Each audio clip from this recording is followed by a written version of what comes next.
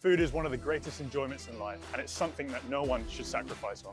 With a professional background in personal training, I've watched countless clients suffer through sad, tasteless fad diets, and I couldn't stand for it anymore. That's why here at Nutrition Kitchen, we're in the business of putting flavor back into healthy eating by sourcing the very best ingredients to deliver a wide range of flavorsome, nutritious, chef-cooked meals right to your door. No matter how hectic life is, never sacrifice on flavor.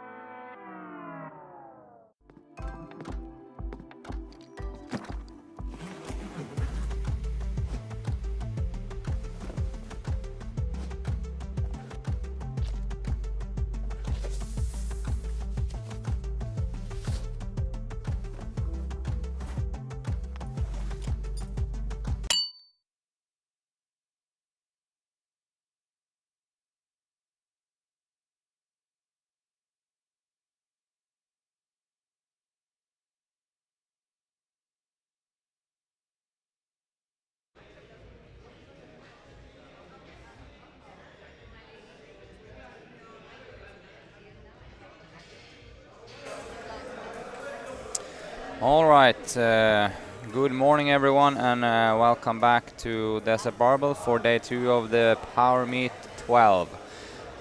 Today is the 93, 105, 120 and the super heavyweight plus 120 categories to lift. We start the lifting at 8:30, which is in about 5-6 minutes away. And we're going to have the 93 to start us off. They are divided into 2 groups, Group A and Group B. I think we have 7 lifters in the first group and 8 lifters in the second group. So this is thankfully going to be a fairly smooth affair, I think. And then we have a short little break for lunch and weigh-in of the heavier dudes, and they will start lift at 2:30 if memory serves me correctly. This morning's co-commentator is one of my buddies and clients from Abu Dhabi, Mr. Ben Mallock. Welcome and good morning. Thank you very much. Hello everybody, good morning. Yeah. So yesterday was a great day, but I think this is what we've all been waiting for, heavyweight men. Going to see some big weights moved. Yep. Exciting stuff. Yeah, it is some exciting stuff going on today, and all of you at home there, remember to check out the score sheet. You can go into liftingcast.com. Very simple. I will also just now share this in the YouTube chat. So you can click on there, so you can follow along, see all the lifting action. Also bear in mind that this is a qualification for the Desert Barbell Classic, which is our Grand Prix event. That's going to be hosted preliminary on the 28th of January.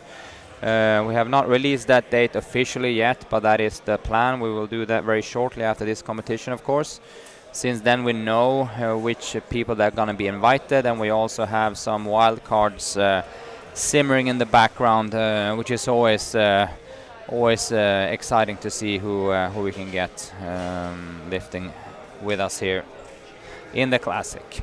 This competition is also, of course, as I mentioned a few times before, a qualification for the Asian Championship. And it's not a direct qualification, of course, but it's the UAE Bodybuilding and Powerlifting Federation, EBVF, have this as one of the selection events.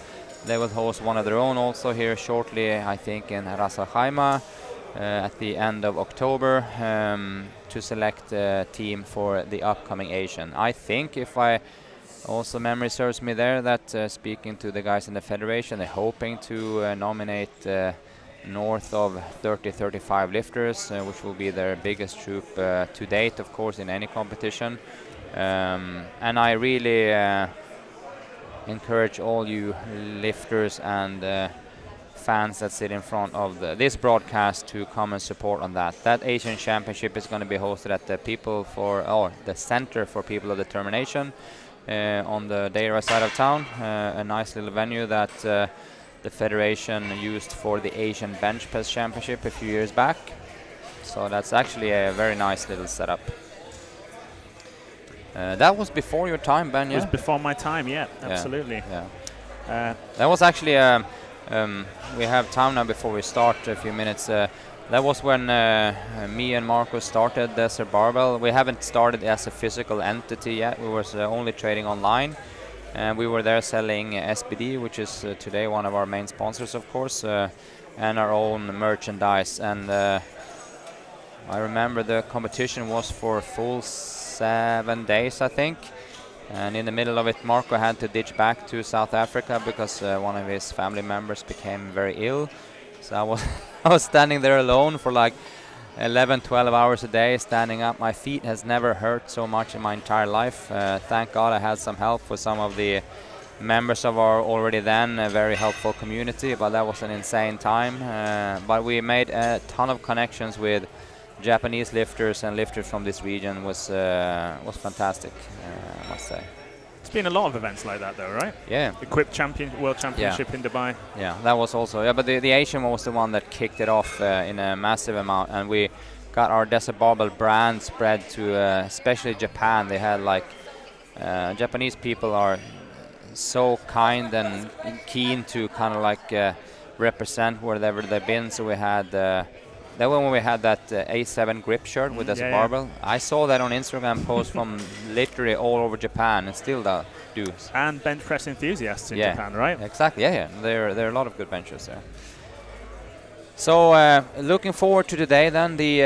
As I said, we start with the 93 category, and scrolling down the start list here, for the 93 I think there's especially one name sticking out a little bit or quite a bit in some shape or forms, which is Tarek Elassi, which is one of our members, just recently started training here. He has first and foremost, he has a great squat, he has a decent bench, but he first and foremost have a massive deadlift. I see on the score sheet already now that his opening weight is 280, so that might be somewhere in the hunt for a record. We also have from CrossFit Delmon Hadi coming in from Bahrain with also a huge deadlift. I think still, if memory serves me there, yeah, Hadi still has the deadlift record in the 83 category, which is 290, and he today competing in the 93 category. What's he opening at today? He's starting at 280. So I think that's going to be north of 300. So we have two guys potentially pulling up the sleeves to get a decent shot at the record. The record, if I'll remind you, is held by Adam Fulat, one of our members and one of my clients, 315 kilos. I will, by the way, post this also in the chat, so we can keep track of that.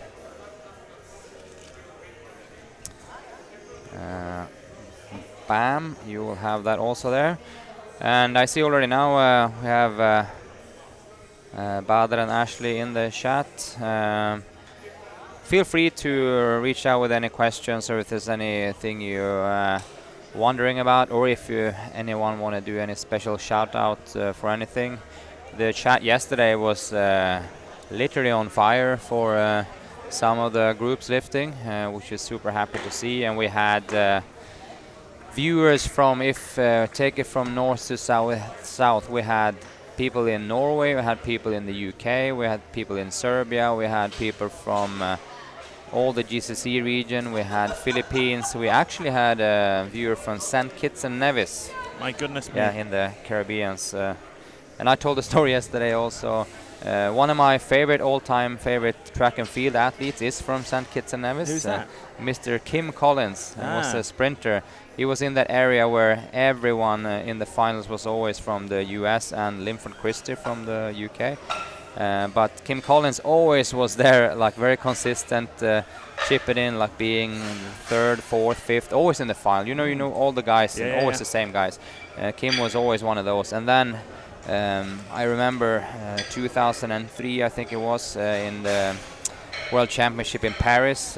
He finally came out victorious, which is, of course, I would reckon, I have to Google it probably, but I would reckon that's St. Kitts and Nevis' proudest sports moment of all time. I can't recall seeing this. Caribbean, a hotbed of sprinting talent. Yeah. And especially that island country is one of the smallest one. Of course, the Jamaicans and the people from Barbados and whatever has always been there, but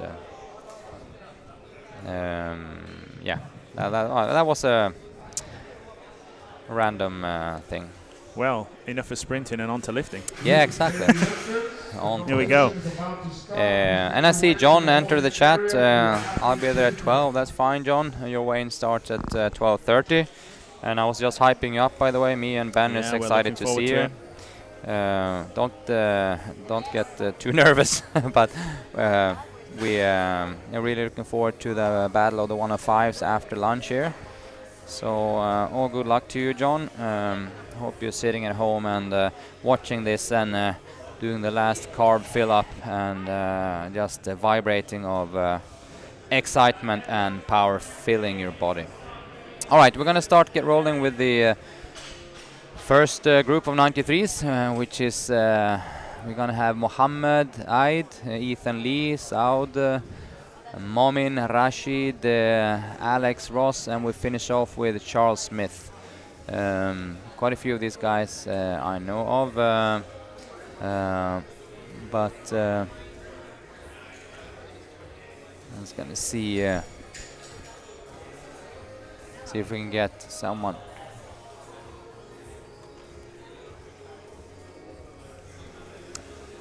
So fortunately, it looks like we've got some pretty hefty spotters in for these big weights as well. Yep. Keeping everyone safe and sound. A Scottish man with a beard. What more do you want? Huh? What more do you want? What more do you want? It's a 300 squatter right there. There you go. And Jad on the other side is 250, 260 squatter. So should be enough.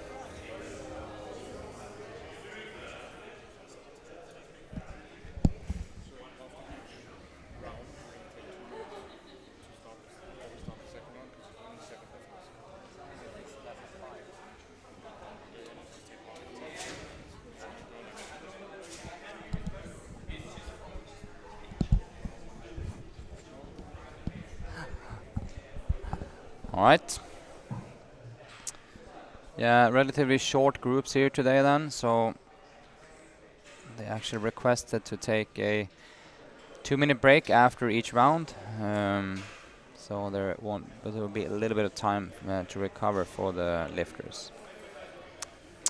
I actually lifted at a Worlds one with 7 lifters, and was the best competition I've ever done. You did because you had time between the lifts? No, because I had no time, because the official rules are I think if it's 5 lifters, you'll take a break.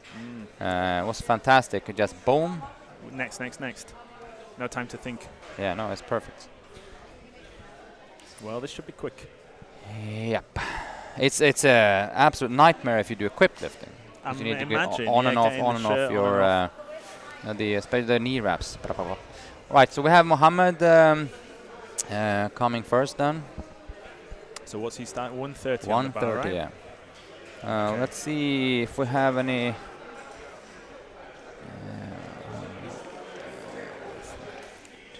So we got Hadi's opening up over 200. Yeah, right? we have Tarek will start at 220 in the next round. That's the highest one. But other than that, we have a chunk of lifters here in the 130 to 150 and 160 range to start.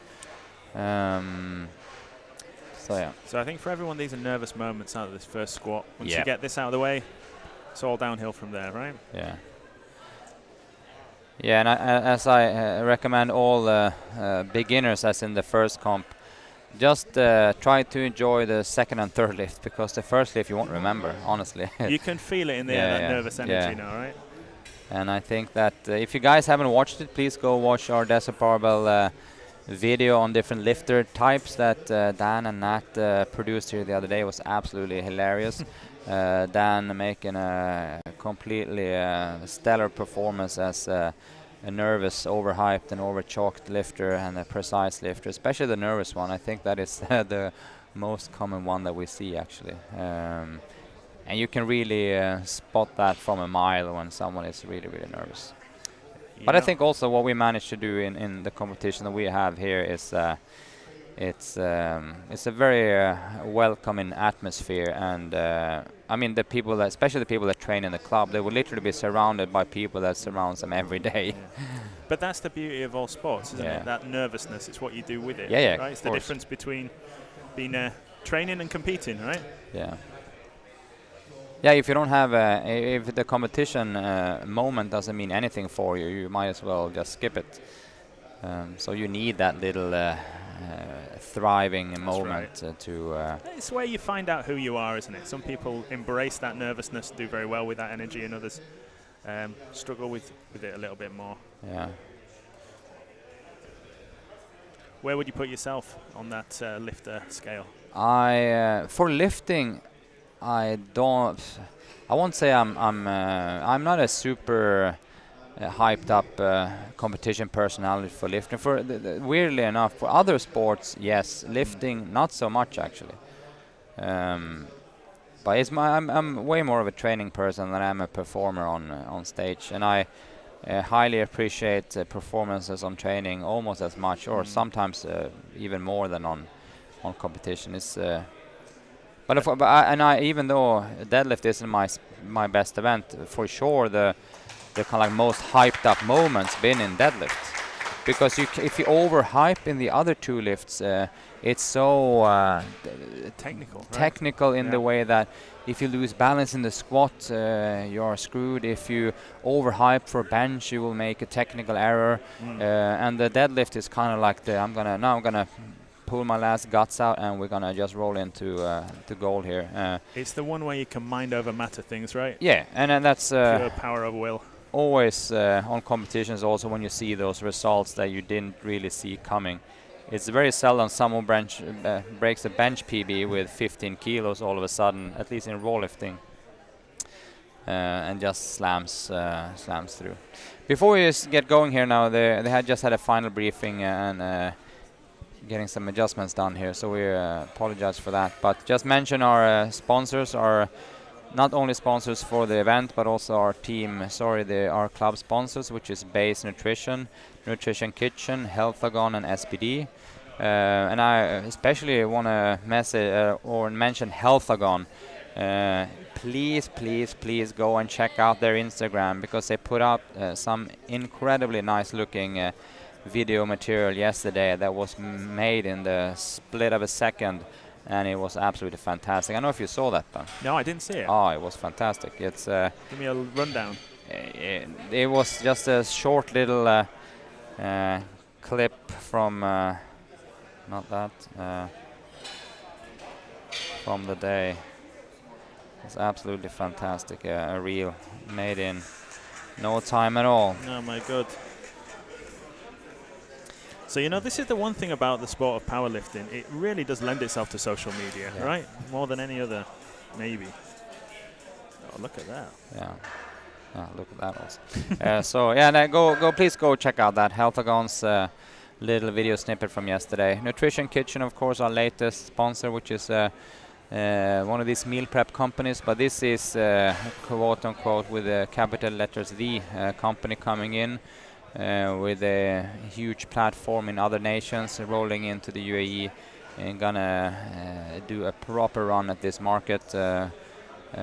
Incredibly high quality on not only the food, but the whole process around how they manage the company, social media, and all that kind of stuff. So we're very grateful starting collabing with them. Base Nutrition, of course, been with us now for a bit of time. Very happy with the support of Nayef and his crew. Nayef himself, the owner, was here yesterday. So let's hope that he will come today also, and maybe his right wing man Kevin also. Super great with that.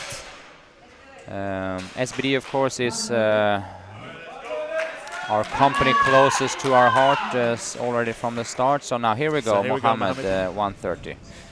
So let's just see how this rolls on for today.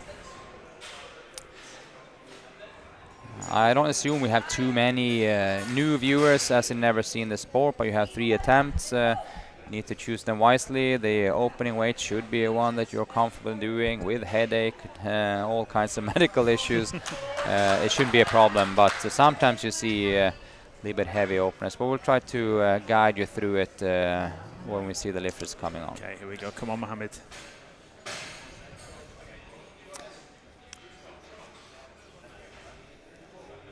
So you want to have the first lift leaving you somewhere to go afterwards. So if that is a mega grinder, you can't really go anywhere.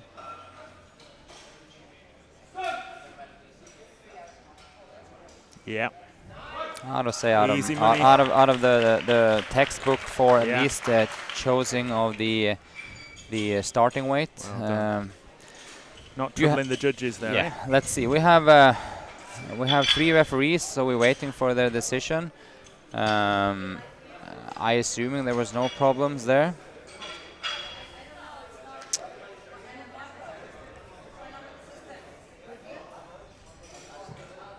Good lift. It was a good lift here, but they have to signal that manually. We also have a system for each and every of the referees push green or red button, and it will display on your screen also. Next one is Ethan, is one of our members. It's his first competition.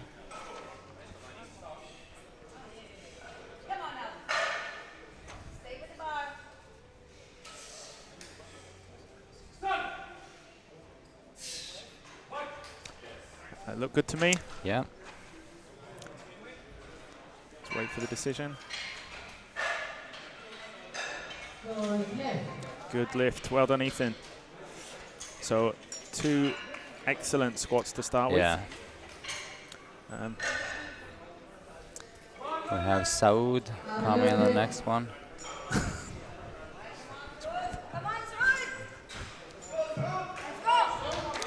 Okay, next up, Saud.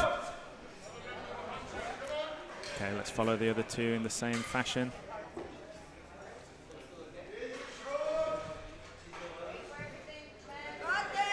Come on. Come on, Saud.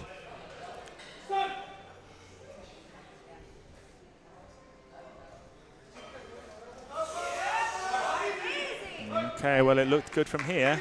Let's see what the judges say. Yep, 3 whites. Excellent.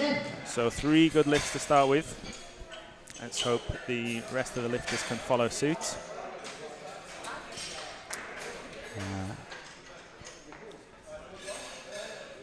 Next one coming up, we have Momin.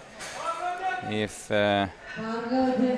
any of you got a favorite lifter, make sure to shout a little bit extra in the chat. Okay, Momin Reza.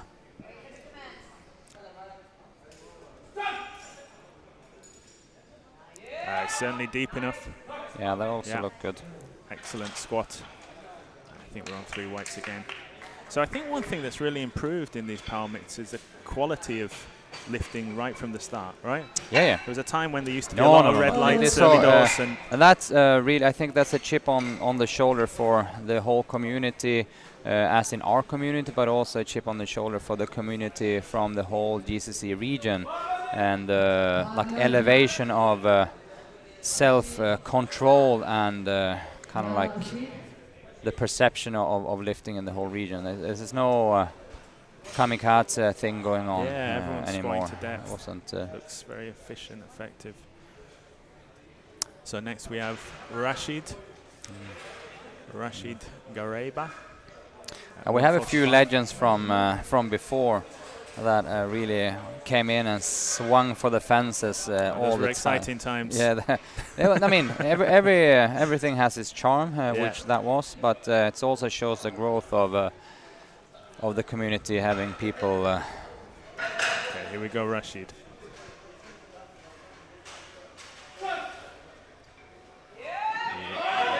Well, it's certainly.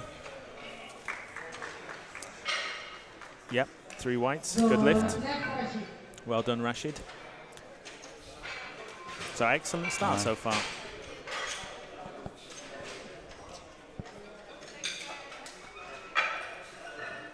Yeah, good. I get so in the chat here from Ranuk. So Mo, that will be Momin then. Are you referring to Momin on the strongest 14-year-old? I don't actually know, but if that is a fact, if Ranuk could, if you could confirm that, because we don't have the birth dates on the lifters here. Right, here comes one of our clients, Alex. He actually lives in Europe, and then he skips over to compete here. One of our online clients, handled by Magnus up in Sweden.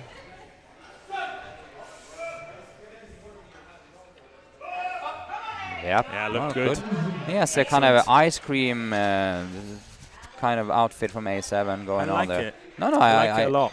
Yeah, I like it a lot. maybe want to have ice cream. That's the only, or some sort of minty flavor. It adds a bit of colour to an otherwise drab set singlets. He is now known as Peppermint Ross. Maybe SBD's next colours. You don't know. Who knows? But I like it. So, good.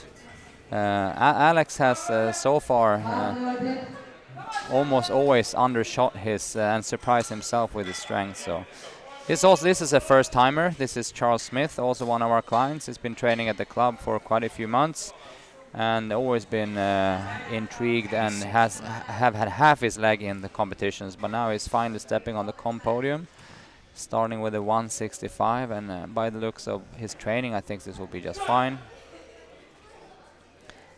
Very precise and accurate technique. Strikes me always have a actually a red light for something I wouldn't even. It looked good from here, but dream of something. knowing what that was. Depth looks fine. Oh, I on the rerun, I think I spotted that he might have jumped the command. Yeah. Because he literally comes up and I see the referee's hand going in literally the same fraction of a second that he leans forward, and it might actually. So it's an easy thing to do, isn't it? Especially if it's first time. Yes. So just bear in mind, viewers there also,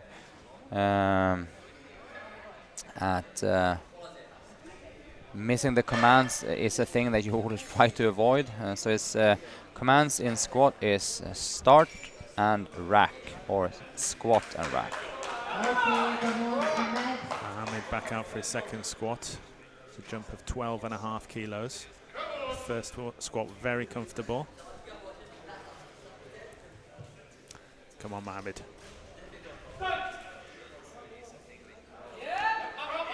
You're well done. So again, it looked good from here. Certainly not getting cold for depth there. No. Very deep. Nice looking squat. And there we go, 3 whites. Good. Did we get any confirmation about the age of Momin? No, Ranuk on the chat. Can you please give a thumbs up or down or some sort of emoji going if Mo is actually only 14 years old? That's incredible. And yes, John Mostafa is back. He's competing again.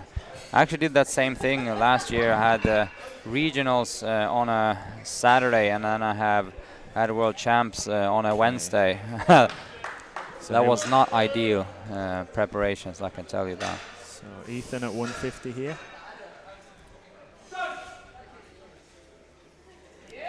And very deep. Yeah, very deep. Good looking squat. Let's see where he goes from that on his third. He's got more in the tank. Yeah, I think that he was just a little bit beaten down. The 40 was light as a feather. This was also light, but I think that he just didn't tense his hips enough in the bottom, or he stabilized. But he didn't stabilize the hips enough. So And Badr and Nabil, yes, there is another flight for 93. There were so many of them, so we split them in half. So the guys with the higher total forecasted weight is in the next group. So I don't know if you're a lot of support in the crowd for if you're Sud. waiting for someone in particular, but there is another group, yes. Come on, Sud.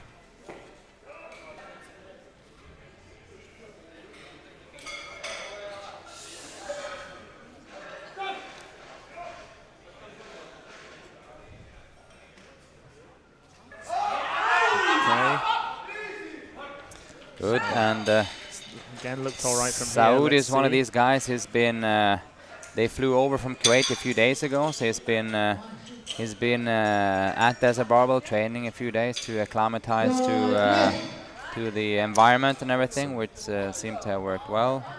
Now he's contemplating a lot for his last lift. What would you say, Patrick? That seemed to slow down a little bit? Yeah, a little bit, but I think there's a lot more there. Not too worried.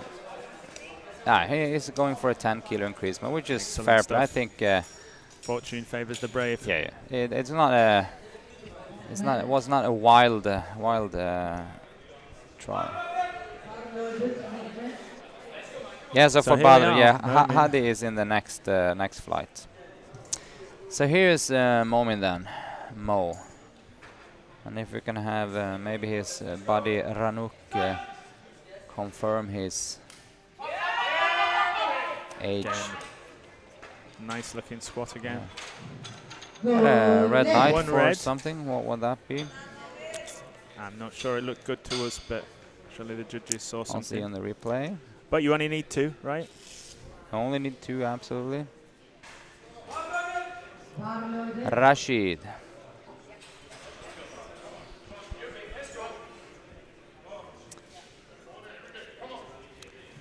Man, Momin rocking that stash at 14 years, it will be... Well, that's what's bringing the big squat, isn't it? Yeah, that will be... He will be king of our high school when I was 14, that's for sure. Depth there. Go on. Boom. Good push. 152, but that leaves a little bit open for... I think there's only one way to go for him in the last squat, which is the smallest possible increasement. But it can also be if he felt like he misgrooved it or something, but it doesn't have a lot more. But let's see what he... Let's see how it goes. Being advised here by his coach. Yeah. So if you got a squat of, what is it, 160 and a mustache at the age of 14? Yeah, you're winning. The world's your oyster. You're winning, yeah. Can only go up from there, right? Yeah. If you can do that with a mustache. If you have the mustache and a 160 squat, you're really high already on the spectrum, so like maybe it can be a hard fall. Who knows? Imagine what you could squat with a beard if you can do that with a mustache. Right, so Johnny Boy says yes, Momin is 14, so that is... Oh my God. Yep. So, a lot of respect to Momin there. Yeah. So what's he put in, Momin? His next squat is 157.5. All right, here comes Peppermint Ross. 172.5. Come on, Ross. I think that Alex will smoke this and look surprised doing so, but he will smoke it. Yeah, it's a powerful squat. Yeah. He is a composed character. Yeah. That calm, stoic, Scandinavian attitude. No, he. This guy is. I love this guy. Easy. And he's always very humble with the approach. So just to be clear, there's Desert Barbell lifters over in Sweden as well as in Dubai, eh? Now we have one coach. A coach. One coach. Yeah, we have. So the Desert Barbell. Let's we'll take a look at Charles first, and I'll give you the rundown.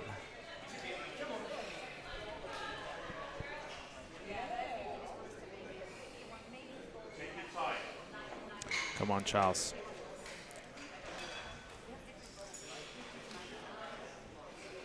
Yeah, I'll be. I was surprised if this is I think this will go. This is a composed lifter. Good depth. Drive. Looks good from here. Let's see how far they dare to push it. Yeah, I think while looking at that, I think they push to 90 maybe. Yes, good, very good.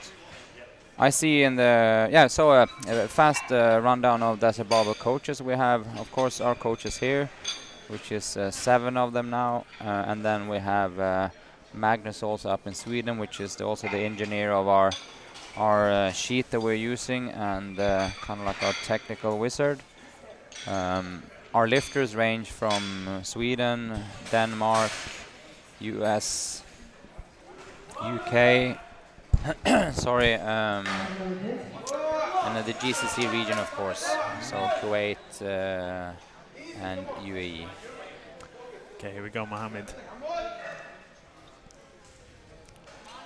Red squat. Go on, drive. Yep, that was a well-chosen last weight, I think. Yeah, I think he got everything he could out of that, right? Look at this also. Crimson says, I've known him for 11 years. I'm assuming you're referring to Momin. So you hang out in the crate. Yeah.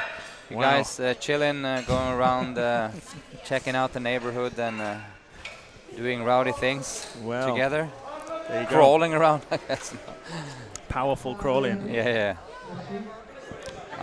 Something went right. Something went right, yeah.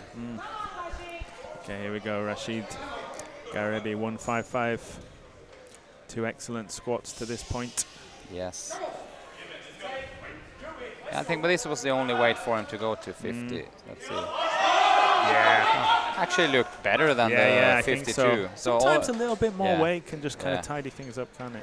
Yeah, that was, he sticked in position better on that one. Stayed tighter. And I think that he, I don't know what his training PB is or anything, but that was an excellent, very excellent technical squat. Yeah, agreed. From him. Agreed. Now here, who's next? Ethan. Ethan Lee, 157.5. Similarly, 2 excellent squats to this point. So let's follow suit and make it 3.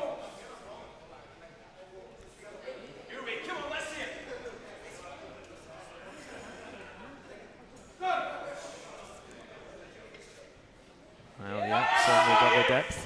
He keeps looking to the left when he squats. So he did that in the second lift also, I saw. Turning away. It looked all right. So maybe something, the corner of his eye. Yes.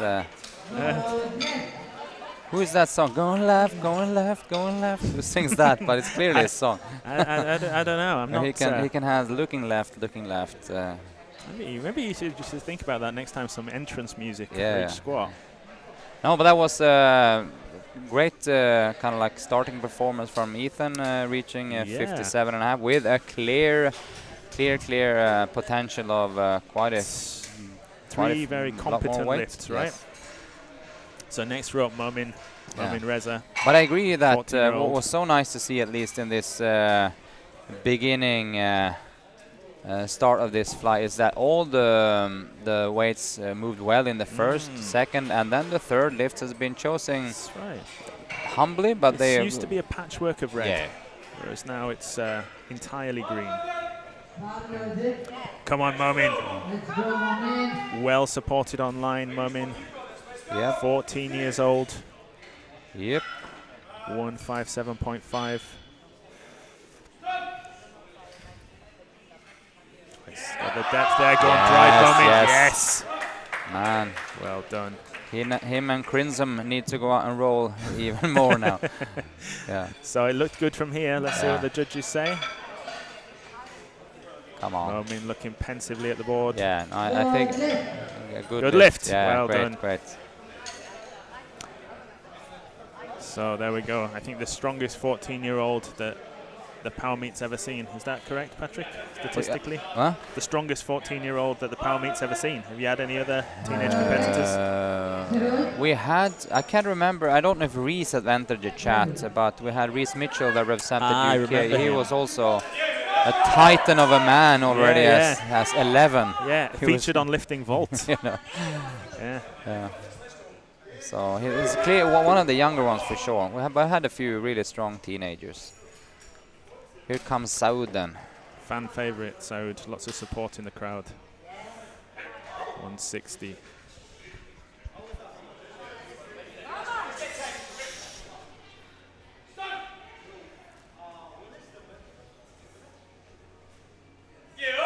It's about there. Drive. Yes. All right. This is the first lift. I will say I'm a little bit hesitant of the depth, but he got it 2-1. Yeah, Great 2-1. stuff.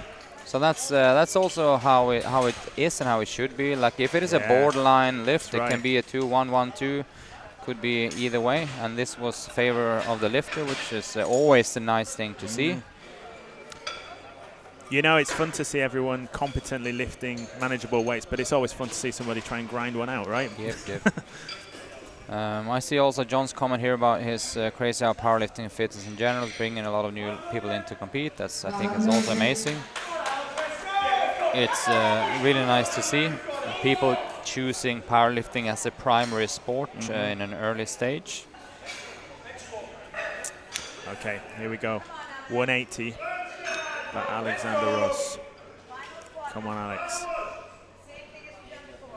Come on. Full brace. Yep. Certainly deep enough. Drive. Yeah. Great. That's a PR for PR. Peppermint Ross did a PR. Well done. Yes. Excellent stuff. 180 is a bit of a landmark, isn't it, for a lot of people as well? Very nice. Look 4 at that. plates. Well done. Like Big smile from strolls Alex. off the platform with a great smile.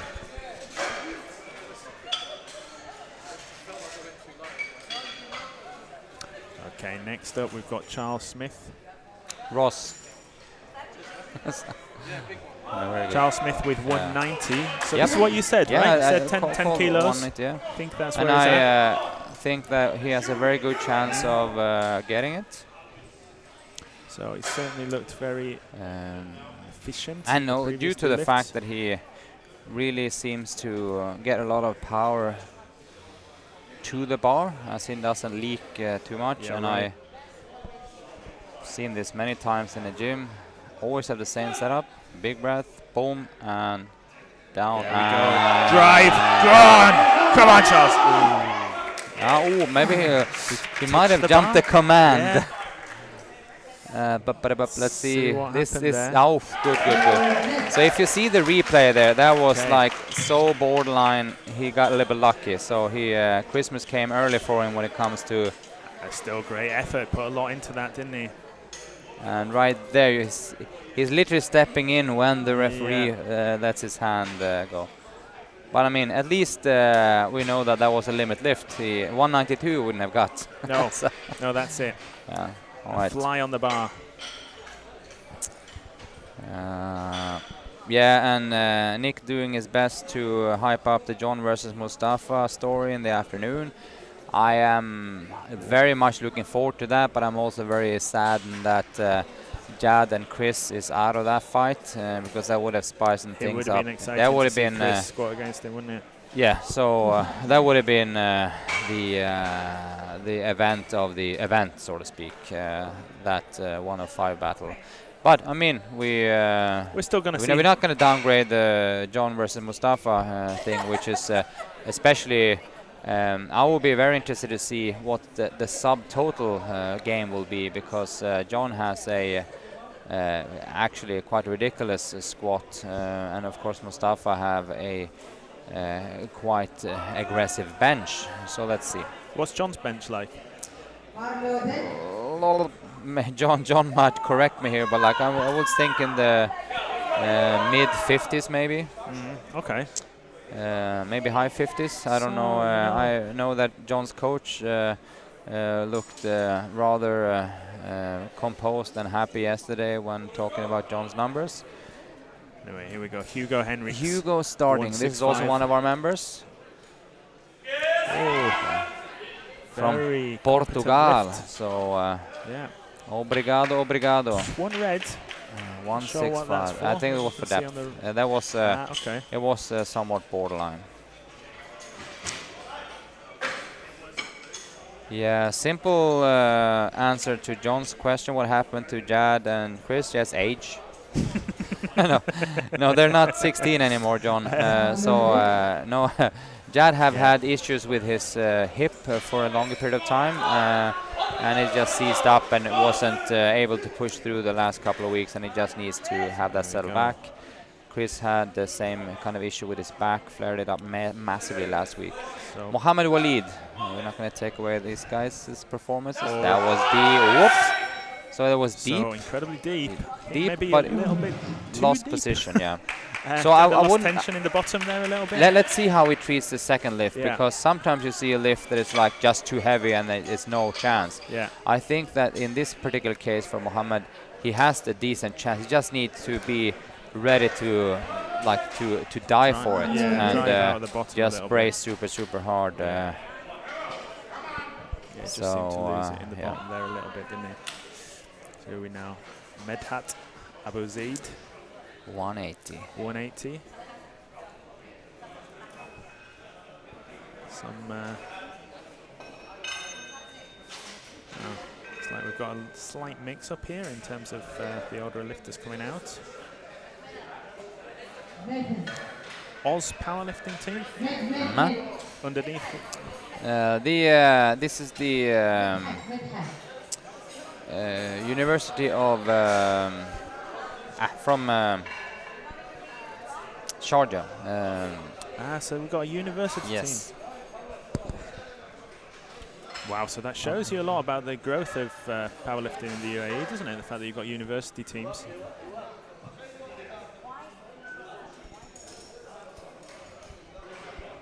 And the clock down there. So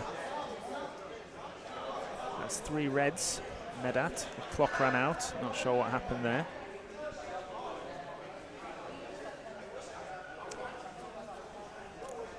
So so it's the University of Sharjah, They have a few teams in all kinds of stuff. So just for people that...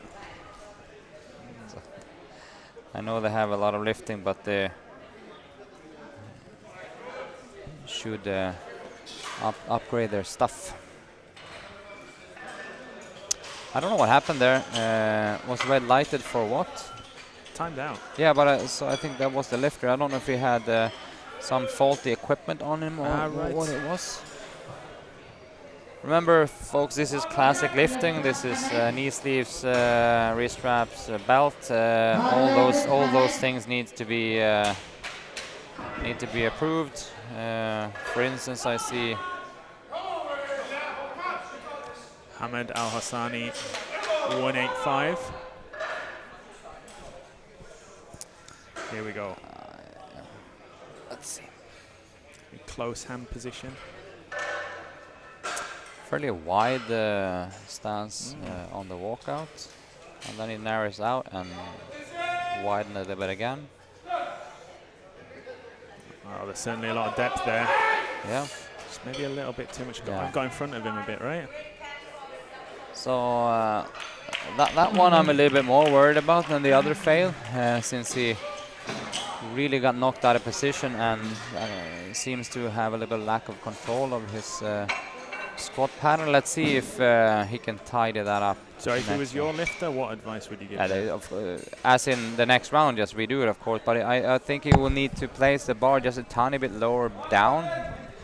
Some people favor a higher bar position, but don't have to have it like on your actual neck, because it's so hard to. If you get a little bit weight on your front foot, you will cave in. Matthew Lavine. He's one of my lifters. 195. From South Africa, so 195. Matt is a pretty competent bencher, which we will see later on. His squat on 195 shouldn't cause him any issues. We have a very solid walkout. Pretty solid game plan for him. Oh yes. Very controlled descent. Drive out the hole. Very good lift. Matt is one of those guys that the walkout looks heavier than the squat. Yeah. So, so the spotters was like, very, very close to him, like, and then when he started squatting, I was like, what? Yeah, easy No money. worries, no worries. No worries. Yeah.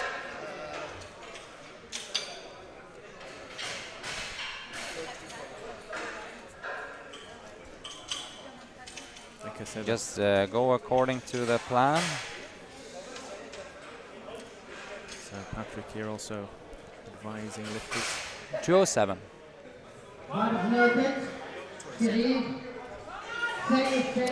Okay, here we go. Syed Hadi Al Sharaf, 202.5. Yes. So This this is the first time we've broken the 200 yes. barrier today. Come on, Syed. So again, another strong walkout. this will move fast. Sometimes he has a trouble with depth, but Not today. Not today. Yeah.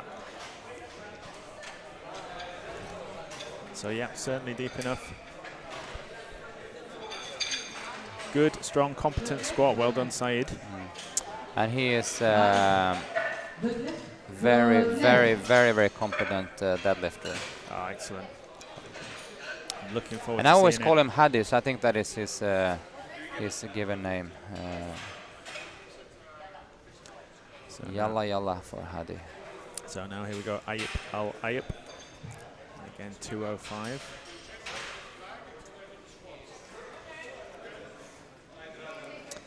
$205. And I think that, let's see if the technical control spots this, but I don't think he is allowed to have compression cuffs on his arms. They need to be away. And they spot that, which was all fair play. Yeah. I tried to signal to them when I saw them going back they can't have it, but they didn't see me. But luckily the technical control caught that. It's like he's got time. 30 seconds left on the clock.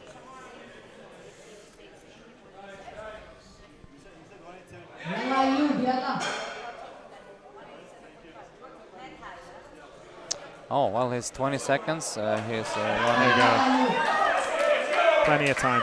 Yeah, plenty of time if he doesn't have a long setup. So I'm hoping he has 10 seconds left. 9, 8.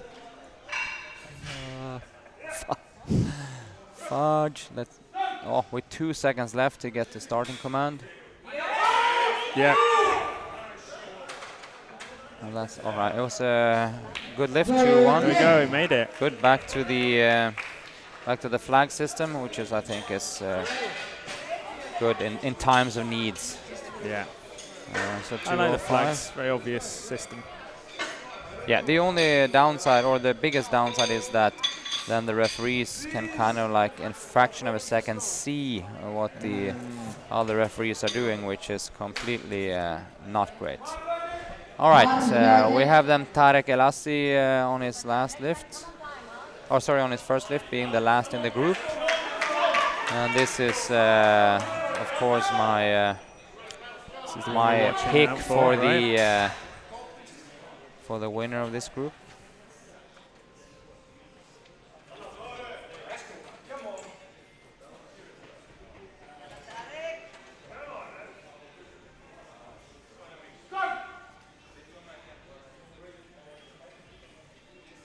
Yeah. Oh, nice. Good. And I had a speak with Tarek before the comp, and he was using a conservative strategy with easy opener, which I think is the correct choice to do it. He certainly made short work of that, didn't he? It looked very solid.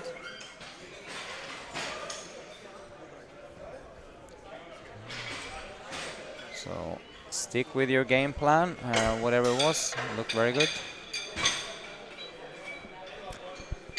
Moving on into the second round, we've got Hugo up first, 172.5. That's a jump of 7.5 kilos from his first squat, and his first squat looked pretty comfortable, didn't it? Yeah. And I would assume nothing else from Hugo. I think he got one red light for depth, if I'm not mistaken. But he slipped on through anyway, and weight-wise, no problem.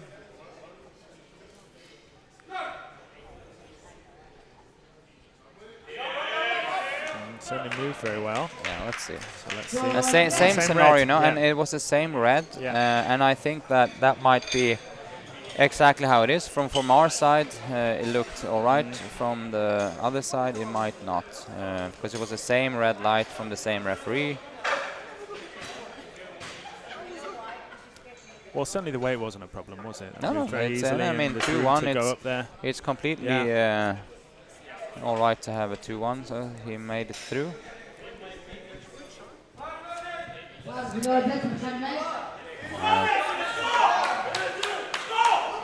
Here we go, Mohammed Walid.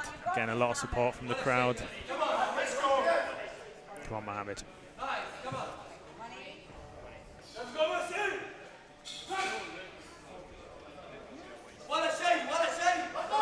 Oh. So that's the same weight that buried him first time round. And as I said, like that was just if you tense up and just go for it and actually know you have to go for it. So this one I wasn't worried about. Was the other guy who missed? That I was a little worried about. That got almost the bar thrown out of his neck.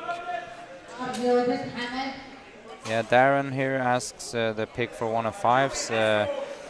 For me, the pick is pretty clear that Mustafa will, if he's recovered from his traveling and whatever, will win, because he has across the boards the highest potential, and he also has the best deadlift by quite a lot. So with a dark horse in the background, which we haven't mentioned yet, which is Dave Sabinski, because Dave also have a high total capacity, but I don't think he will touch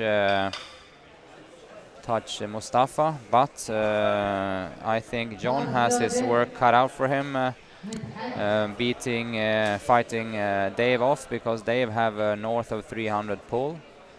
So Dave has about a 250-ish squat, 140-ish bench, and then he has a north of a 300 pull. So you do the math yourself. That's going to take a hell of a lot of squat and bench to keep away.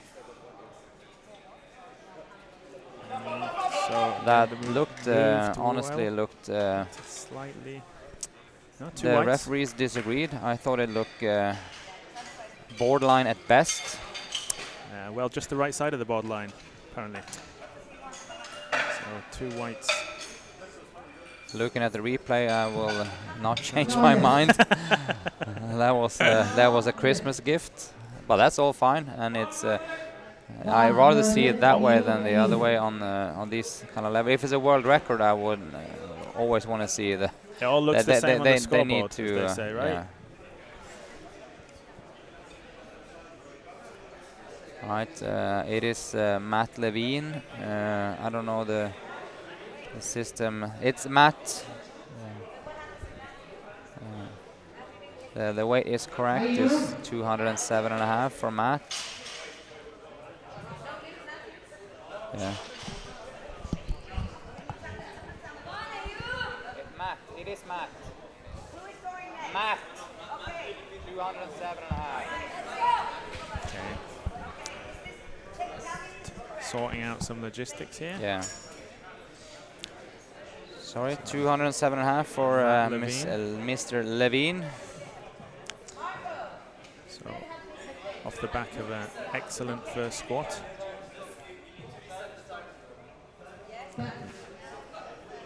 Here he is.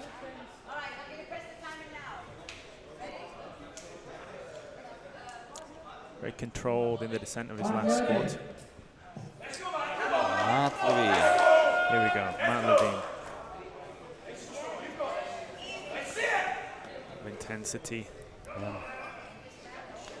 Concentration. Yeah.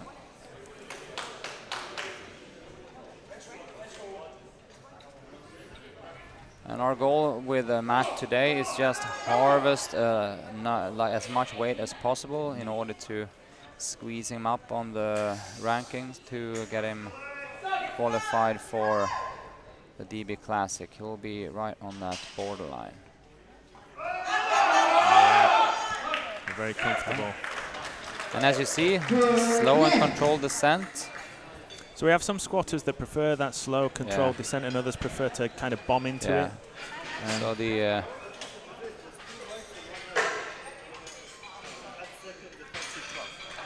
what would you favor, Patrick, as a coach? What would you tell people? yeah.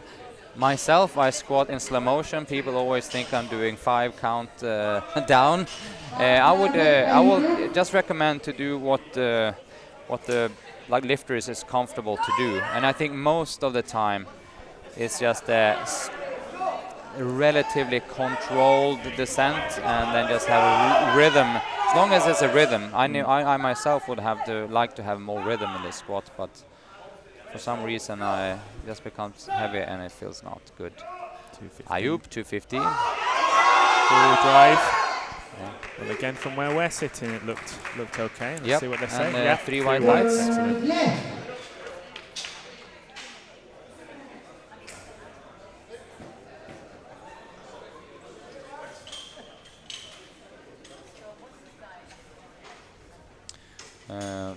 So let's see where they're gonna go from there.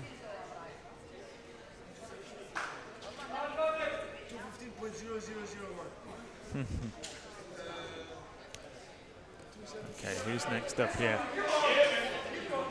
Saeed Hadi Al Sharaf, 215, same weight. And yep, 250. I think this will move just fine. I think so. The previous squat looked fine.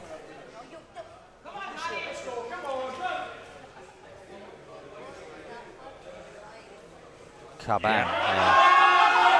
Yeah. So certainly, what I would say is that this lifter is like, so Hadi made that perfect. He's now have had previous issues with depth. I think due to some hip pain before, and now he does. But he has that folding style, so it's super hard to see. You really need to lean in as a referee and check into the hip crest. that's right. Yeah. But he really that was half. completely fine. Got 3 white lights, and I agree. All right, John is going to take a shower, so enjoy that. Excellent, John. Excellent job. Make sure you're good and clean for Yeah. your arrival. Tariq coming with a 235, and I hope he will make this. 235. Come on, Tarek. Let's see.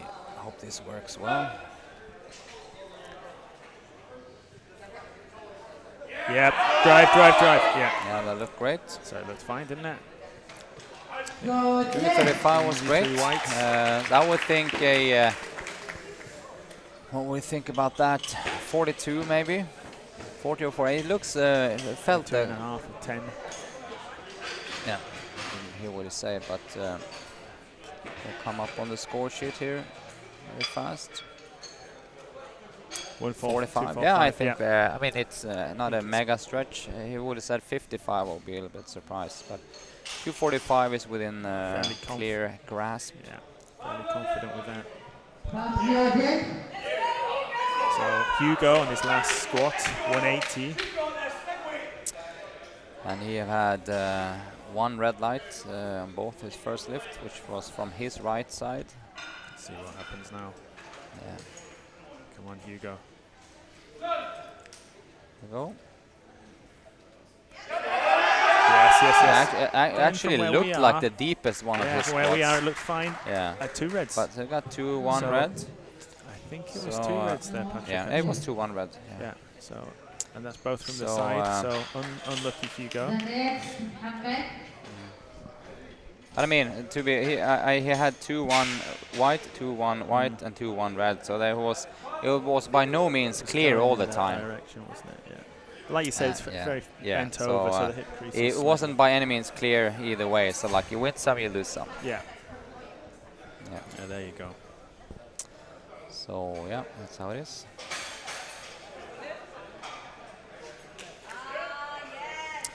And the jury actually goes in and overturns Hugo's lift.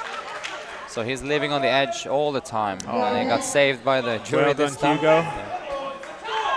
Here Saved comes by the bell. Mohammed Walid.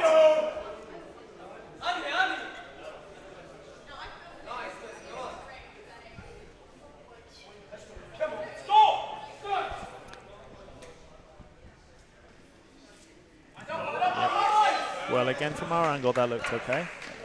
Yeah, 3 white lights, and the thing, I think the problem on that first lift he literally got punched down by the weight, and I think maybe he was a little bit more nervous than he looked. So he overdid the depth. Fixed that in the second one and managed to elevate a little bit on the third one. So. That's right.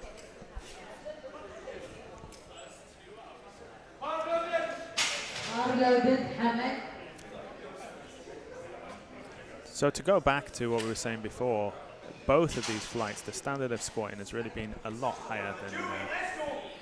You mean technical-wise? I agree.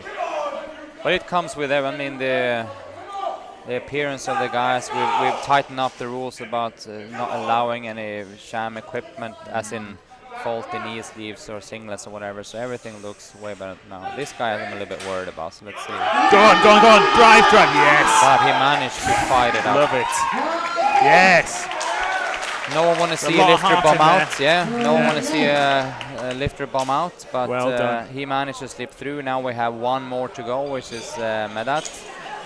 So Medat missed 80, missed 87.5. Now going for 92.5. So always a risky move to do, even if it's only, quote unquote, only a depth issue or a command issue. Slowly increasing the weight is kind of a risky business, but relatively small increasement, so let's see how this moves now. Come on, Medat. Let's hope it pays off. 192.5.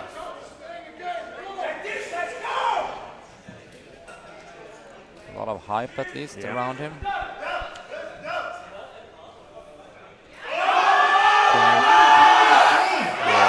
Let's see. He says yes. The referee says. They says yes, but not an unanimous. So it was. He fortunately slips out of his situation, but it was a 2-1 decision. So he played it not on the safe side. But it worked out for him. It worked out for him. You know, gambler's luck, as they say, right? Yeah. Right. We'll have my guy Matt then 212, and I'm just hoping, wishing him all the best, of course, and hoping he can squeeze through here, because the squat is where we kind of like lay the foundation, and in the bench is when he has his best tool, and then we just pull whatever we need to get him qualified. So let's see. Come on, Matt. So for the total, we're just trying to get as much as possible built here. 212.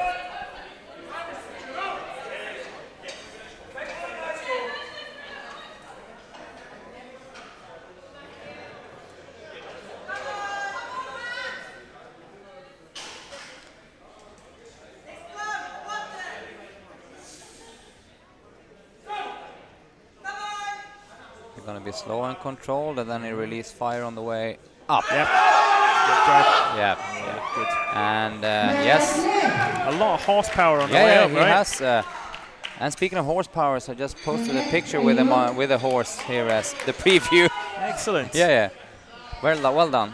He got exactly what we needed for that.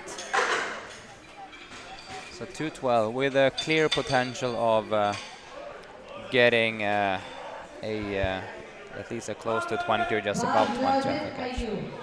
Yeah, it looked like there was a little bit more if we needed it, right? But like you say, saving it for the bench. Yeah, let's see. Eye up. 217.5. Come on, eye up. He's somewhat of a showman, this guy. A lot of support in the crowd. A popular character, at least.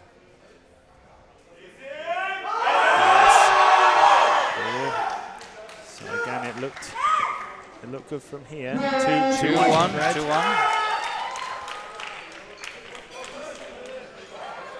Well done, Ayup.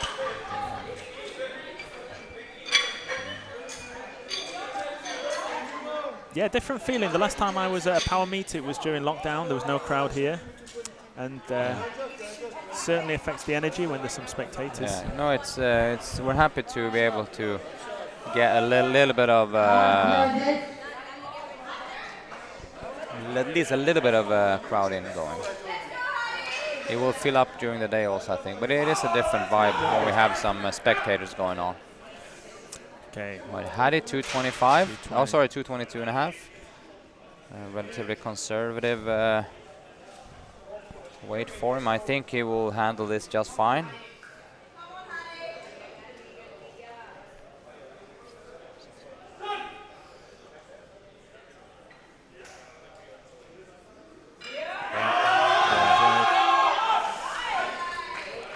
So again, it looked good from here.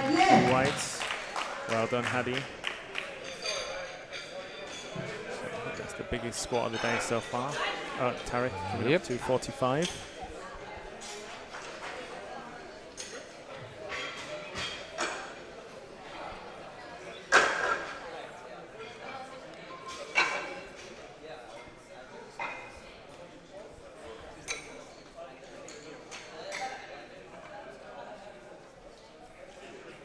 Your prediction of Tarek?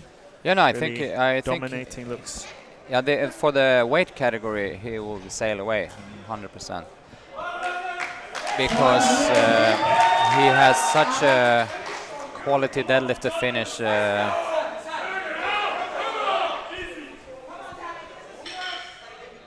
I really hope that he will get this 245 also to build the total as high as possible.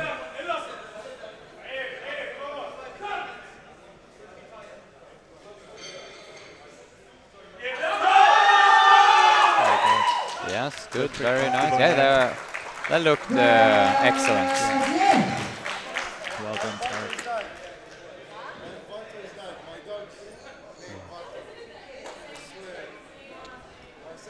So that was 245. Very solid looking for Tarek. Now we just need to get as much as possible out on his bench. Speaking of bench, we're going to take a short little break to just rearrange for a bench, and then we rock on with that. So please stay tuned. Take a little bit of a coffee or whatever you fancy.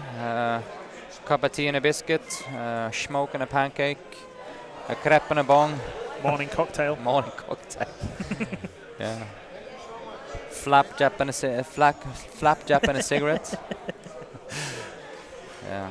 We were talking yesterday about movies you have to have seen to become a Desert Barbell coach, and I think that Gold Member is also one of them. Have you seen Gold Member? I've never seen that film. Is it Well, good? there's a reason why you're not a Desert Worth Barbell coach. watching. Of course. Right, see you guys in a few minutes.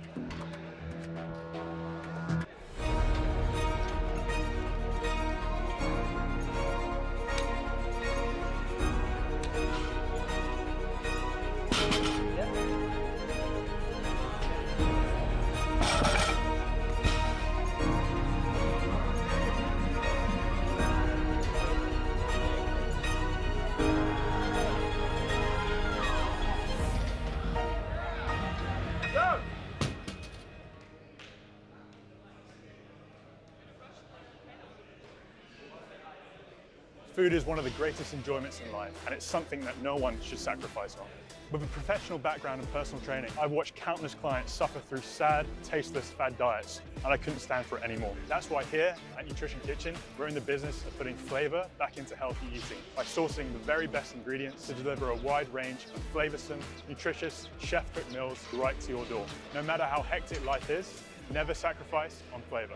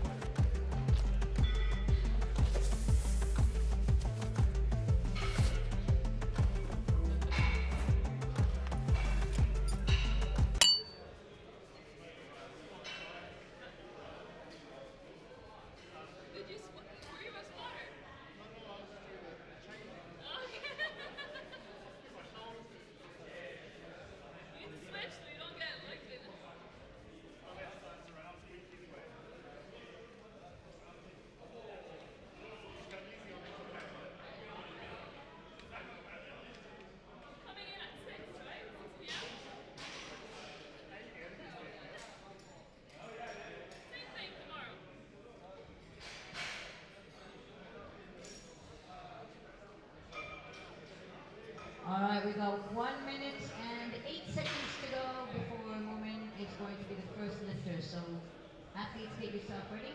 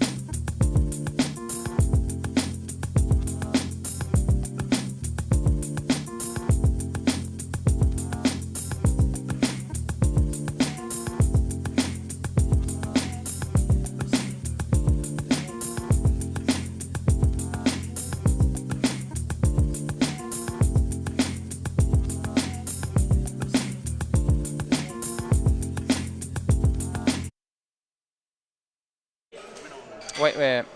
We're on? Alright. Right, we're back on the stream. Excellent. So here we come with bench. Patrick's favorite lift, would you say? Yeah. No, out of Bench a training perspective, yes. So ironically, out of a viewership aspect, it's my least favorite lift, because even though I enjoy the benching myself and whatever, but watching bench isn't really my favorite thing, because the squat is such a powerful thing, and it's like you can see the suspense in the lifters. I think it's due to you don't really see the lifter in the eyes. True. Then the deadlift, of course, always like you can see the struggle, the veins are cracking everywhere, and you can see the facial expression of the lifter. I always compare benches kind of like the violin of lifting. It's very, very technical. The range of motion is, of course, the least out of all the lifts. And it's so technical, if you miss the slightest, you're gone. So it's not as exciting. And you can't also do like a mega hyped lift, because if you do so, something will go out of balance and you will get screwed. So, right?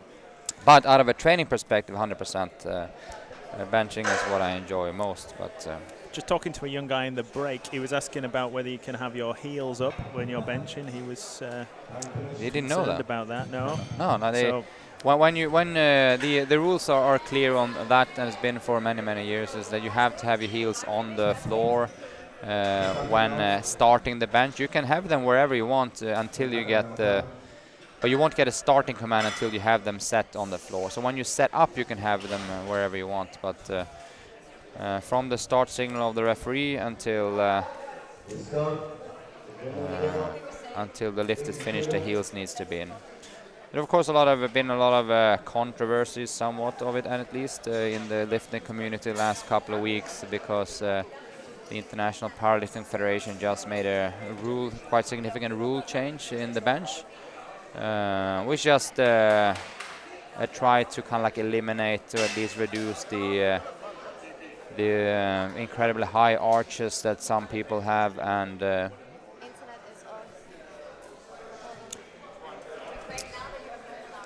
so if the bench is the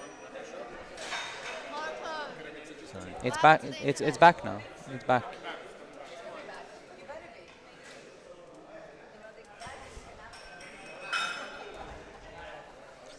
So I don't know, we had a little bit power break here in the Wi-Fi. I don't know if we're broadcasting or not. Yeah, we should broadcast, yeah. Yeah, we're talking about the rule change, and they're trying to reduce the arch, and therefore also reduce or increase the range of motion for some benches, which I think is fair play. It's been quite a few world-class benches that have like reduced the range of motion to almost 0 to non-existent, which is of course not what we want to favor. So out of a very difficult kind of scenario, I think they managed to pull out some decent rules and regulation around it. It's just about the implication of actually having the referees unanimously judging it the same way. That's going to be a challenge. And lifters will adapt, right? Yeah, I mean, yeah, 100%. Yeah. It's a lot of scream in the beginning. I just think this is the unfortunate bit with social media. People start screaming left to right, and 95% of all the people screaming, or at least half of them, doesn't even lift competitive themselves. So there's a lot of hoo-ha, and it will quiet down. So here we go. Nonetheless, we have Mr. 14-year-old Momin coming in 14 years old, 80 kilos. Had an excellent time in the squats. Let's see what he does on the bench.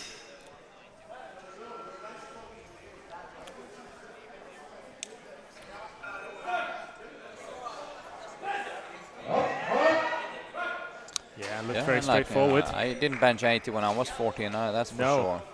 Absolutely. So a very strong young man. Yeah.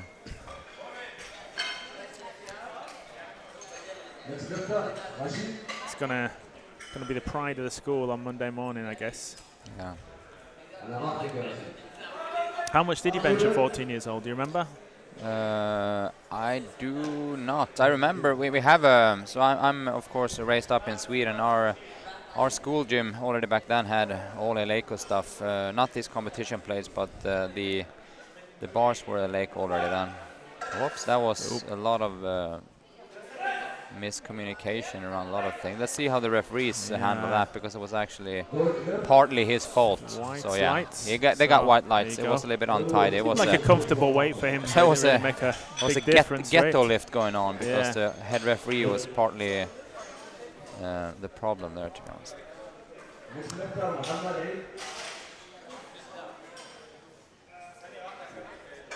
I think as a 14-year-old, I think I benched 40 at best. I remember when I started around there, and when I get the 15 ons, which is 50, that's kind of like stabilized the bar enough, so it felt good to kind of to bench. So here we have Mohammed Aid, 90 kg. Self lift off. Long arms. Press.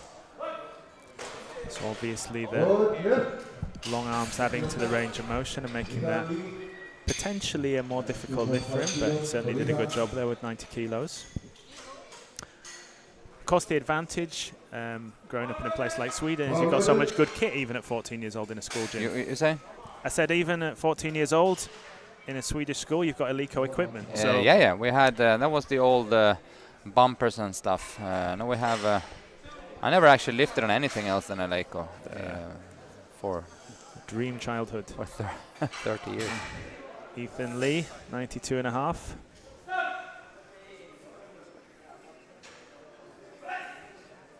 Yes, seemed very comfortable. Good. Yeah, 3 whites. Nice.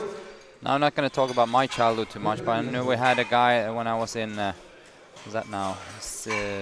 Seventh grade.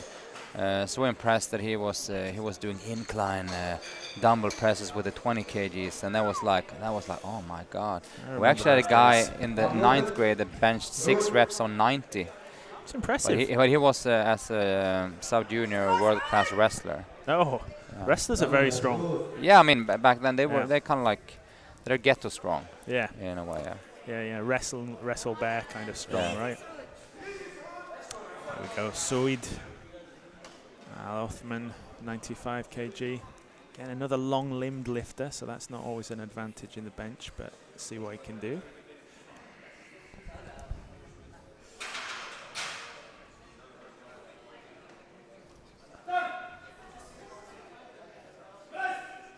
Yes. Oh, very comfortable.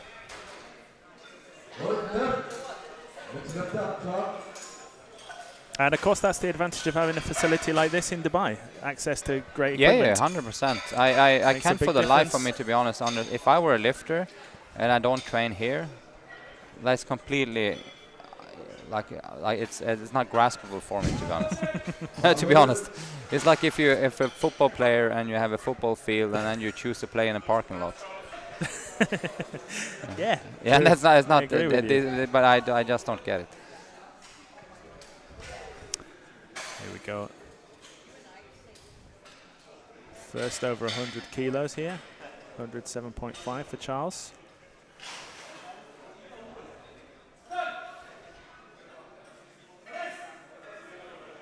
Oh, so there were two things going Yeah. on there. I didn't think they pick it up. First of all, he lifted his head. Luckily, he doesn't have the same hairdo as me and Ben. If he did, it would be more visible. But he lifted his head just slightly, and it was a little bit fast on the rack command also. But the referees had him slide through, so that's all good.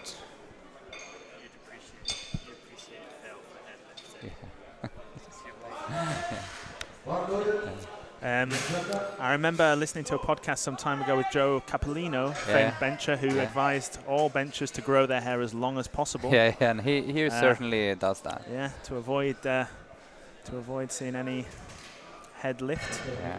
Here comes, unfortunately, then Alex Ross with the same hairdo as we have.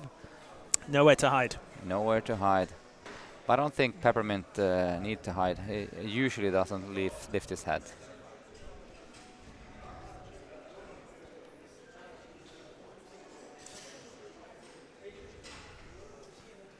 Go. Yeah, 117 and a half. Yeah, that's fine. Moved easily. Head glued to the bench. Yeah.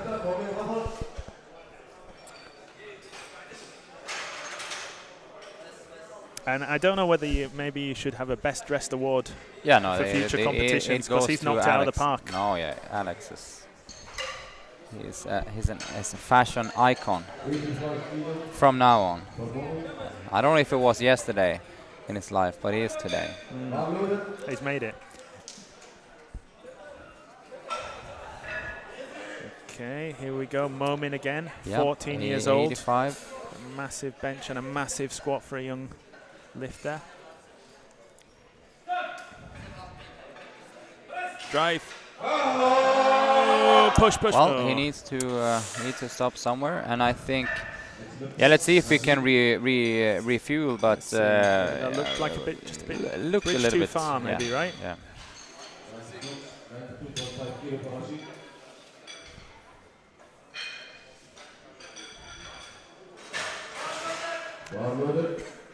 So, like you said, the bench is the one where it's not really possible to go up and just get the weight off your chest a lot of the time. It's a technical thing, and if the weight's too much, there's not a great deal you can do about it. Anyway, here's Rashid Garib, 92.5. He signaled to Marco how he wanted to have the lift off done. And that's also red. Just again, it's a good thing to kind of like communicate with the lift off person how to do, because in a competition like this, when you have like lifters on and on and on and on, Marco did probably a couple of 100 lift offs yesterday, and it kind of like you have no idea to you have no capacity to remember everyone. So if you just give him the instruction, I want to lift on 3, I want to lift on 1, or I want to lift on 2, or whatever, just gives the lift-off person such a more easier work. So here we go, Mohammed Eid.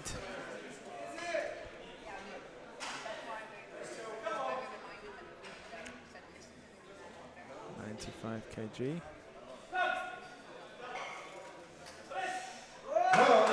Comfortable. Now we're back to. Bar seems to be very low on the pins for a lot of these. Yeah, for him, right? yeah. So that's also, if you're looking at this, you should try to adjust, since the racks are adjustable. Have it so you don't have to do half a bench press to get the bar out of the rack. And we have quite a few useful tips here. Adjust the rack and grow your hair as long as possible. That's 2 of them. There are more. There are more nittier grittier things to focus on, but hair growth and rack height are where we can start.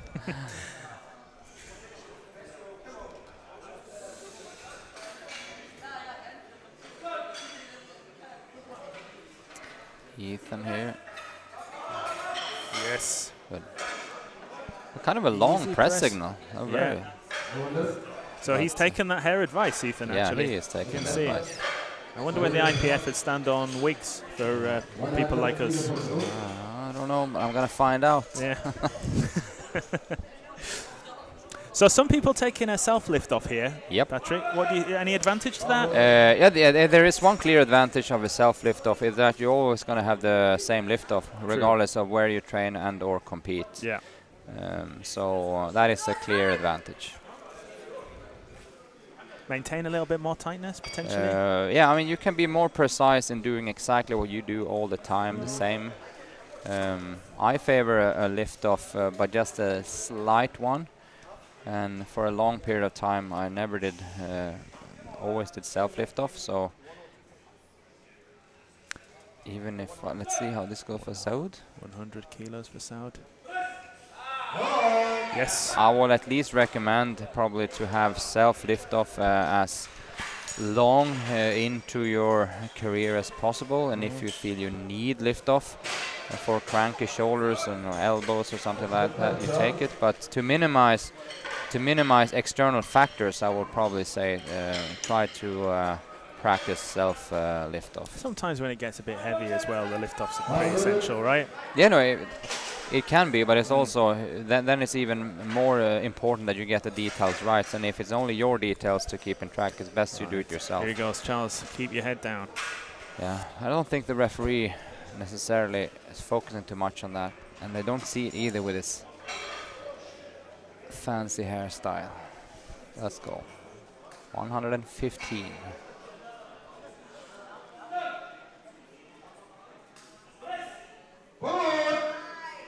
Yeah. I think There we they go, give it to sorting him. it Yeah, out. 3 Yeah. white lights.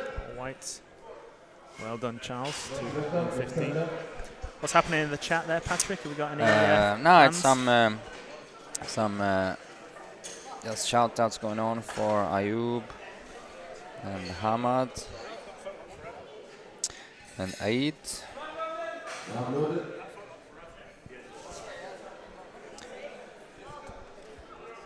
Right, here So comes here we go, Alex then. 125. Yeah, I think 125. He would have to push a little bit, but I still think he will be on the safer side. To be honest. 117 and a half seemed very comfortable, didn't it? Yeah, So it's no problem. So I think not necessarily too much. It's nice having 2 reds on, isn't it?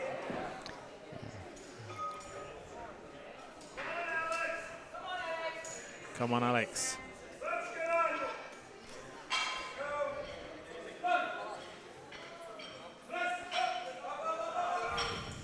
it's a surprisingly It's a long long press pause command signal. there, right? Or starting. Yeah. I don't know if we had a quite fast descent, so I think maybe the referee got overwhelmed by the speed, and it was.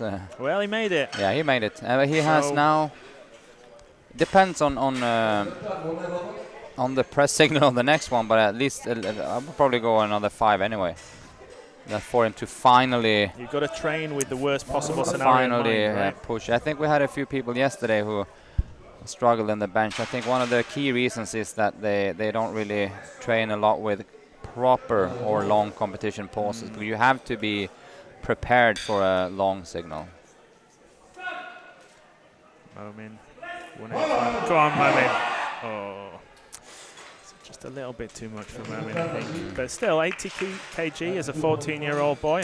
Yeah. It's a very impressive bench press. And in competition as well. It's not a No, it's not a messy gym one not a with, gym sternum crusher. Yeah.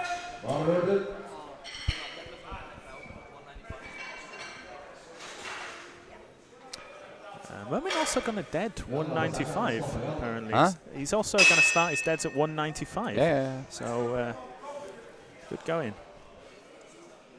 Rashid 92 and a half.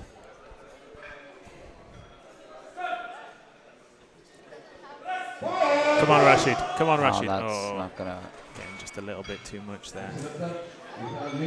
Eking out everything they can in these final benches. Sometimes it's just a little bit too much.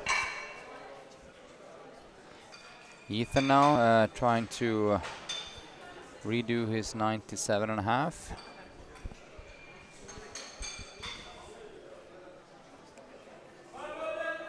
So come on, Ethan.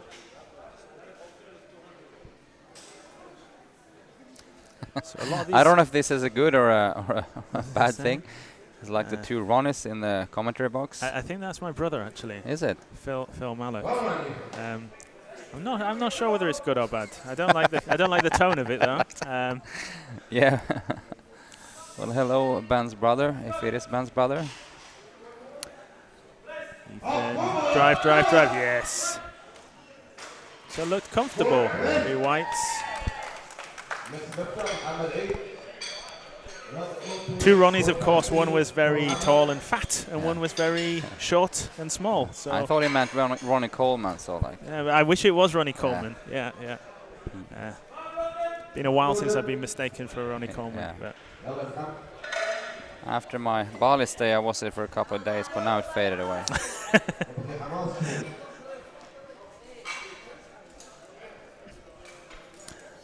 Mohammed died 102.5.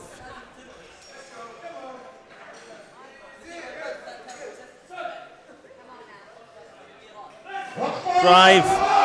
Oh, just a bit too much again. So a lot of these lifters in the 93 quite long-limbed lifters. Yeah, no, Would you say I that's agree. That is not how it usually is, to be completely honest. Right. Like you will, but I think also that's due to that these. I mean, it's a community thing. It's a lot of lifters just coming in. On the world level, they will be more compact. So you think as they're starting their career, maybe they just haven't put on the kind of Yeah, mass and I which is think gonna that take them a into lot the of these 120 guys or will 20 probably plus. grow into becoming like heavier guys. Here we go, Sood. 102.5.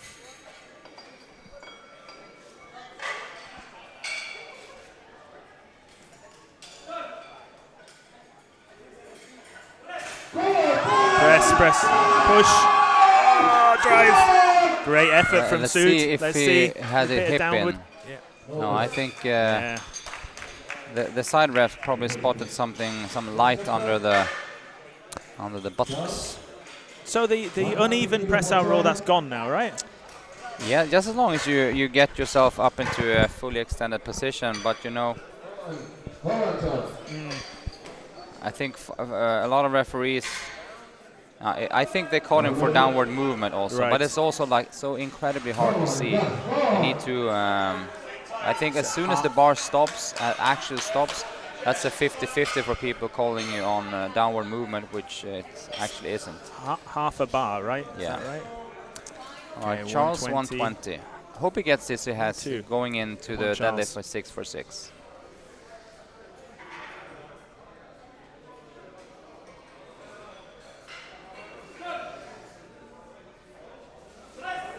Now if they're gonna caught him So- ever, no, they didn't. Okay, safe, but Yeah. Now, if you see the replay, there was a clear lifting of the head, but the referees didn't call him. However, except for that, I think Charles is literally a coach's ideal client because he's very strict in terms of his movement patterns and everything looks tight. Yeah. It's just one of those things he needs to work on now so he doesn't get caught by it later. It's keeping the head in the bench. good awareness of body position. Yeah, right? very precise. Well, we have Alex then Alexander finally pushing the envelope a little bit. Okay, 130. Yeah. Everything up to this point Yeah, looks come on. fairly straightforward, so let's hope we can add this one.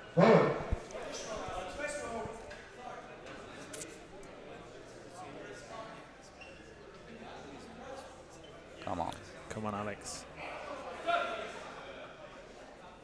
Drive. Oh! No. Just a little bit too much there, a little bit too much But spice. this one I actually kind of salute that finally Alex get to like show his. Hey, you're never going to lift it if it's not on No, the bar, no, are you? finally getting his limits checked. There we go. So we mentioned long limb lifters. That's often a disadvantage in the bench. Would you agree? Most often, especially for the lighter lifter you are and the long arms. But it's not a definite that you are automatically a poor bencher. There are a few examples of people having long arms and being phenomenal benchers. But as a as a rule of thumb. For sure, it's not an advantage for sure. So here we are, Hugo 105, third bench.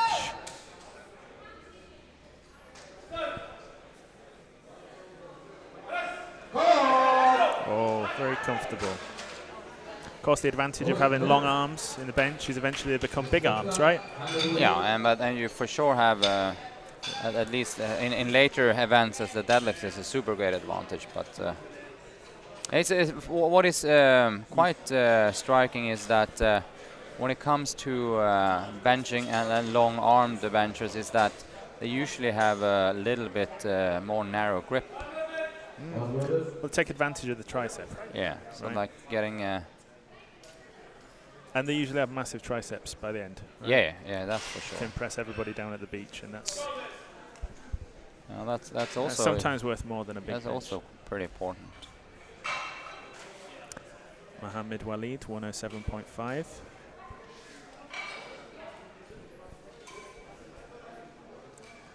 Big setup there.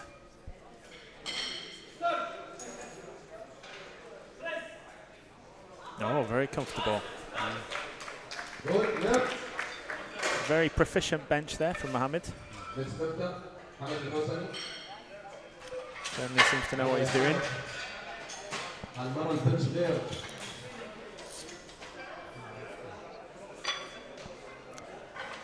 we go. Next up, we have Hamid Al Hossani, 122.5. Yep. We got a couple of guys opening up at 150, over 150, Yeah. right?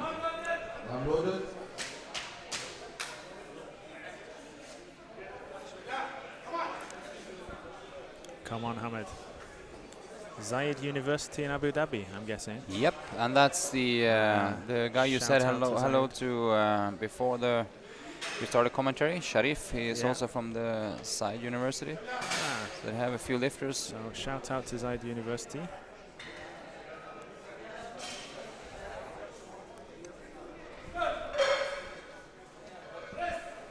Go, go, go. So again, fairly comfortable opener. Now we're on to Tariq. So Tariq, the standout squatter of the previous round. So starting his bench at 125. And as we said before, we're expecting a big deadlift from him. So let's see what he can eke out on the bench to take into that deadlift and build a massive total, hopefully.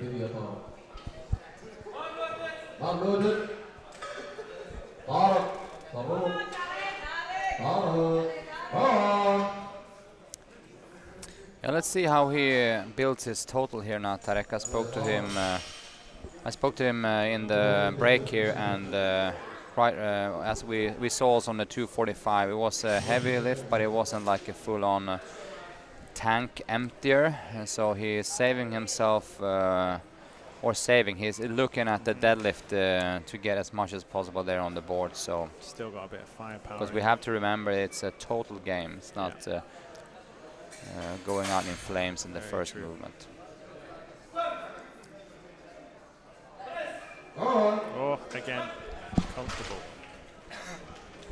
And a great little start benching there.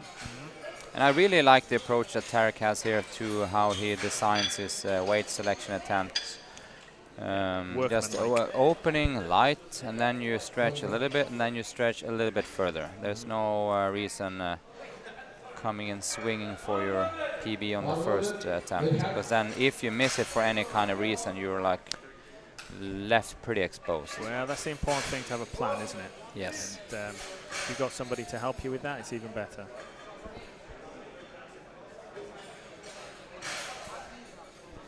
Medat Abu Zaid, 130 kilos.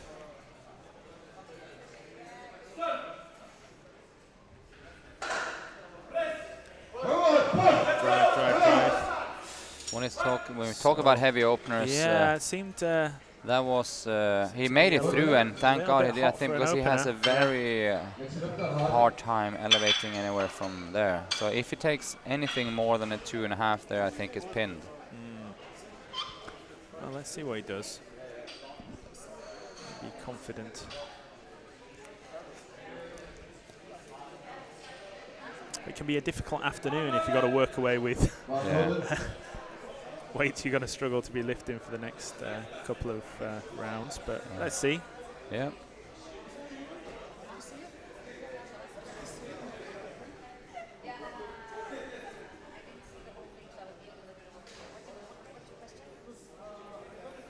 Right, so we have Hadi then on 140.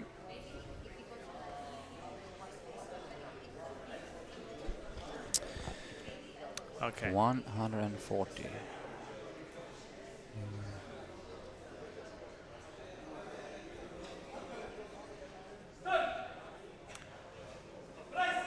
Oh, good lift. So 140, one of those numbers which a lot of people have as a kind of target lift, right? Yeah, because it's three Three blues on blues, each side on yeah. a training rig. Yeah, 2-1. I don't know if he lifted his hip or whatever it was, or moved a foot or something, but he slipped through. It was fine. 2-1, So he will Yeah. elevate a little bit. Have Ayub then with a 150 opener.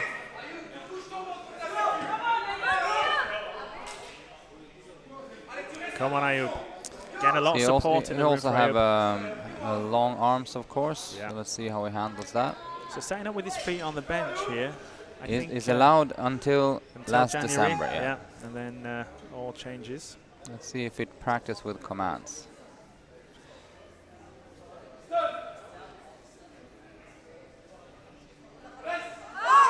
Yes. Very comfortable from Ayub. Yeah. Strong bencher. Yeah. So that goes to show you long limbs don't always have to cause you a problem. He certainly had no issue with that.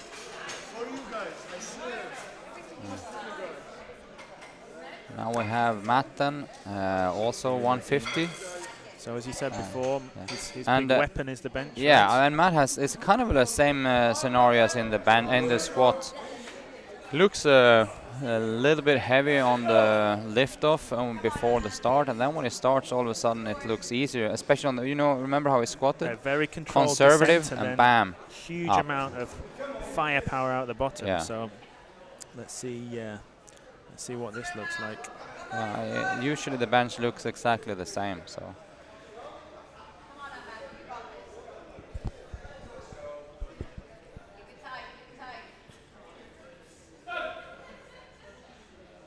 Yeah. Yeah, exactly. Yeah, he has It's that very kind aesthetic. of. It's nice to watch. Did they say about the descent? Go as fast as you can, but don't hurry, right?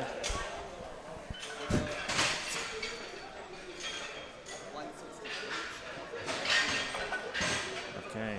Yeah, as fast as you can with control.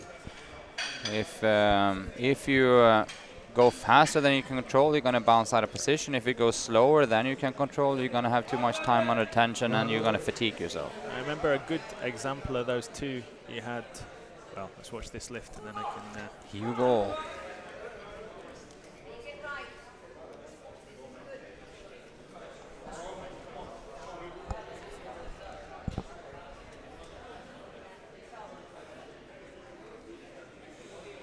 Come on, Hugo, 110.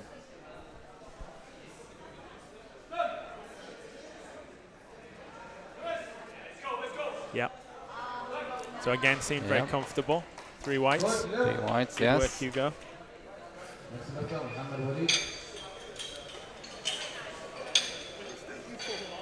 Yeah, I remember watching an example of that a few years ago, where you've got somebody like Shane Hammam, remember him? Yeah. Who used to absolutely dive bomb into the squat. Yeah. And then Stan Efferding, who basically used to Yeah. tempo squat it, Yeah. right? And both got world records.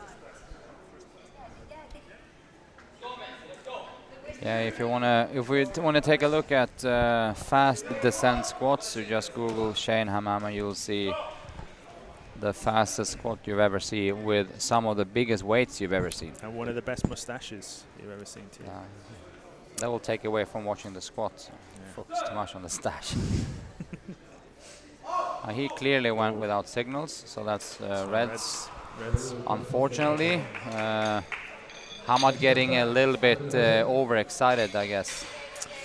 Sorry, Mohammed. So he just need to compose himself. And he knew it. Oh, you saw that he went down and then he started to press and then he just gave up because he knew that, oh shit, I've done a mistake. So I don't think we should get fooled by him missing that lift and literally just gave up because he knew it wasn't any idea to just lost his head for a minute. To fight anything. Hamed Al Hassani, 127.5, Zayed University.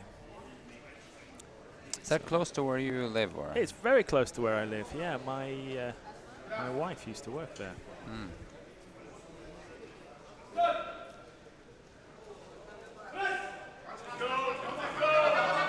Oh, just a little bit too much, I think, unfortunately. The start signal on this round is incredibly long. Right. The rule book says as soon as the bar is motionless on the chest, the referee should give the start signal. Yeah, they're really getting a feel for the weight at the top there.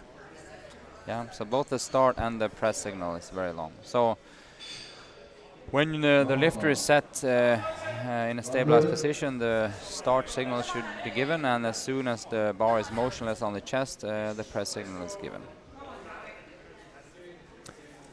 So that drains you, doesn't it? Just having those heavy bars in your hand at the top. Yeah. I know that's why, once again, you should practice with holding the bar long on your hands and then also long on the chest. So like a 2 count or a 3 count. Ooh, shizzle. Well, let's see if they caught that. It's the, yep, so they didn't. So I think the referee thought start, and it's like, just when he says start, he started. So that was actually down to some luck. Yeah.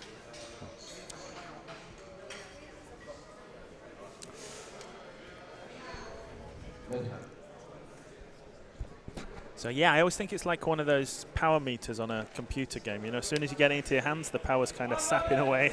Yeah. The longer you have to hold it, yep. the lower it gets, right?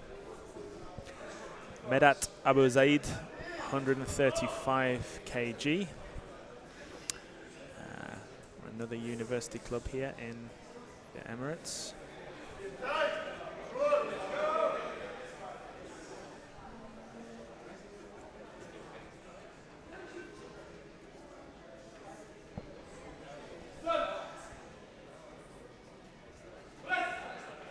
Go on, drive. Come on. No, that was just a little bit too heavy. A little bit too much. Always heart in it, but always worrying when you have those kind of struggles in the second lift.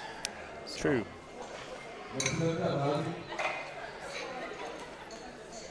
What happened with the? I don't know if the stream.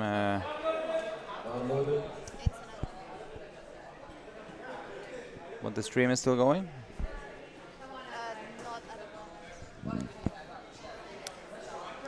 Just keep chit-chatting. So not much on the comments anymore after the barracking from I'm not sure if it is in England or Belgium at the moment. Yeah. I think the stream, the internet is down. Oh no. Hadi 145. Just keep the ball rolling.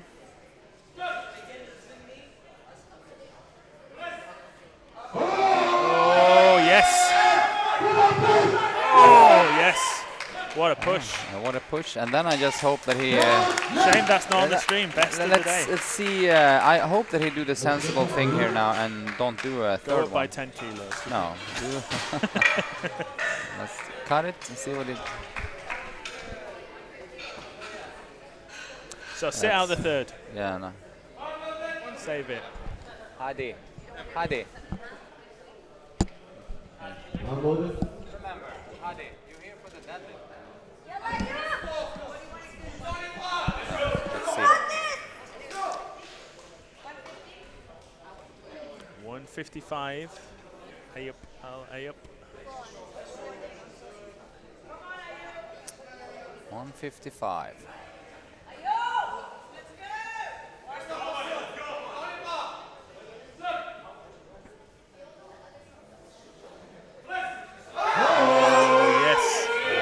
let's see. Powerful They Excellent. also somewhat of a semi-clear head lift.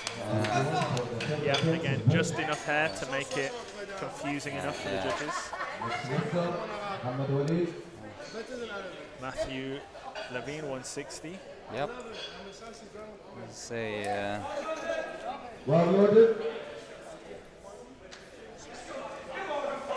I will try to gauge here now. Then hopefully, I have confidence that Matt will get this, and then we just have to squeeze out as much as Evidence possible. on the first bench, this should be no problem for him. Yeah.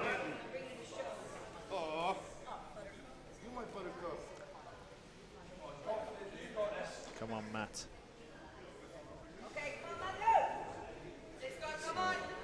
Control on the way down. Drive. See, same as the squat, the bar looked very heavy in his hands at the top. You could see the shaking and shuddering, but the end on the ascent, which is what counts, he looked very good, very powerful.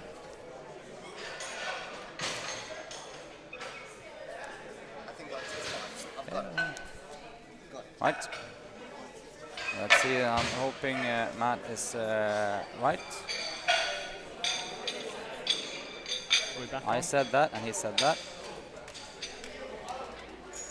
The message was clear. We're going to try to do as much as possible in order to give him the best possible chance of getting a high total. What's he like as a deadlifter? Not great. So we need to make up some ground here. So by not great, I mean 240, 50. Not the end of the world. No, absolutely not. But we're trying to get him into the top 12. Oh, yes. And that worked a lot better, waiting and adhering to the signals, from Mohammed.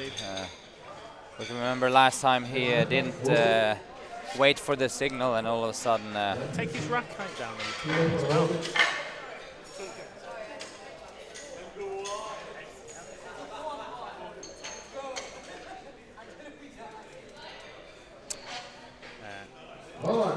Is our internet back on? Yeah, it's been recording all the time. Right, Hugo, 115. So here we go, Hugo, 115.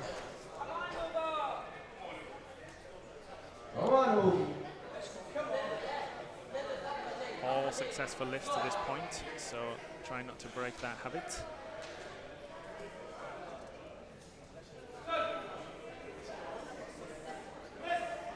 Go on, Hugo. Yeah. Short work of that in the end. Well done, Hugo. Hugo, a crowd favorite, of course. Yeah. Lots of support here. Being just an all-round awesome character.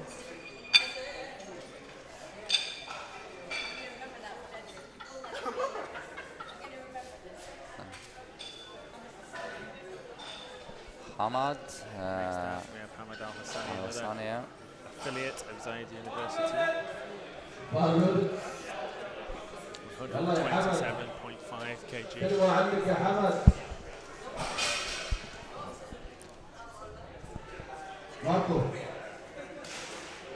And later down in the group we see 160, 165 for the heaviest lifters. Let's see how that works. But first, Hamad. Come on, Hamad. Oh, just a little bit too much heat. A little bit too much. Lucky Hamad. Medhat, followed by Tarek.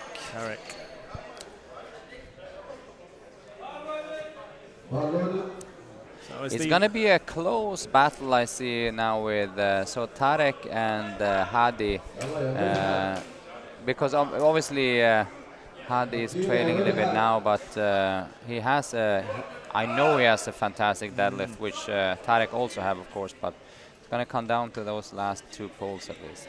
Yeah. Press. Oh, go on, son. I think the hips was up anyway, so he would have... big effort. Yeah. And now as we're getting to the end of the bench, we're getting a view of where this competition might go as a whole, right? Yeah. Starting to get excited for these big deadlifts coming up.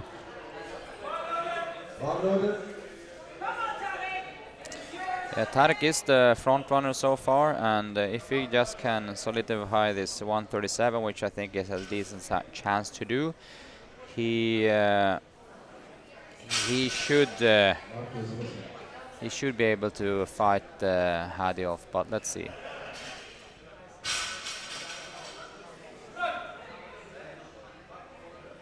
And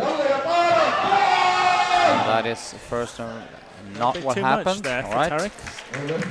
Let's see. But I do think that Hadi's now try later on 150. I would first of all be surprised if he actually comes out to attempt it. But I will be even more surprised if he would actually make it. He is here to try at least. So the 145 was an absolute. It looked like a limit lift. That was a limit. So, but if we can reach limit and beyond and like completely surprise us all, I think this will be. This is an important lift to make up some ground towards Hadi. Come on, Hadi. Because if he makes this, it's only 5 kilos separating them, and that's going to be exciting. That's going to be exciting for the deadlift, because both of these guys are phenomenal deadlifters. Come on. So for the competition, it would be kind of cool if he gets it. Faster descent. Drive. Yes. Drive. That would have been exciting. Yeah. But it's a bit too much. Still high sticking point, wasn't it? It still isn't a lot between them, but there is some ground, and I think Tarek probably, being such a composed guy that is, probably knows his limits very well in the deadlift, because the deadlift is both of these guys' best lifts. He seems like a quite collected guy, doesn't he? So he knows exactly what he's doing and where he needs to go. High up 160. Again, another fan favorite. A lot of support, a lot of clapping.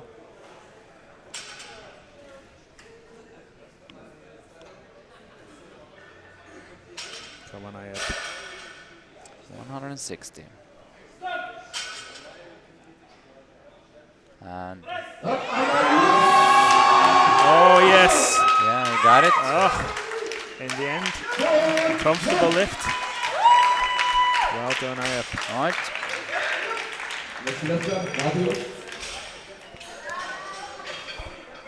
So now on we go to Matthew, 165. Yep. I do hope now. I'm hoping that Matt can grind this up. It will be amazing and good for his total numbers. Well, 160 looked pretty, pretty easy, so I think I gave him kind of the leeway himself. 62.5 or 65, and he said, "I got it, coach. I go 65." So he has the strength. I seen him. He benched 163 here the other week. That's the heaviest session. Wow, and that looked good. Yeah, powerfully built guy. So looks like he's. Right, let's go. 165.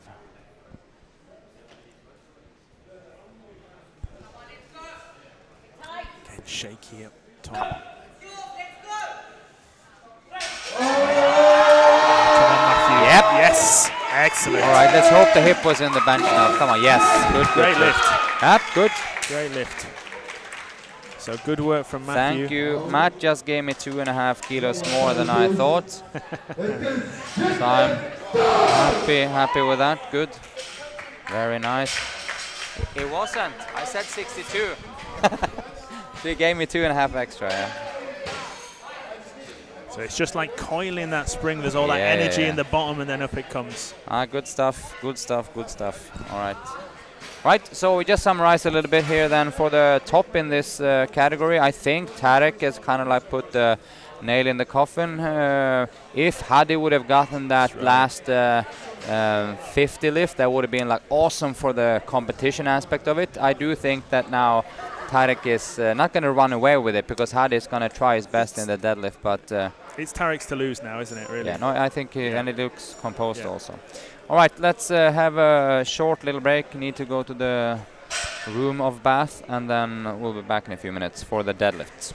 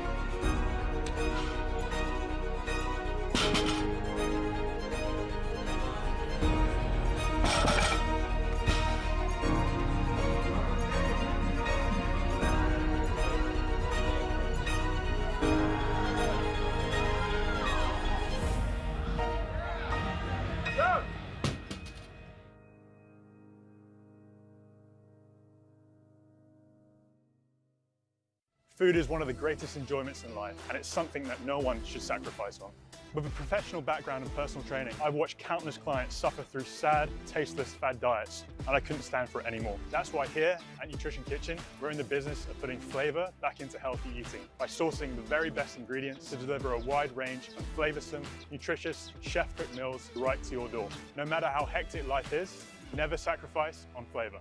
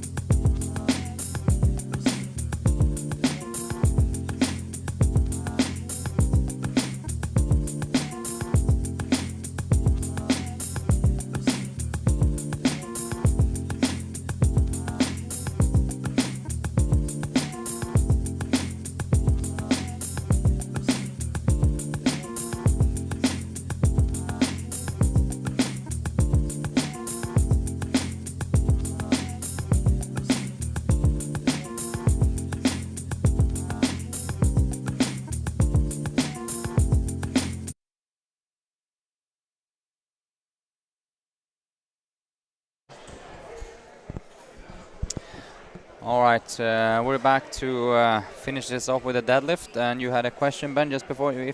Yeah, I was saying, I think speak for both. Maybe the worst to train, but the most exciting to watch. Deadlifting, Yeah, right? absolutely. I think that the deadlift portion of a powerlifting competition is always that's where it's kind of the full-on crescendo with fireworks and all that kind of stuff. And you see like so much thing can happen in the standings also. Like because if you have a good or if you have an incredibly good deadlift, that's like that is your you really have the edge there because you can come from behind a lot. We've seen even on like world level lifting, when you have someone with an incredible deadlift, that can be it can be 70 80 kilos higher than another world-class lifter, and all of a sudden it completely changes the scoreboard. Right. And you have those Hail Mary passes where someone goes for like 35 kilo above PB just to cling a medal of some sort, and all of a sudden everything changes. You know, I think the beauty of deadlifting as well, you can do this by heart sometimes, right? It can be just sheer force of will that gets the bar up. It is not so much the case on the other two. It's the most primal lift. Just grab a hold of the bar and try to stand up, which also leave it open for some more jungle-like styles also sometimes. Which is the jungle style won't last you very long in terms of sufficiency and all that kind of stuff, and if you have a back to flare up. But it is also when you see those people that have like incredibly sufficient lifts and a strong grip, you can really see some astonishing performances coming from not from nowhere but from quite far back. We had a few examples of that just recently in the World Championships. And I think the most famous one, or the most exciting one, didn't actually came to be realized, but was a guy in the was it 93 category and 83 category. He tried to pull for a world record, like loads above the world record. I think it was 380 something, and the whole arena and everyone around was cheering on, and no one saw him coming from the start, but all of a sudden he stood there with 380 in his hands, pulling for a win. But so for people at home, in terms of watching and in terms of the rules of the deadlift, what should they be watching out for? Anything in particular? I think the rule that is very highly appreciated and applied here is the you need to have your shoulders kind of like behind the vertical line of the bar, shoulder and the knee kind of thing, and it's sometimes a little bit over interpreted almost, but you will see a few red lights from that, and we'll guide you through that when it happens. But also there's no hitching going on, so what you see in a strongman composition, for instance, where you can put your knees under the bar and jerk it around a little bit, that doesn't exist here. Or it exists, but it will be red lighted. And also sometimes we see people dropping the bar, which is not allowed. You should follow the bar down, controlled, in order to get a good lift. And a mix of sumo and conventional as well, I'm guessing, right? Yes, it's going to be probably 50-50. So simply explained, sumo is gripping the bar inside of your knees, and the conventional is grabbing outside of the knees. I don't know what kind of hold-up is it, by the way, but they should start the lifting now.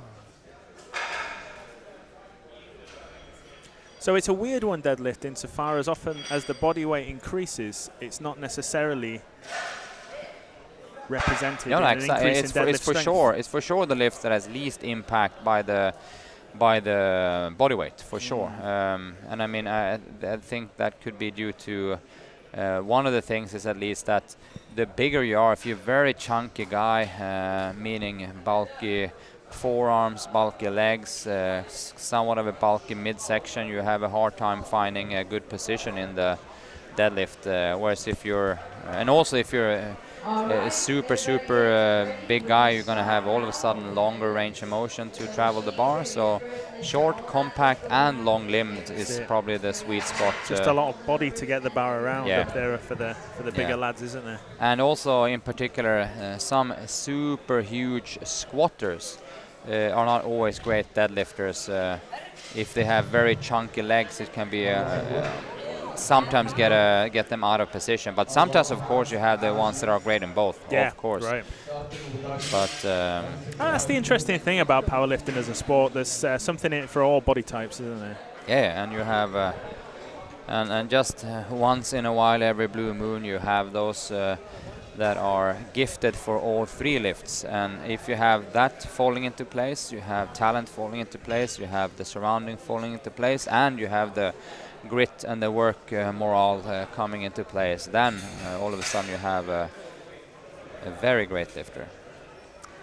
Exactly. The most annoying thing, I think, as a coach for a long period of time is when you see those people that have all those but not the work morale. Just don't bother training. Yeah. Oh my God, it's so frustrating to see. I've seen quite a few really close by, and even here in our club, and it's as frustrating as can be. Like it's well, when people have very easy for one lift and they just cruise on through, and then they don't care about other lifts. It's almost. I mean, it's there, like, but it's sometimes almost feels disrespectful to the sport. Like, and if you actually are interested, which you, since you train a little bit, should be, and then you're like, nah, don't really bother. Yeah. And I know back in the day, in the early, mid 2000s, we had a few really talented lifters at home in not our club, but a neighboring club to us. We had some young guys, and in particular one guy who was on the world level, and he just didn't really fancy training. Like and his coach was, which is a friend of mine, was so frustrated. It was almost hilarious to see sometimes. I mean, I'm pretty safe to say there's no one in the chat here who know who he is, but a typical example of that was before he actually went and won Europeans. He tattooed his whole stomach. And he didn't say anything to his coach, and on one of the last heavy weeks before this competition, he had of course squats, and the lifter refused to wear belt. And the coach said, "Oh, why don't you wear your belt? You need to freaking wear your belt." And I was like, "No, I don't wanna." It's like, "Wear your belt. Like, you have heavy squats today." Like, "No, I don't wanna." And then all of a sudden, like, "So why the hell don't you want to wear the belt?" "Yeah, I've tattooed my stomach." And it's like, 2 weeks out from Europeans. You're a moron. Yeah. The tragedy. Yeah. It's a big hype here. Ahmed Al-Nakbi on the mic. Here we go. Rashid Garebi, 165. What is very important, though, when it comes to the hype is not overhype on your first. That's right. Because then There's you're gonna get CNS burnout. There's nowhere to go. So yeah. you know, you can only get up for it one time, I would say. Yeah. You really need to in the deadlift. Deadlift is not a one-lift game. It's take a conservative opener, take the second one to like where you kind of like position yourself well enough to it's a kind of a successful event, and then on the third one you Hail Mary if it's a higher reward for it, or you push for something that you take the placing that you want, or something like that. Yeah, let's see how these guys play their cards. 180 for Mohammed Aid. Let's have a look at this. Let's just have this guy going out of the way, standing in front of us. Well, from what we could see, it looked pretty regulation. So, yeah, 3 whites. 180, another one of those kind of numbers which is in a lot of people's head for deadlift when they start off, right? Which one? 180. Yeah, on commercial plates, yes. Yeah. On competition plates, no. no. Yeah.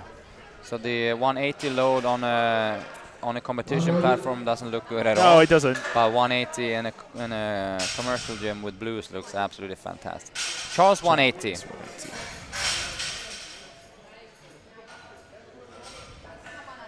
Come on, Charles. Oh, very fast.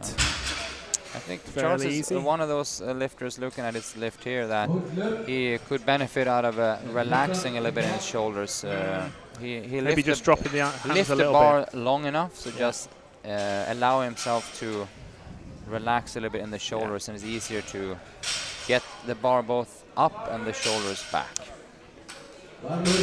For anybody not familiar with what's going on here, two kinds of powder that these guys are using. The white powder on their thighs is talcum powder to help the bar slide frictionlessly up to the waist, and the white stuff on their hands is chalk. Yeah, and Not to be confused. Yeah, do not.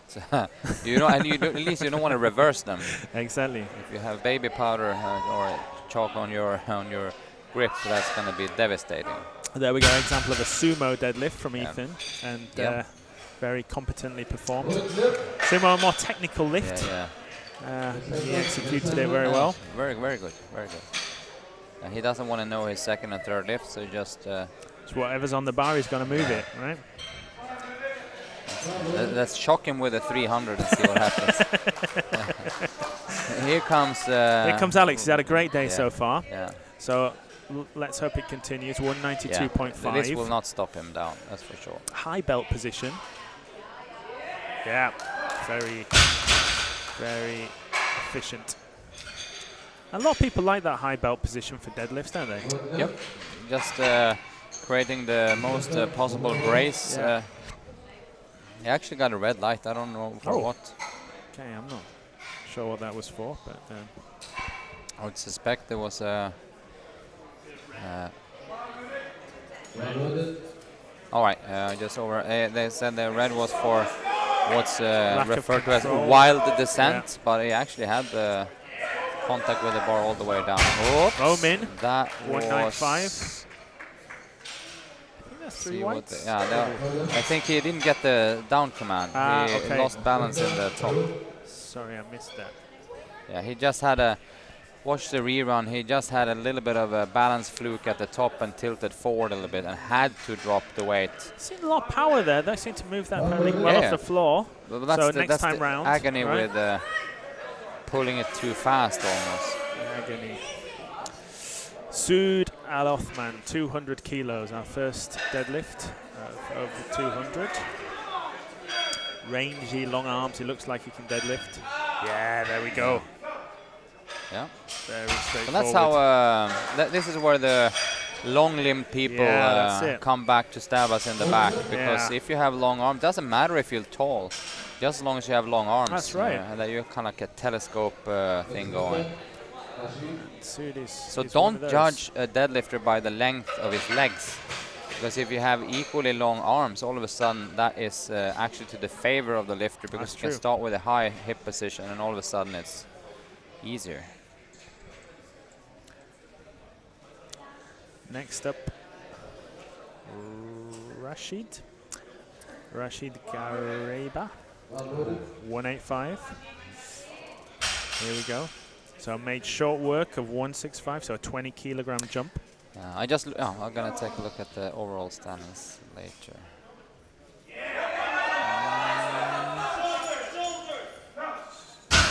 Yep. So a little bit slower, but it looked Yeah. good.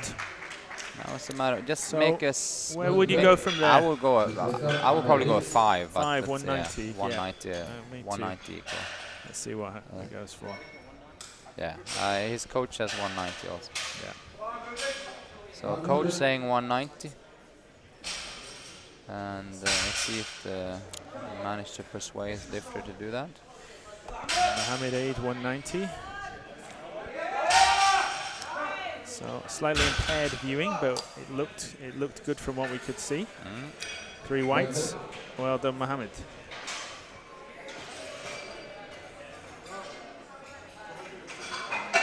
He's strong at lockout, wasn't he? Very fast lockout.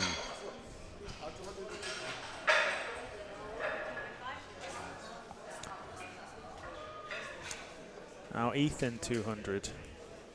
So again, that effective sumo deadlift.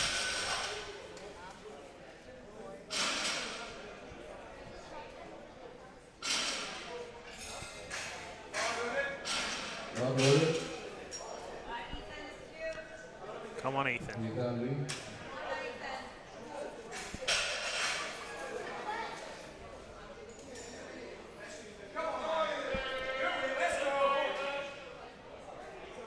First time I ever met this guy was actually at a sumo deadlifting workshop. So Yeah. Oh, there you go. when we had the world champion Chance Mitchell here. This is Chance Mitchell with a slightly unorthodox approach to sumo deadlifting, as far as I'm aware. yeah, especially kind of. I don't know how much we're going to go into the detail, but the bracing and the kind of like the whole approach to maybe more what not to do than what to do. And he also favors an incredibly tight belt, which is somewhat of a different approach than a lot of deadlifters. Okay, here we go, Momin. Momin then with a 202. Let's hope he gets this done. Looks good. Yeah, Looks let's good see. from him. There you go, good, and he's on the Well boards. So he has Again, Momin just 14 This years is old, pulling first over total. 200 kilos. This is excellent work. So yeah, it goes to show there's more than one way to skin a cat, right? Chance Yeah, Mitchell does it one way, and yeah. Here comes Charleston, 205. 205. So let's see. This is his. Remember his debut as a powerlifter on the competitive stage. So let's there see. we go. 205. I think it will move. Relatively comfortable. Yeah. Straight forward. Getting those shoulders right back there. Yeah, Leaving, you can't really complain on that, can you? no problems for the judges. Let's see. I think it'll go 12 or something. Or I think so. He's got. no, I maybe think. one Or he 250? had a little bit of a nice 10 little minutes. smile on him when he said. So let's see if it comes up a little chunkier number than that. Yeah, 20. They go 220, which I think has a fair chance of making, to be honest. And it's hard to see, hard to know when you're a beginner where you're going to end up. Yeah. 210 for Ross. Alex Ross. Yes. Yep, fine. And it's a little bit of mini battle going on here between Alex and Charles. So let's see how that's gonna play out. Where are their totals at? I'm gonna tell you, because the forecasted total before this lift was exactly the same, but now Charles is going for a 530 total, and let's see what Alex is going. It's all to play for him.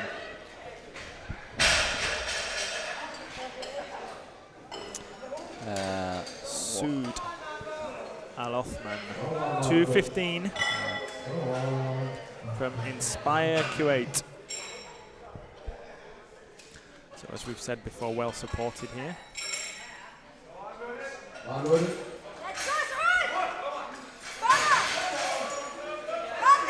Another long-limbed lifter. Come on, Sood.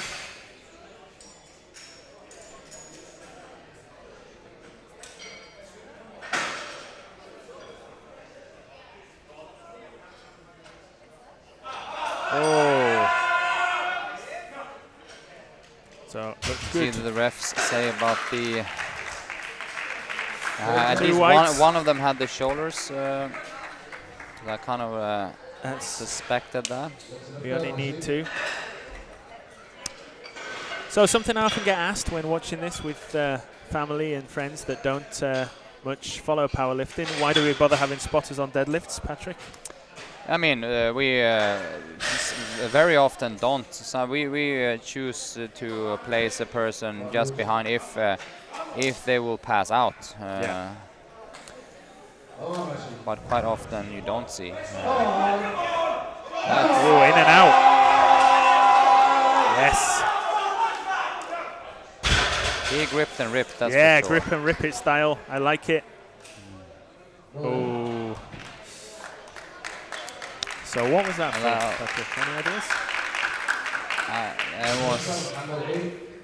I think it was the shoulders, but I also noticed that the head referee gave the down command and then he gave a red. So you go figure. Right. Well, a lot of intensity. See if he can channel that into the next lift.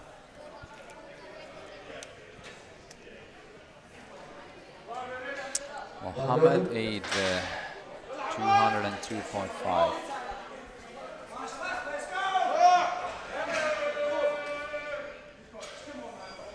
There we go. Mohammed Eid, 202.5.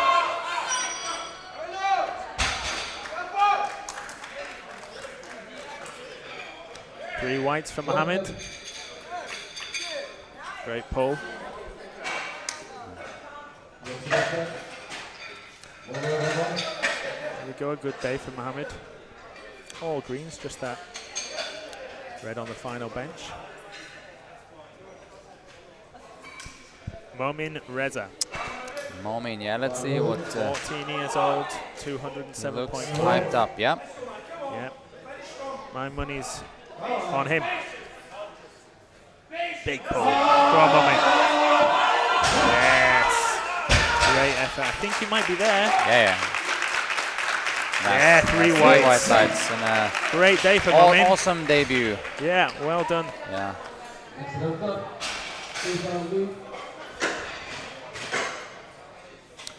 It's always the yeah, case kind of if- interesting to see the kind of the progression of this guy, because fast forward like to next year, it can first of all quite literally look like another guy, and he probably can lift like another guy also, and in the most positive of ways, of course.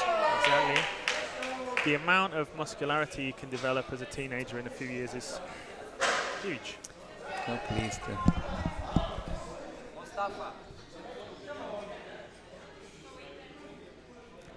Ethan here, 215.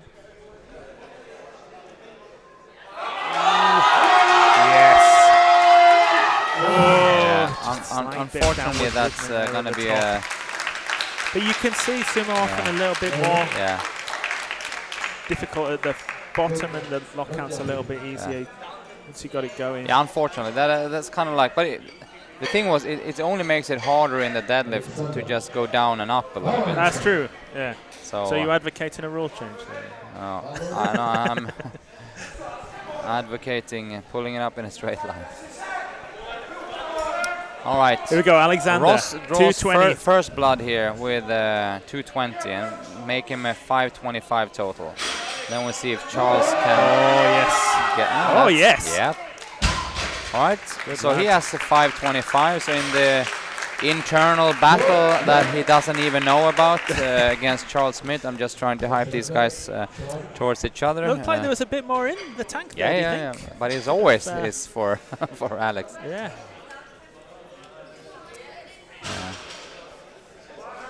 Very good. Great effort. Swinging the belt here. Here we go. So here comes Charles. 220. Same weight, but it will give him a slightly higher total. Come on, drive. Put those hips forward. Yeah, he got it. Strong. Yeah, he got it. Yeah, come on. Ultra cautious with those shoulders. Yes. 3 whites. Well done, Charles. I think I told him before he ventured into this this thing that you don't have a clue of your potential in the deadlift before you actually did one of those lifts. I agree. Yeah.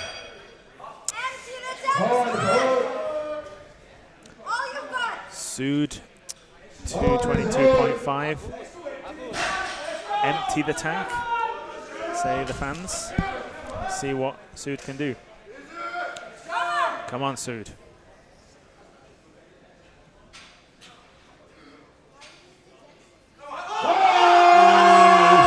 Drive, hips forward. I think he might be there. Let's see.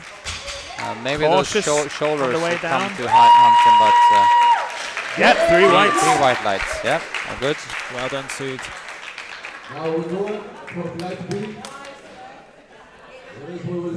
Seeing a lot of these lifts made here, aren't we? Yeah, amazing.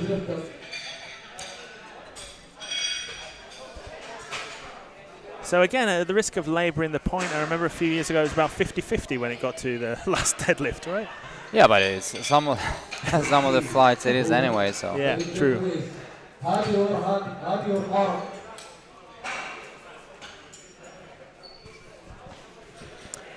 Next up, Hamid Al Hassani. 185, and excited to see what Hadi looks like here, right? Yeah, it's gonna be interesting to see.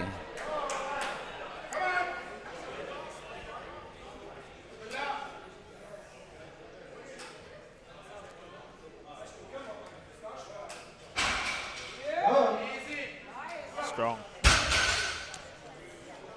So, looked like 3 whites from here. Yep. Well done, Hamid. On the board.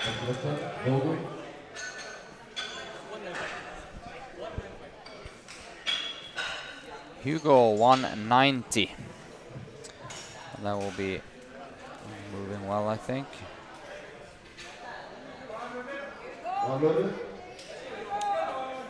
So Hugo's had a good day on the squat and the bench, not missed a single lift. So let's see if he can continue that on into the deadlift.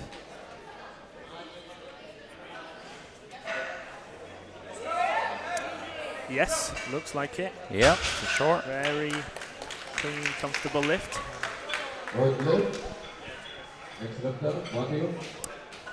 Now your man, Matthew. Yep, let's see where we can, because as I said, he's a decent deadlifter, but it's not his best event. So we just need to get as much as possible. I'm hoping we can get Matt up to a 237, 240 something, which will give him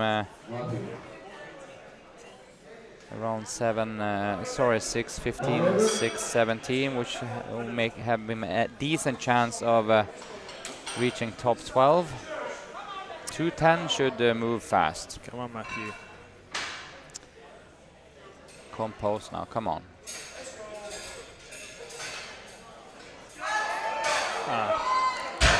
Easy work. Yeah, it's one of the explosive from the bottom. Yeah, nothing Right. but peanut.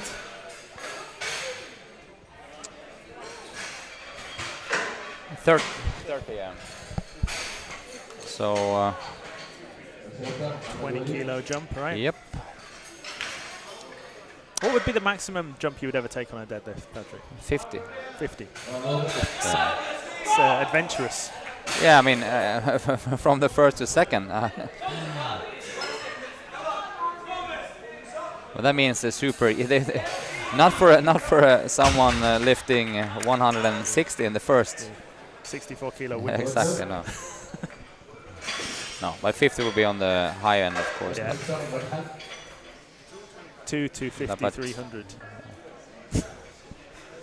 Yeah, I know. I mean, I know that, It's for good instance, both me and Chris, when we compete, we usually take big steps from the first. Completely legit scenario for me could be 220 to 270 to 90. It all depends on. So just treating the first one as the last warm-up, Yeah, basically, exactly. right? A heavy first deadlift, never. Oh, look at that. 220 for a Medhat. Medat Abu Zaid, 2 whites, 220.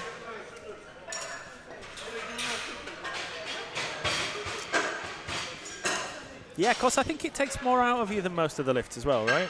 So Yeah. a big, heavy deadlift first up, and Yeah. it empties the tank too quickly, Yeah. doesn't No, it? the deadlift is where The it's about president- conserve energy to sting when you should sting. Yep. Yeah. And if it's a tight competition, the first deadlift is very seldom the sizing lift. It's the second or third. Oh. High up, making easy work of that 240. 3 whites. Very confident lift.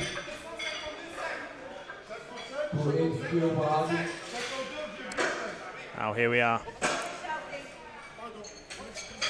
Big deads, Saeed Hadi, 280. Yeah, 280. Yeah.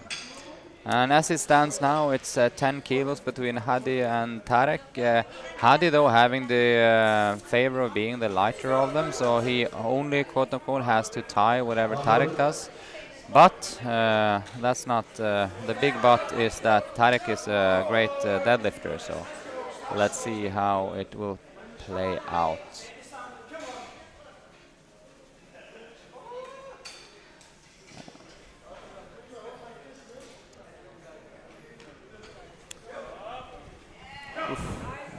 Yeah, Very as we smooth. can see. Just a reminder, the record here is 3:15, right? Yeah, Adam has it at Held 350. by Adam. So maybe those guys will have their eye on that prize.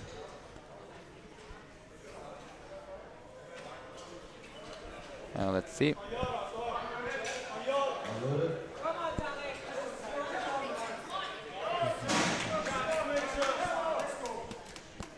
Tarek. This is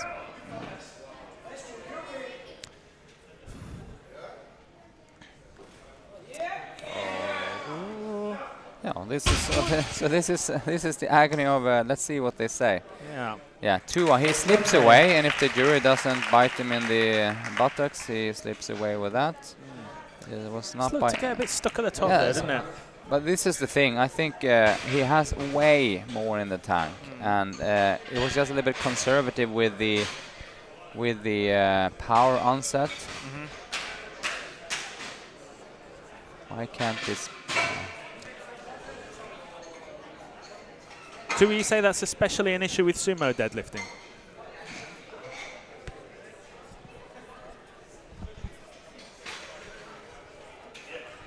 More technical, right? You've got to What? time the lift a bit more. It's more Yeah, of an yeah, issue with for sumo sure. deadlifting than it would be with conventional deadlifting.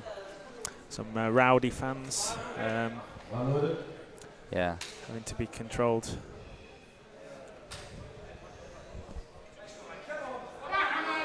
Here we go. Hamid Al Hassani 195. A shake of the shoulders. Here we go. Looks good. 3 whites. A competent lift. Yeah. Let's see. The guys, I see the guys are tagging along, doing 300, 300. Both Hadi and Tarek. I think I'm right in saying the first 300 kilo deadlifts of the weekend. Yeah. Yesterday, the heaviest yesterday was 260. It is for sure not the last ones. For sure. Hugo Henriks, 205. Come on, Hugo. Oh, yes. Powerful. So again, it looks good to us. And it looks pretty good to them. 2 whites.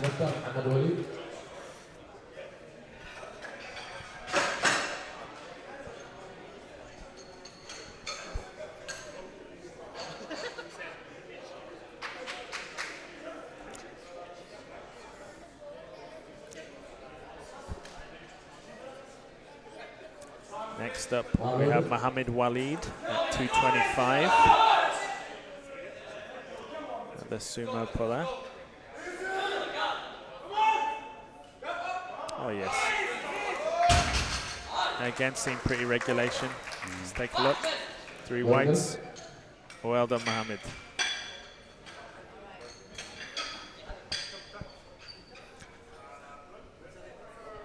So as Patrick was saying, we can expect some much bigger numbers in the deadlift we after on the lunch, right? After lunch, we'll have some bigger weights, at least.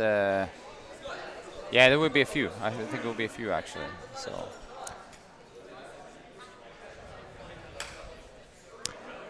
Medat Abu Zaid, 230, over the 500-pound mark.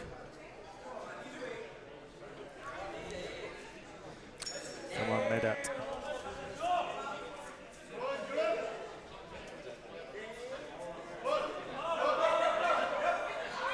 Yeah. So again, looked comfortable. 3 whites. Yep. And no, I just remember now we talked about Chance Mitchell. Tarek is, if I remember correctly, coached by Chance Mitchell. Really? Yeah, I am. So this is with the loose arms at the start. That's the but Chance Mitchell effect. Yeah, no, but that will probably be all sumo lifters nowadays. But Yeah. Matt's coming up with 230, and remember his 210 before was It's very comfortable, lasting wasn't speed. it? So let's have a look. Same again, carbon copy. The only thing with Matt is like he has a little lap, so he get 1 red on for sure the shoulders. Right. Now we're just gonna see. It's gonna have a conference here. So Ayib, Al Ayib over 250.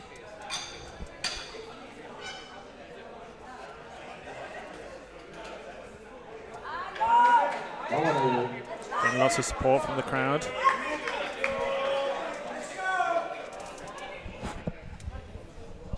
Right, just a little bit of a Great effort. little bit of a tactical talk with Matt.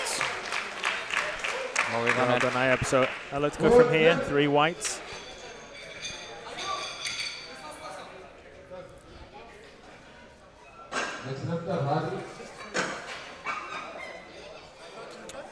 Loaders here doing a great job. Very efficient. Yep. Making it go very smoothly. Makes a big difference. Yeah, 100%.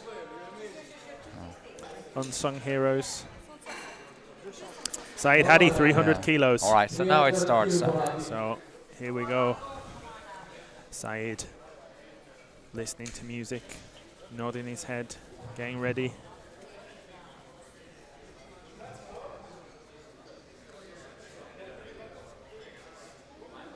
I'm just looking at the overall rankings, and yeah, it's going to be dicey to get into the top 12. All right, Hadi 300, drawing Come on, first Saeed. blood here now. And I think that he's a conventional puller, very stabilized in the technique. That's it. He will get this for Putting a marker sure. down. He has some great deadlift levers.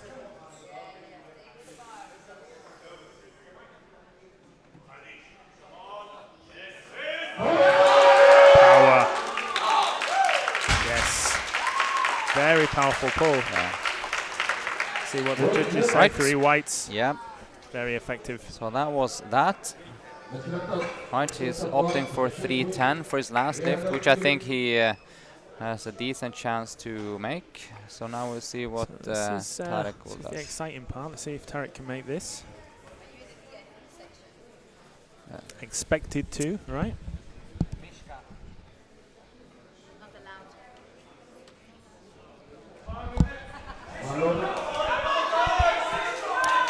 Come on, Tarek.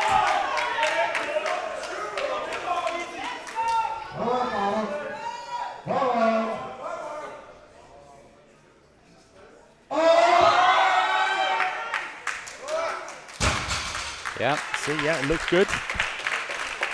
so that's 3 white. white lights. So let's see what he puts in now. So see what he put.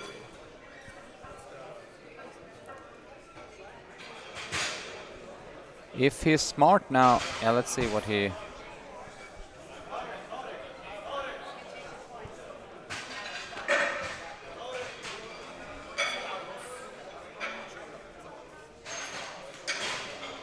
In a little bit of So, a conference here to yeah. decide. Where would you go with this, Pat? Well, since he is in the lead with 10 kilos, I will probably do like 307 or something, and then just push it to that Hadi won't be able to make up the ground. Safety first, Yeah, eh? safety first, because that will push Hadi up to doing 317, which I don't think he'll make. But it fully depends on see this lift push. Ahmed Al Hassani Yeah. with a great effort there. Yeah, that 310. depends. I mean, I haven't seen Tarek's heaviest lift, so I don't know what his ambitions are. This is where So- there's levels of handling, isn't it? Yeah, When you yeah, get no, into big competitions, you have people studying. Yeah, for sure. And if I only knew, yeah, well, apparently someone studied what I said, you and I go. think that is exactly the play that Mustafa came with. That push Hadi up to doing something that he isn't able to do. That's so right. that's why they're opting Send him Tarek into going deep water, 307. Yeah, because Tarek is the heavier of the lifters. Hugo, 215.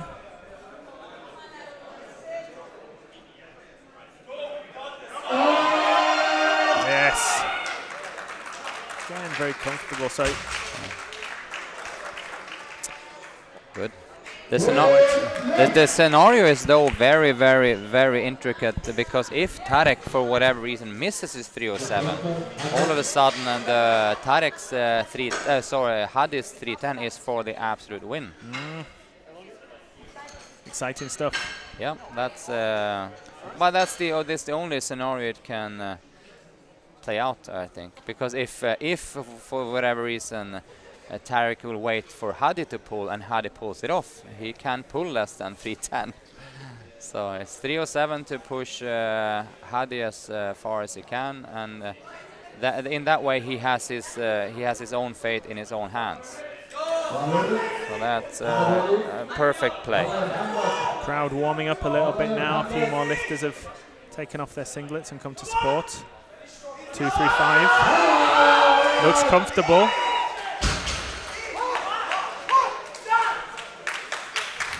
Three whites.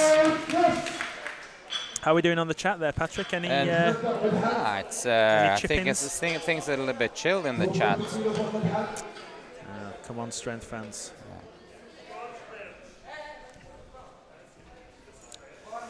Medat Abu Zaid 240. Again, a lot of support from the crowd.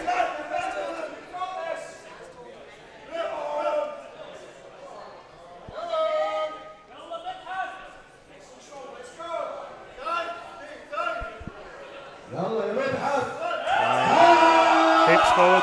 Oh, it's an effort. What do you think, Patrick? Let's see what My they money's say. on white. Yeah. Oh. I think the main fear was probably not extending the knees, which is when you're not a natural born sumo puller and have like a semi narrow stance, being soggy in the knees and the top is a risk. It's like that Ed Cohen stance, right?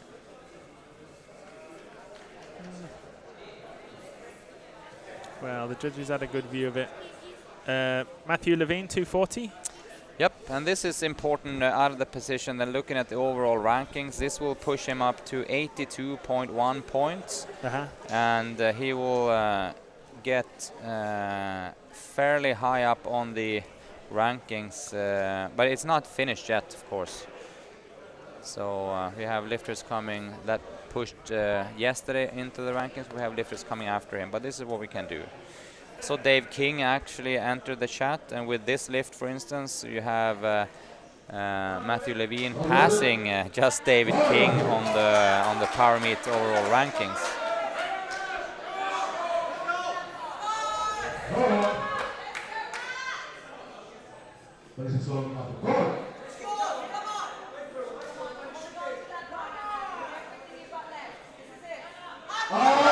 Oh yes. Let's see about it's a those great barn face shoulders, but it was a great face. Come on. 3 whites. Yes, 3 white lights, yeah.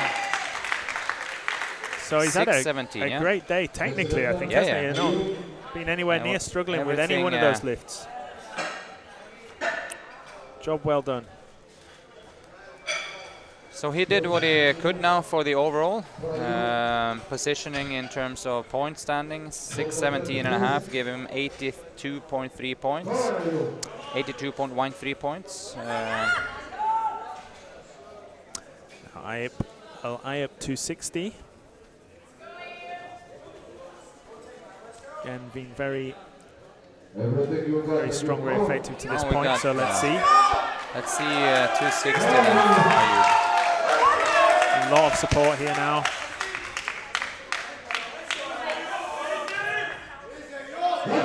Oh yes. Well, that looks good from here. Let's see. 2 whites, yes, done enough. 1 red, but that's all good. John Reed entering the chat also, so some classic names coming out here. Hope to see you soon again, John. All right, now we're going to come down to business. So Tarek is now having everything in his own hands. 307.5. If he makes it, he's gonna. I don't think Hadi will go for 317 if he makes this. He's got to have a go at it, right? Yeah, so let's see. Come on, Tarek. All right, 307.5. Addy watching pensively from the back there. Yeah.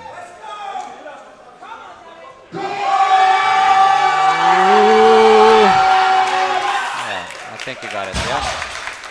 But that was patience on the best of displays. Let's see. Yeah. I thought it was completely fine. That's I think that people or quite often the referees get stressed when the bar is moving slow. I thought that was a technically excellent choice.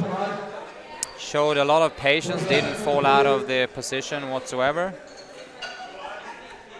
But I also think the situation that what made him being able to do this was that he didn't overreach in the first and the second lift. He thinks good. Here we go, Hadi. 310.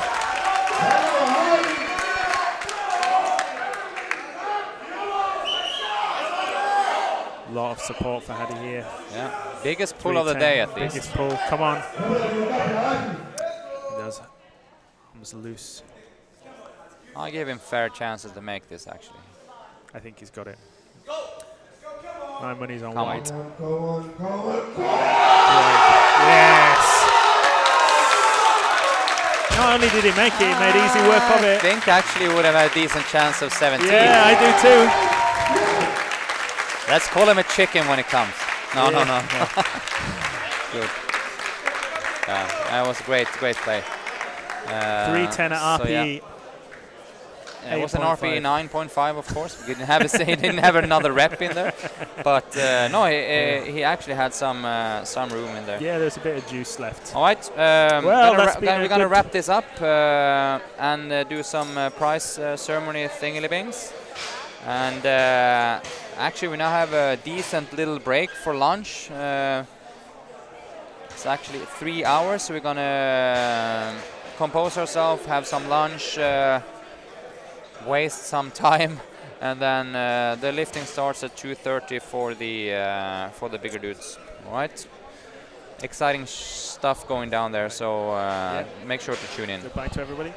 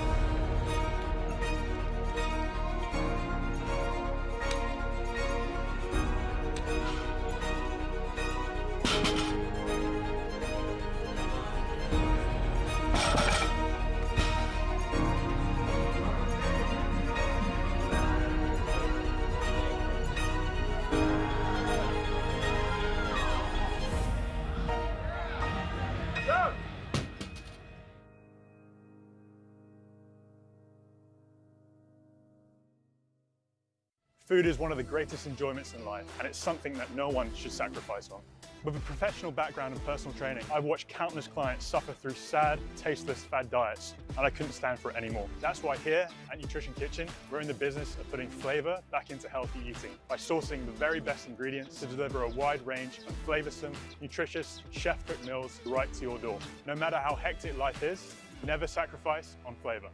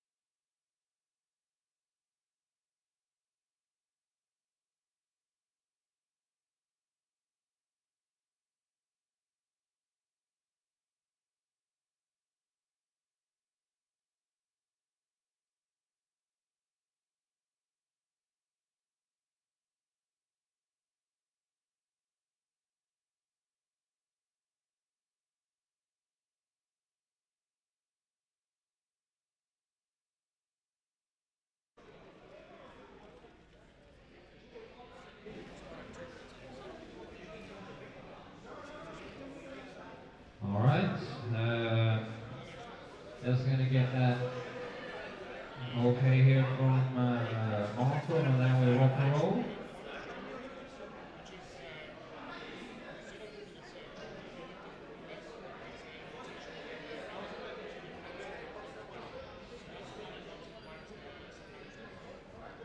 So if we're starting from number 15, we had Rashid, Momin, Mohammed, Ethan, Saud, Hugo, Hamad, Alex, Mohammed, Charles, and then top 5 starts with Medhat.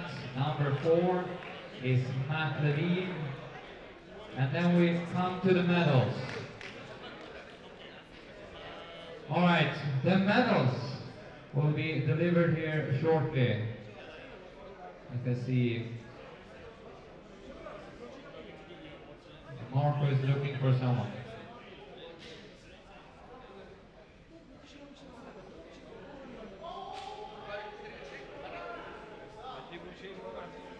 We're just going to deliver the 3 medals. Just going to see so we have the guys around.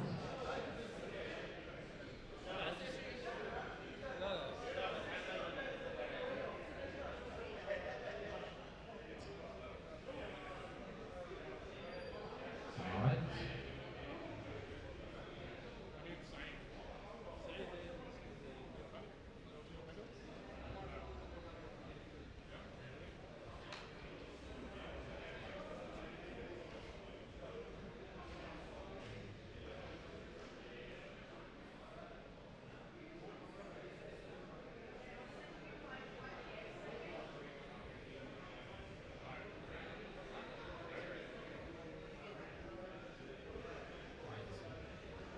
We will then hand off the medals for top 3.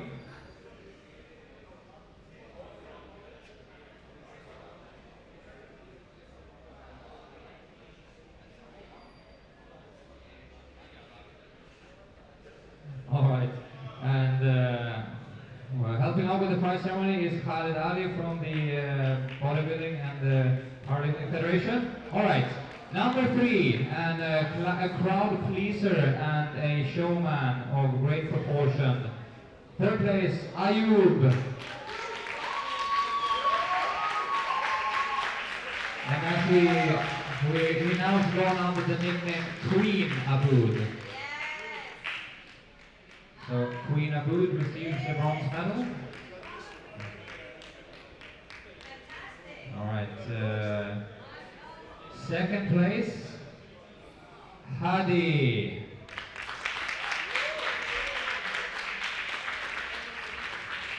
And I don't know if you guys was all witness to the drama around the weights, but this was very, very close. The winner managed to push his last deadlift just enough in order for Hadi to not really go for that final last winning pull, even though Hadi pulled 310 and the heaviest deadlift of the day. Because winner with a total of 685 kilo and a finishing deadlift of 307.5, Tarek Elassi. Very, very fine performance in both of these dudes. And a new laptop for me.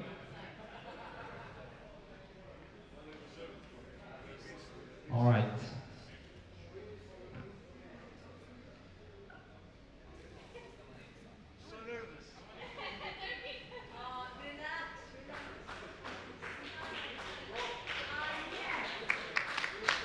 All right, we're gonna have a little bit of a break here now. Do some weigh-in for the heavier guys, and we're actually gonna be back in exactly 3 hours. The broadcast starts, so we rock and roll. All right, 2:30 we rock and roll the heavier guys, and that's gonna be some incredibly heavy lifting.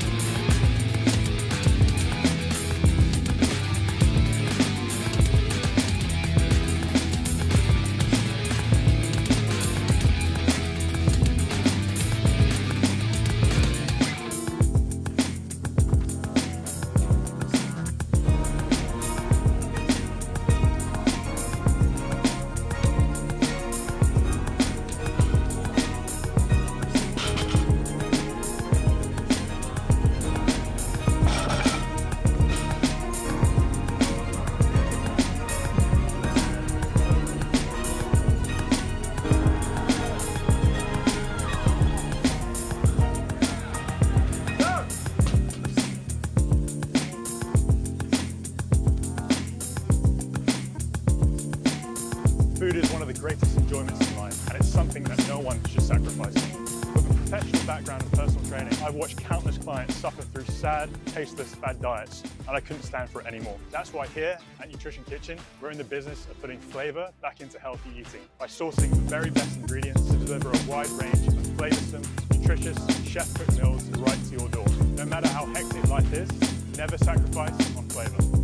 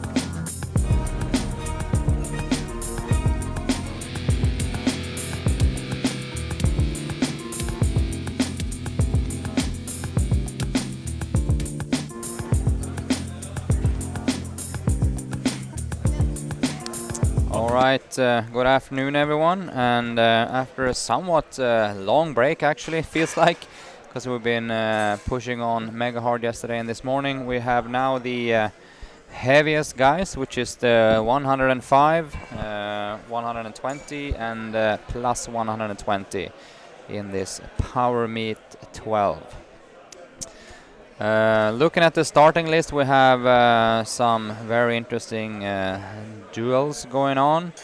In the 105 category, I'm thinking especially about probably 3 guys that sticks out a bit, which is Dave Zabinski and John, our young lifter John Endoso, and also Mustafa. In the 120 category, it's going to be kind of a walk in the park for Nazar, I believe. And then in the super heavyweights, we have kind of a battle of titans between James and Hesham.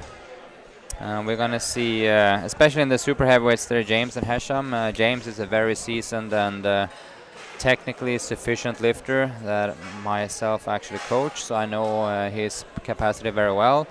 Hesham is a lifter I've never seen before, I don't think, at least. And yeah, with obviously yeah, exactly, he was competing before in the in the 120 category. Yeah, so I've actually seen him. I thought he looked a little bit familiar, but he weighed over to the 120 this time. Well, this is going to be exciting then, isn't it? Yeah, so let's see. Once again, in the group chat, or sorry, in the chat on the Instagram, make sure to post questions and do any kind of shout outs for your bros. I don't know how many are with us now, but I'm hoping it's a few.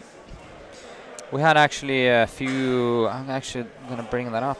What was that? Yesterday we had 2,405 views. Wow. So that was pretty cool. So for me, this is the most exciting part of the whole weekend. So you know, if we had 2,000 yesterday, yeah, should have more today. Yeah, let's see. No better way to spend a Sunday afternoon. No. Watching huge men lift huge weights. Yeah, let's see.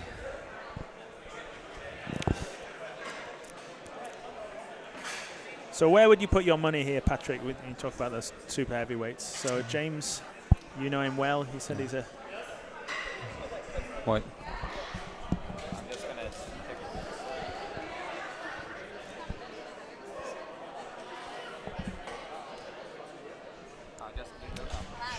I was just checking one of my guys. He didn't look like he even started warming up yet, and he's gonna start lifting in like 5-6 minutes. He's not my guy, but one of the members. Yeah. I'm thinking, like, I do hope he realized that he's up very soon here. Yeah. Sorry. What did you say? I was missing. I was saying up there at the top, the 120 plus. You coach James. You know what he's capable of. Are those kind of? Where do you think it's going to go? We're going to see records broken here. Records are going to be broken for sure. The squat record in the 120 will be broken in the opening weight, both for James and for Hesham. Then we'll see then about the total. I know that looking at the starting weights, Hesham actually have a higher forecasted total for now. But I also know that James is playing the long game, so we're gonna improve quite a lot on that number. Literally 100 kilos more is his planned last attempt-ish. So and that will be interesting to see. It all comes down to how many attempts the both guys will be doing, and I'm thinking James will probably do at least. I will reckon at least 8 out of 9 attempts because this is not a full-on smash from our side. So if Hesham makes 4 or 5 lifts out of his 9, I think that he won't have the what do you call it, the experience enough to fight James off. But I think probably the top potential is astronomical high would be my guess. Yeah, absolutely. And it's more, I mean, I don't know, for me, I find it more really exciting when you're watching people move these enormous weights. Would you agree? I know you like the No, I mean, everyone enjoys watching heavy weights, but it also feels even more if you are. It's even better if you have the, what do you call it, the confidence that they actually gonna move it and it's gonna look that's true, secure and that's safe. True. I don't really like going into competition remembering how it looked last time. We had a couple of Bahrainis squatting and Hesham, one of them, and it looked like potentially gonna wreck the whole thing. So well, let's hope that doesn't happen this time. Let's see. First up, Yahya Ali. Yeah, and that's club member, right? Yep. Club. I mean, club member slash club mascot. Yeah, character for sure. Character for sure. Yeah, he is joined in the crowd here also by his mom and brothers sitting on the front row. So it's always good to have a little bit of support, isn't it, from family and friends? Yeah. Good chance for these guys to show all their hard work. Yep. Why they've been spending their evenings.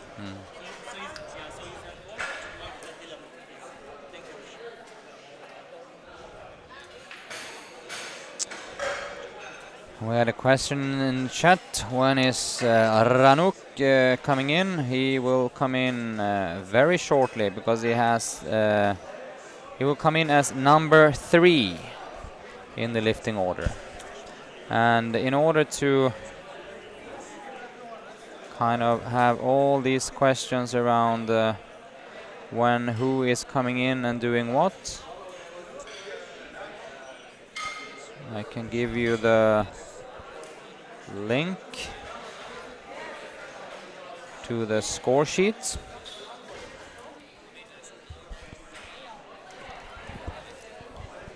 And that score sheet is in the chat now. Click on that and you will see all lifters. You have to scroll down a little bit and you push the display to see different settings. But there we have all the lifters. The one that is lifting currently or next in line is going to be marked blue. And then made lifts will be marked green, and not made lifts will be marked red.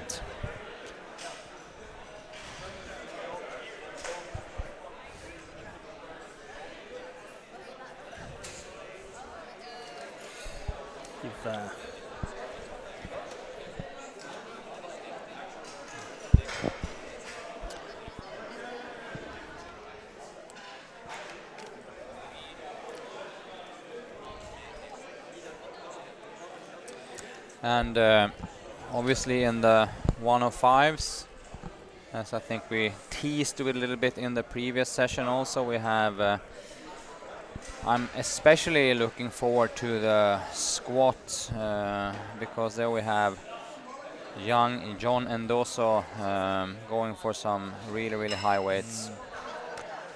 Spotters there discussing game plan, some deliberations, and of course with these bigger weights. That referee has to change because he's not going to be able to sit there and see depth. Yeah.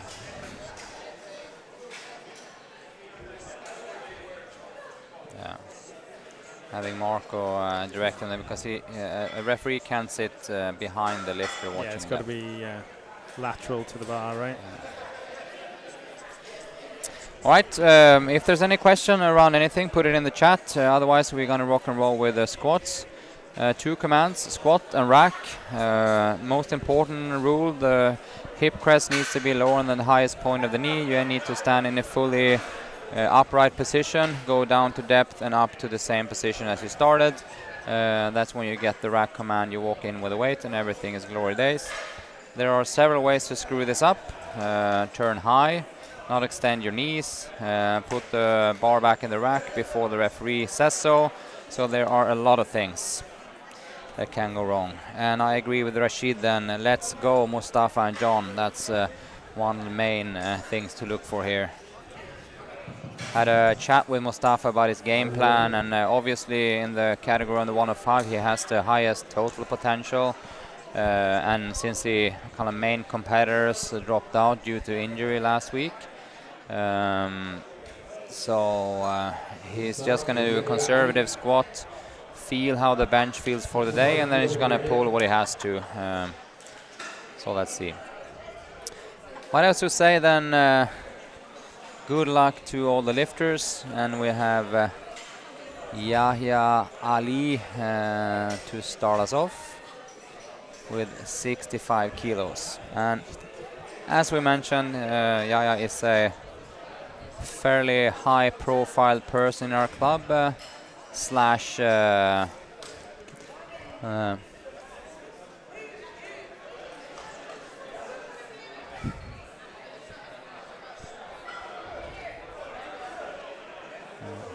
just had to just move a little bit, some people out of the way.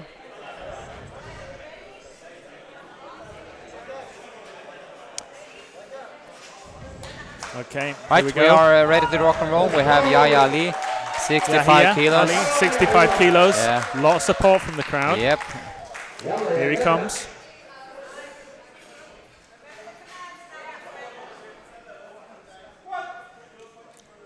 Well, it's certainly deep enough. Yeah, good. Looked good to me.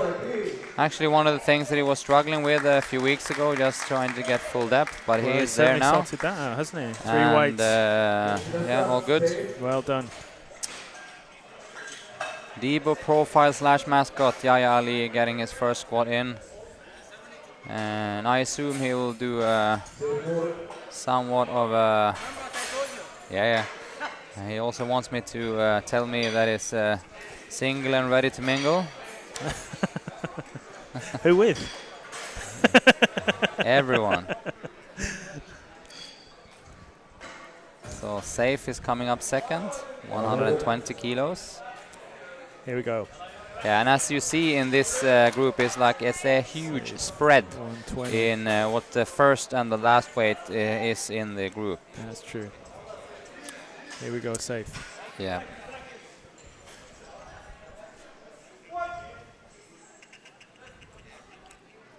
Well, again, certainly deep Yeah, enough. good. And Pretty comfortable. question in the chat, they're competing for squat, bench and deadlift, right? Yes, this is powerlifting, so it's 3 events. Then you combine those 3 to get your total number, and that's how we rank the lifters. Gulshan. Hello, Gulshan. Haven't seen you in quite a while. She's, of course, Team Raju today, of course. I saw both Raju and his long-time boyfriend in the back there. So Runak Islam, 125 kilos. Very tall lifter.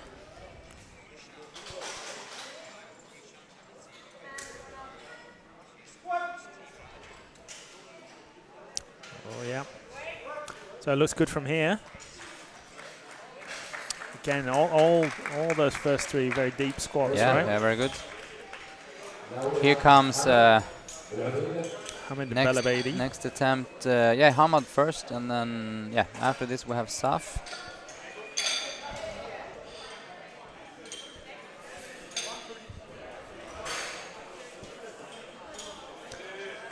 Yeah, you're right. It's a real spread of weights here, isn't it, on the bar? This is spread as can be. Spread as it gets. Yeah.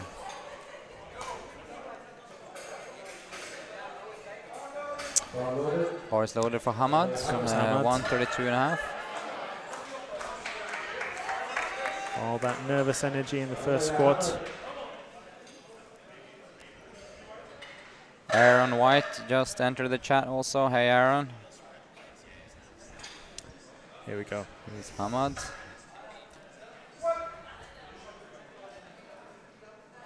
Again, certainly deep enough. Yep, look good. Very good.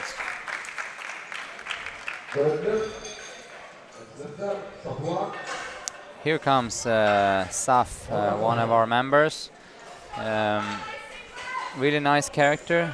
He's been training at our club for quite a few months. Usually he is coming from the functional fitness world and just wants to pursue strength here for a block of training and then see where he at. He's going to start on 135, which I give him very high possibility of making. Come on, Saf.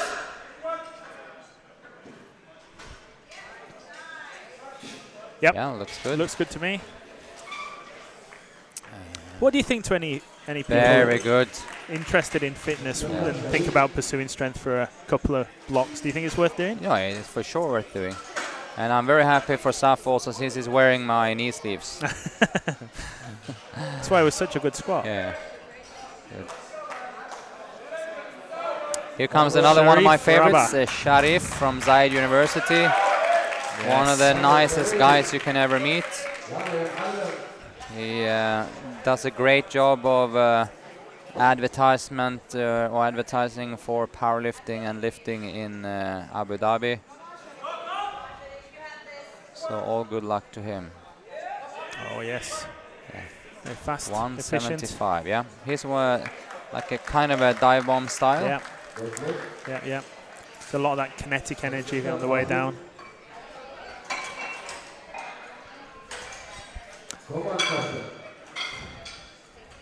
Raju, a bit of an old stager. Yeah. Been around a while, hasn't he? Pal, he's one of our main man. He's also competing for best dressed here. Yeah, yeah. He's going semi-Jamaican. He almost looked Jamaican. Bit like a bee. Yeah. Like a bee, yeah. Yeah. Raju Pal. Yeah, we have a lot of love for this guy. Actually been to Sweden with me to my hometown to compete a few years back. Very colorful today. 200 to start with.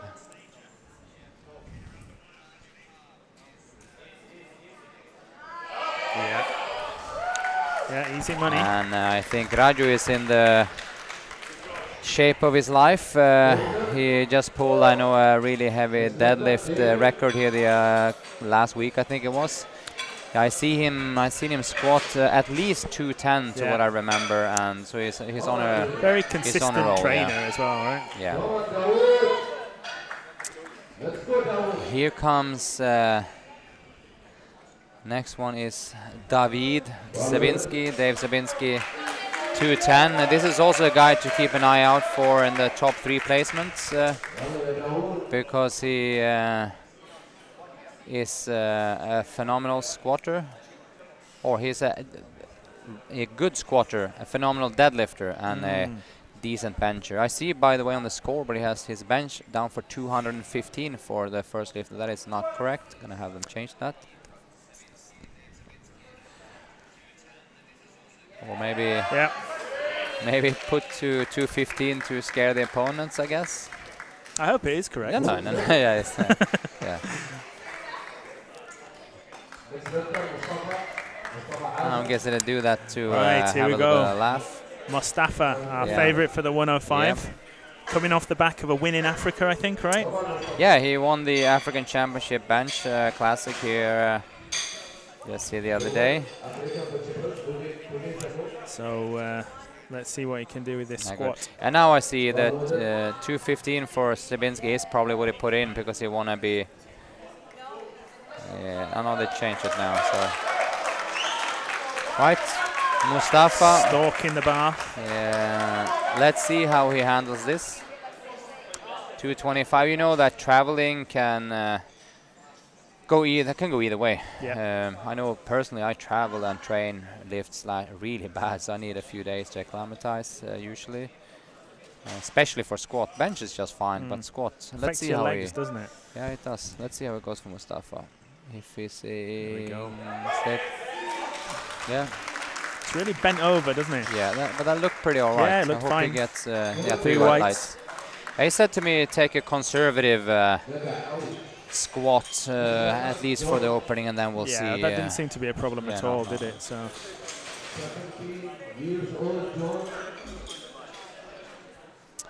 John, 242 and a half. John Endosa. So this is the guy we've been talking about all morning, and he was talking to us, talking us through his morning routine before. Yeah. So really like to start his day with taking a shower. At least we know he's coming fresh from the shower. Yeah. Yeah, smelling good. There he is.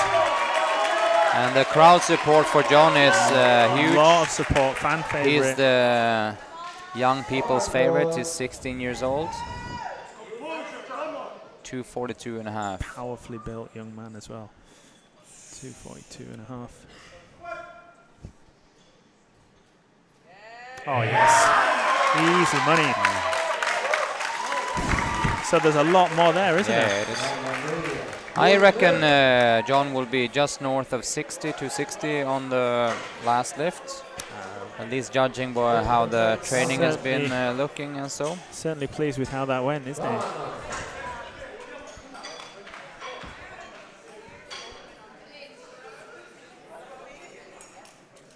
He's got a fairly good bench as well, hasn't he?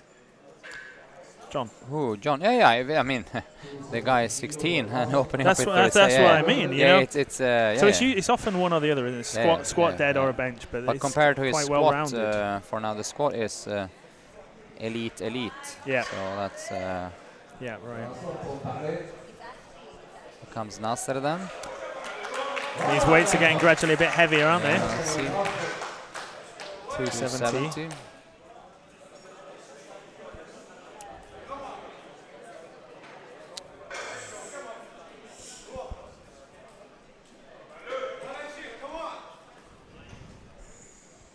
Come on, Nasser.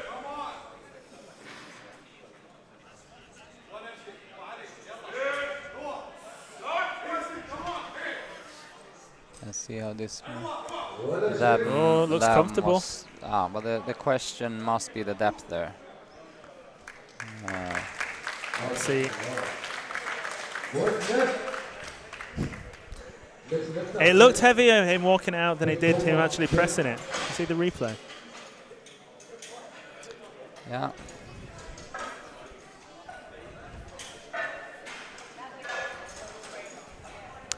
Okay. James. Not quite. Is he the heaviest man in the competition? Yes, by a small. Yeah, by a. Definitely the tallest. Yeah, he is for sure the tallest. Opening at 305 kilograms.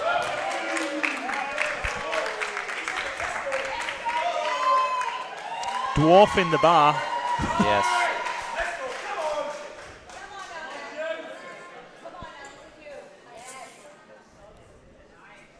Yeah, very strong walkout.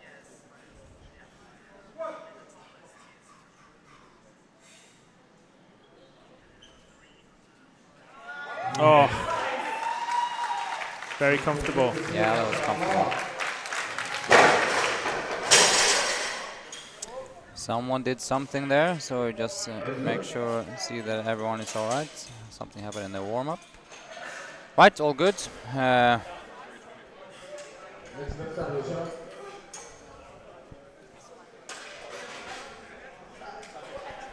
That concludes, we have first Hesham on 3:15 to conclude the first round.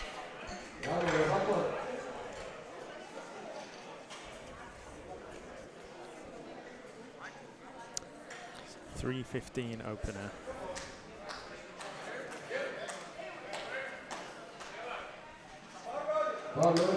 Here we go.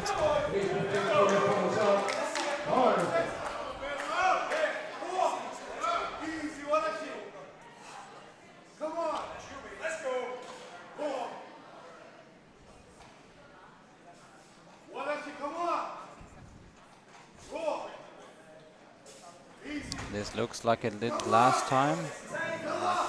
It's a slightly shaky walkout. Oh, but it moved well. Moved better than the walked out look. Yeah, it certainly did. So let's have a look.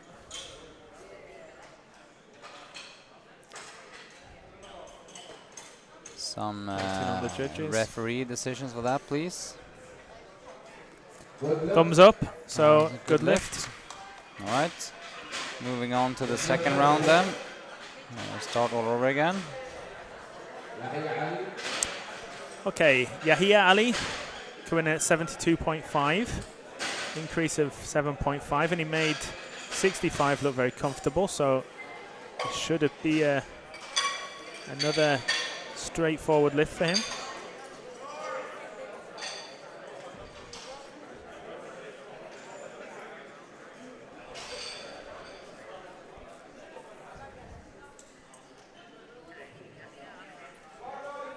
Barbell, 72.5 for Yaya.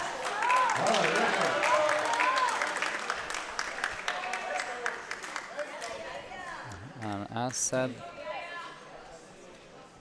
a profile here at Desert Barbell. Yep. Well, he's certainly sorted out that problem he had with depth, hasn't he? So, excellent. It's so much to do with Whites. self-belief and kind of like balance. Yeah. We just see, you can kind of balance that with the bar. It's harder to reach full depth without the bar than with the That's bar. right. So ironically, the more weight you have, the easier it is at least to begin with to get Literally depth. pushes you And down, then it's a right? matter of like getting it up also. So. Right, moving on with Saif,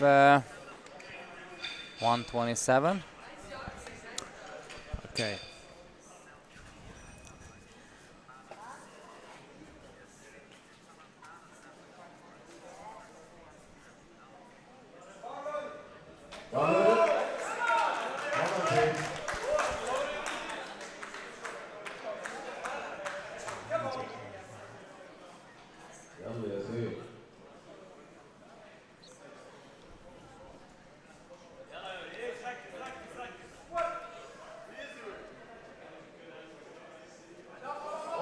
Yep.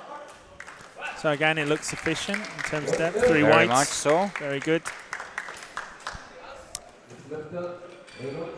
Runok. Islam. Let's see. Chat was chattering away about him a bit ago, wasn't it?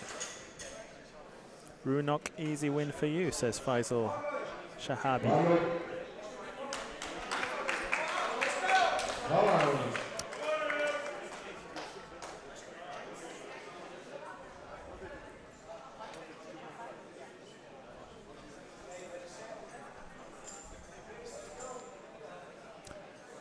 Okay.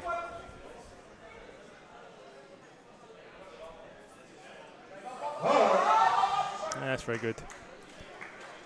Controlled descent. 3 white lights. Yeah, effective ascent.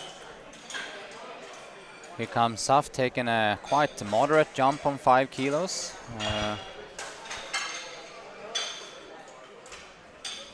Which I think he will manage just fine.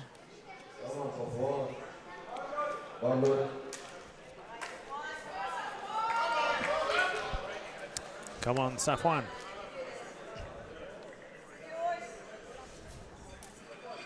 A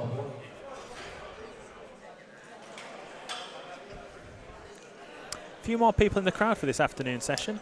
Yeah. Filling up. Filling Feel up the a little bit now. atmosphere a little bit more lively. Yeah, 140, yeah. Here comes Safwan and my knee sleeves.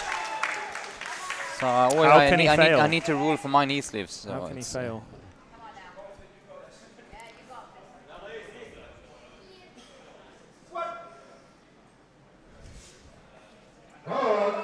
Yeah, Yeah, and he can't. easy. Yeah, easy money. I think Safwan will. I think he will take a conservative step again to his. Yeah, 145. I hear. Amazingly, I think this is also one of those things when you come from a functional fitness background, you haven't really explored your 1 rep max. I do believe that he will undershoot a little bit on the last one. Also 145. will slightly probably cautious, you think? Yeah, as in you don't really know. Yeah, you don't know where that limit is, Yeah. right? You've done reps and 1 reps in fatigue state so long. Here's Hamad then. That's some sort of Slow descent. yeah. Let's see how the referees what happens interpret there. that. Red light. Just a little bit high, right? I think they caught him also on that half pause on the way down. He almost felt like he was gonna turn super high and then regretted it and then started to descend a little bit more, and that made the whole movement look very unfluent.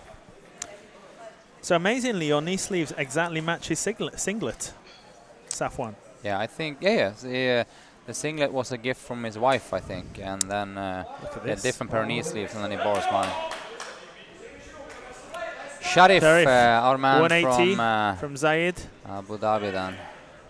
I think he competed in the Lebanese Nationals 2 weeks ago. Come on, Sharif.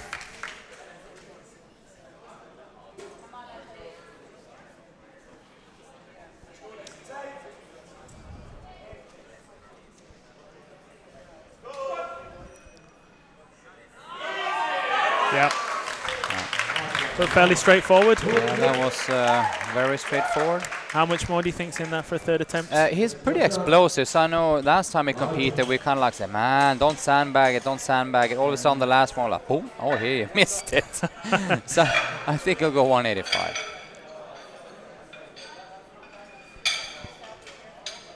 That's just it sometimes, Yeah, no, isn't it? he's very, super high bar style, high heels, high bar placement. Yeah. Goes very fast from the bottom halfway up. Let's see. He doesn't. Let's see what him. I think he'll do 185. Raju 212 and a half. This is a lot of support here. This is a good lift for Raju. You can see very confident walkout. Strong brace. Oh yes, yes. Yep. So that looked very comfortable from where we were. Oh. All right. Interesting. Now let's see the replay on this depth then. So yeah, maybe we'll just keep that in mind for the remaining lifts we're gonna see. So we have that as a kind of like a. We have that as a baseline. Baseline. Yeah. See if the refereeing will be consistent with that. Here comes Zabinski then, 225. 225.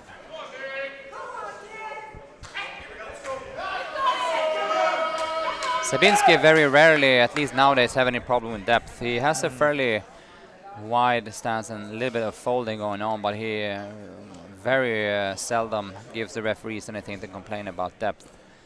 You kind of want to have that style that you give yourself the chance to fight for it. So if you get it up, you are successful with the rules also. Here we go. Yeah. And I would say he did the same there as he usually does. So it's 3 white lights. 225 is just edging in and harvesting as much weight as possible for his total. I would think he'd go 35 or something like that. He kind of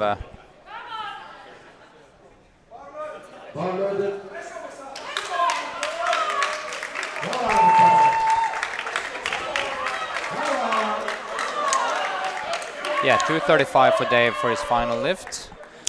Mustafa doing a 10 kilo increasement and follows his plan with being slightly on the cautious side, slightly. This is by no means a super easy lift, but it's relatively... It's within range, right? Yeah. No, this should be well within range.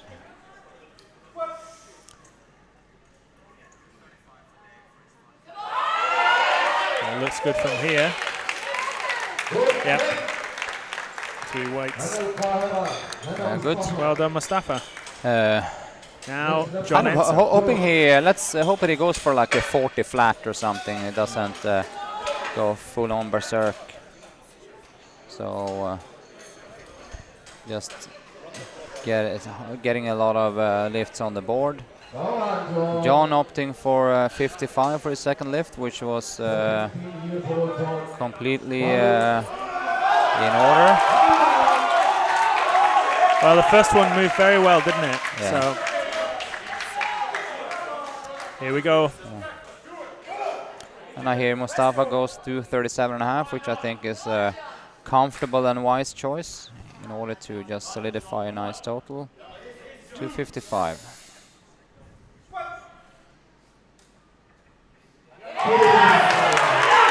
Again, it looked good from here. Yeah, 3 whites. Excellent. I'm thinking gonna go 65 now. Let's see what his coach gonna put him up to. I hope 6. Yeah, I think probably more will go, but I don't think they'll push him high. What did he go for? I don't hear.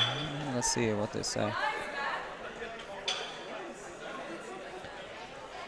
Nasser with 290. This will be interesting to see, but because in my book the first lift looked not little high, it looked very high, but even that they got the squat.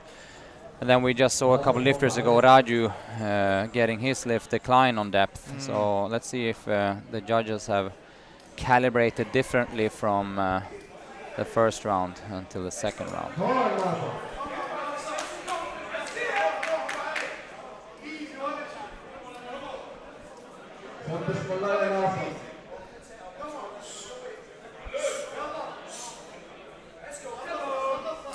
And I see John put in 65 as I suspected, so that's a good result for him. Let's see now, very narrow stance.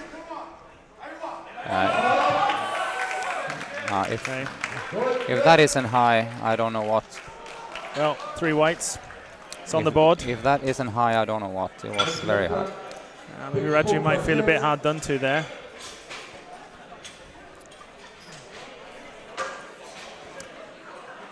And now getting onto these big 300 plus weights. So James Hetherington at 325.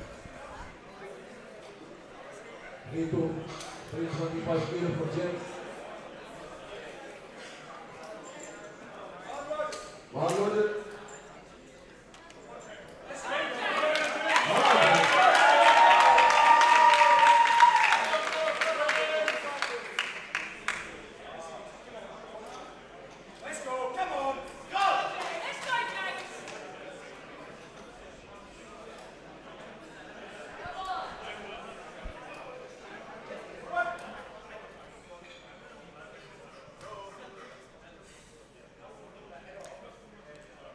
Yep. So again, that looked very comfortable. Good lift. So where does he go next? Probably go 35. Let's see what we have. 335. 325 kilo for Aisha. So Well, whatever you fancy in that, like. I think If you feel confident 40, you go 40, but others feels good. I think that was actually a new record, a Desert Barbell record, right? That broke the previous 315. Yes, as for the competition, yes. Yeah. For gym lifts or for in the gym, no. He squatted 340 on the Desert Barbell Classic. So he's going to hold that competition record until this guy. So the competition record is since James did it first. The competition record is on James. Again, a wide stance.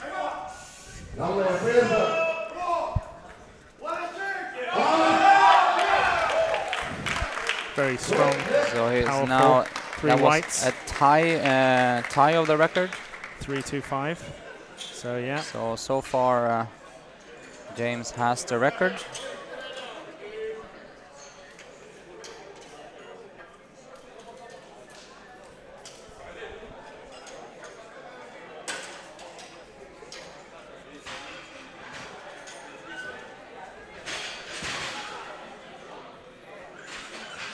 A lot of plates to be stripped off that bar there.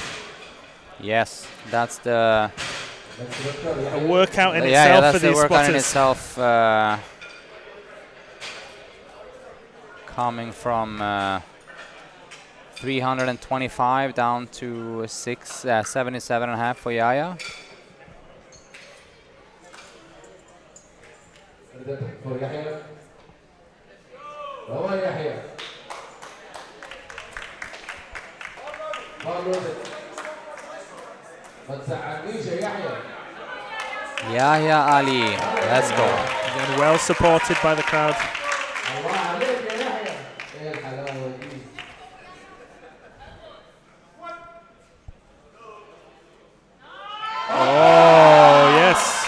good. Absolutely buried it. Yeah, that was. الله عليك يا يحيى. Well done. He left the mark on the podium with his butt cheeks. Yeah, that was. Well, that weight doesn't look heavy on his back at all walking it out, it's, does it? no. He's just in the beginning of his journey. Sure, so plenty to come. يلا يا سيف. سيف نوري.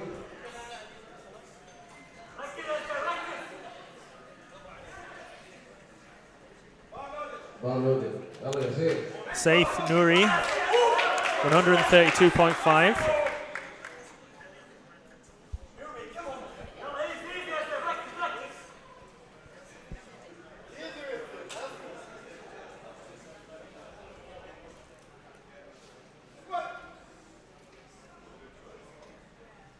Yep.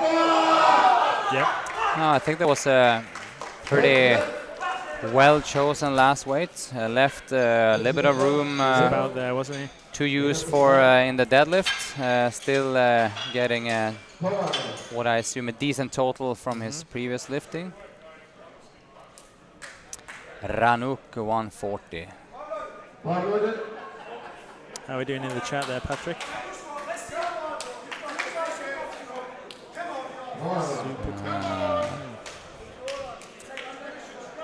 Complimenting John on his looks after his shower, Excellent. and Darren getting powerlifting bug, and we're discussing referee decisions, of course, as always. A super slow descent. Whoops! That was a good catch by the spotters Well and done. loaders. He's kind of lost his balance there at the bottom, right? Fell backwards. And yeah, let's see. Darren says he's looking forward to the classic. Is he coming? Yes, that's been at least I think his intention all the time. I just put up the list of the ones that are qualified as of now, as in before this competition. A bunch of names coming in, just piling in the mid-section of that list, and some a little bit higher also. But Darren is high up on the list, so he will be qualified. Oh, yes. Very controlled. Yeah, it was almost Descent too and ascent. controlled in the Yeah. ascent. I think he didn't reach he wasn't reaching full extended Yeah. position. Don't know. By the way, he's confusingly look like our original Hamad from the Federation. I local thought lifter. it Yeah, was yeah. that guy, actually. When I saw him the first time came into the club, saw him from a distance, and I thought, oh, Hamad is here. And I realized it is Hamad. It was the wrong Hamad. So I don't know if Hamad is watching, but shout out to you if you do, brother. I haven't seen you in a while, but I thought I saw you here last week. Yes. Safwan, 145.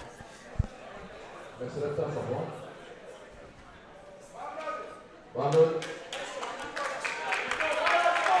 So I'm thinking this will be as comfortable as the other two, right? Nothing seems to have troubled him much to now.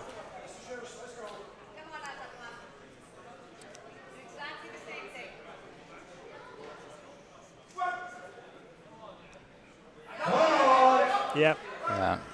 I have a word with Safwan after this. It's they look like an opener. A little bit more weight on the bar, right? Yeah, it actually looked like an opener, Yeah, it but it is a learning experience also. So Well, you know, better that way than the other way. Better Absolutely. than getting pinned Yeah, yeah. in the first one and wondering Yeah. what you're going to do next. I also need to explain to him that knee sleeves did quite a lot for him there. Sharif, I think it was good to see him going 87. I was fearing he was going to do an 85, so he's pushing it just a little bit.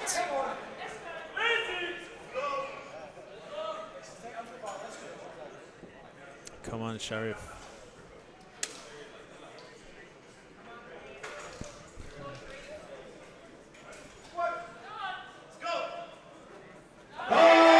Oh, yes.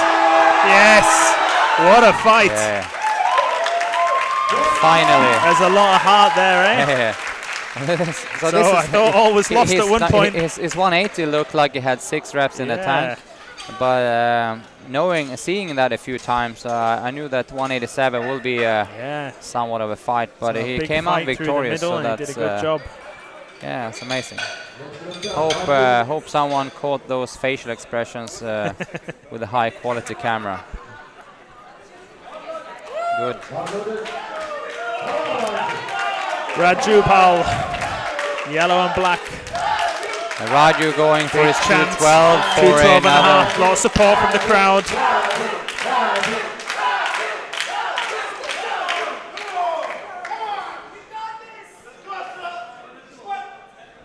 Come on, Raju. Come on, 212. bury it. Come on, come on, come on, come on, come on. Yeah, Yes, come now on. fight, now fight. Yep. Yep. Well, that looked good to me and good to the referees. 3 whites. Yes, that was a very nice lift by Raju. Yeah, and absolutely. he Learned his changed- lesson from last time. He changed his whole skin color halfway up. He went from golden brown to dark red. It's amazing to see. Deep red wine. Yeah, let's see. I'm gonna see the replay here and enjoy it. Yeah, burgundy. Yeah, yeah, that was great. What an effort. Yeah, that was amazing. And he an has a tendency of doing this all-out limit lifts on competition. But here comes Yeah, he Sabinski leaves him also. for the platform. Dave Zabinski again. Lot of support from the crowd. 235 of energy. Dave is the hype master, so Dave won't. He will not give in without a fight Here here. he I'm comes. giving him very high chances of Yeah, making my the money's lifts. on him. Yeah, yeah. Solid walkout. Come on, David. Come on, David. Yeah, certainly deep enough. Oh, Well, just didn't have He it. just took my money. Didn't have it. Yeah, Oh, we no. lost our bets. That. Yeah, fair play. Unlucky. I think it was. Just a little bit too much on the Yeah, a day. little bit. Halfway up, got a little bit of rounding in the back, so he Yeah, lost momentum. yeah, So just need to Kinda catch got his on breath top for a of few him a bit. seconds. Took a lot out of him. Okay, next Mustafa, quite conservative, 237.5. Yeah, this is Should be, conservative for him. A So regulation lift for him, I think. and Unloaded. Yalla Mustafa. really supports the weight choice that he is doing today. First of all, because he doesn't need to push the envelope, and he just traveled with all the mental aspects of And just doing a competed as high-level well. competition, coming back, brushing off the flying dust with a 237 score, which I am pretty sure that, or I'm very sure that it's going to get it. So that's very smart done. Let's see.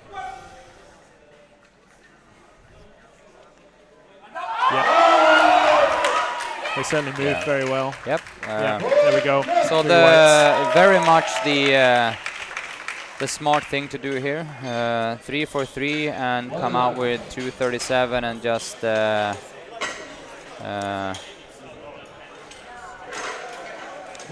Really matured in those things over the Yeah. years, Mustafa. 265 kilos for 17 years Yeah, yeah. old. 15.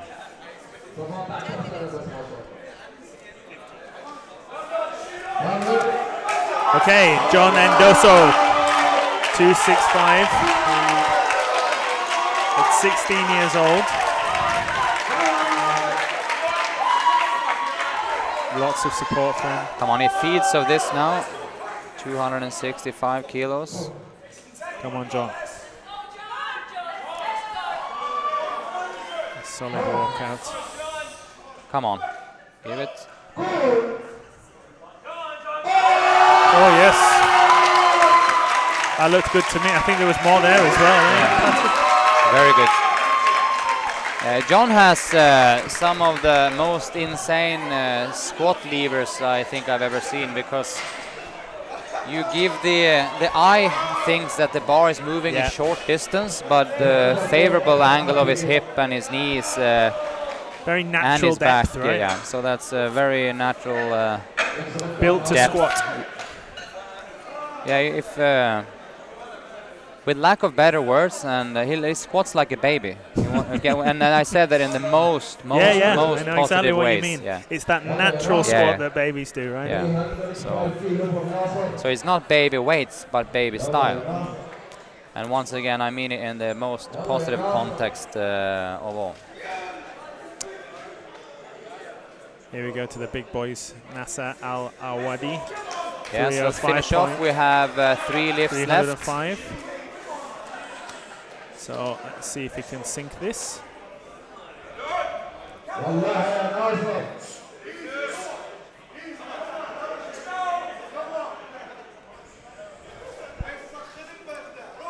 We have 305 on the bar.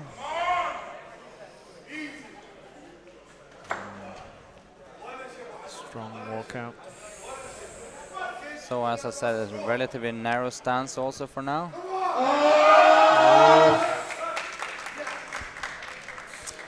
2-1 Two red. reds. No lift. So what I was fearing. But fair play, the weight moves well. It certainly does. But it can be difficult to find depth with that narrow stance, right? Yeah, you really have to trust your quads in the bottom. That's right. So a guy built like this, if he stands more wide, it's gonna feel like you're gonna break him like a chicken. So it's, I think he has a natural narrow stance, and that will be where he is strongest. Moving on then to Hesham, 337.5.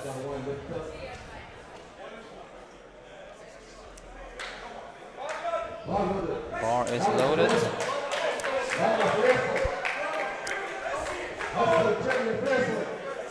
So the last two have looked really heavy on the walkout and then moved really well. So yeah, let's see. Expect the same here.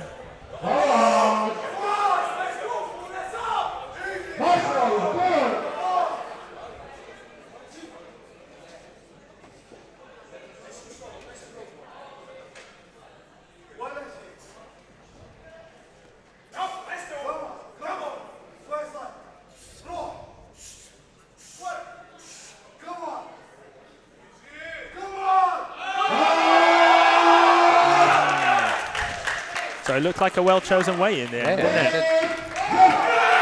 And squat style-wise, in terms of powerlifting depth, it looks a little bit more composed than what's the previous guy's name now?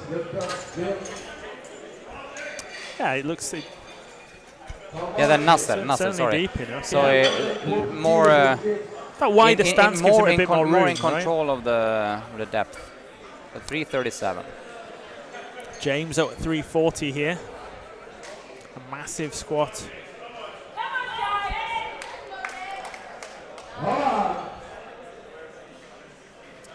I see in the chat a lot of love for John, which is deserved. Is very well deserved. And remember, the guy is 16 years old. So here comes James then.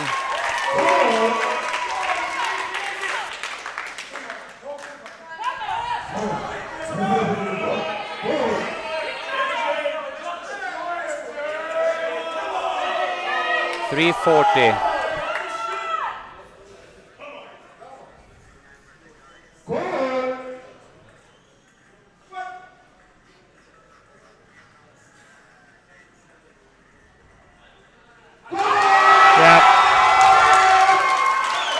Very comfortable. Right. We have more in the tank. This is just the beginning of James's lifting in the region. 340. What's the most weight he's lifted in the gym? Do you know? In this gym it is 340, but we have more to go. James. Just leaving Patrick hanging there for a fist bump.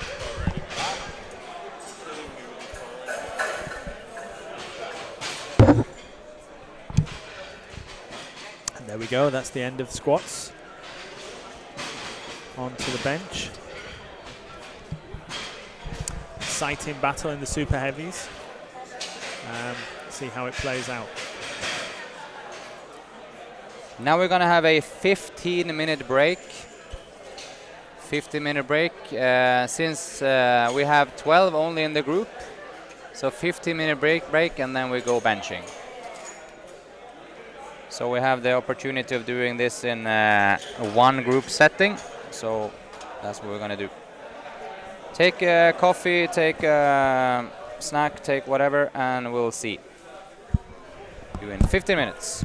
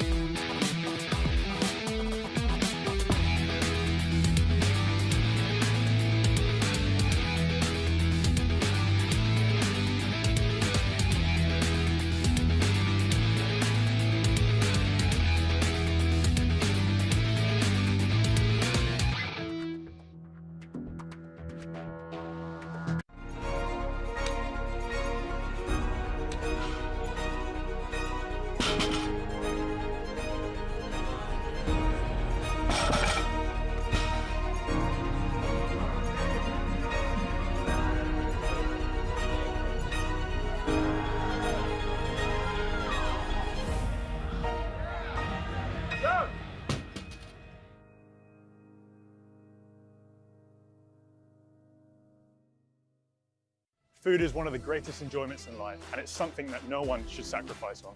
With a professional background in personal training, I've watched countless clients suffer through sad, tasteless fad diets, and I couldn't stand for it anymore. That's why here at Nutrition Kitchen, we're in the business of putting flavor back into healthy eating by sourcing the very best ingredients to deliver a wide range of flavorsome, nutritious, chef-cooked meals right to your door. No matter how hectic life is, never sacrifice on flavor.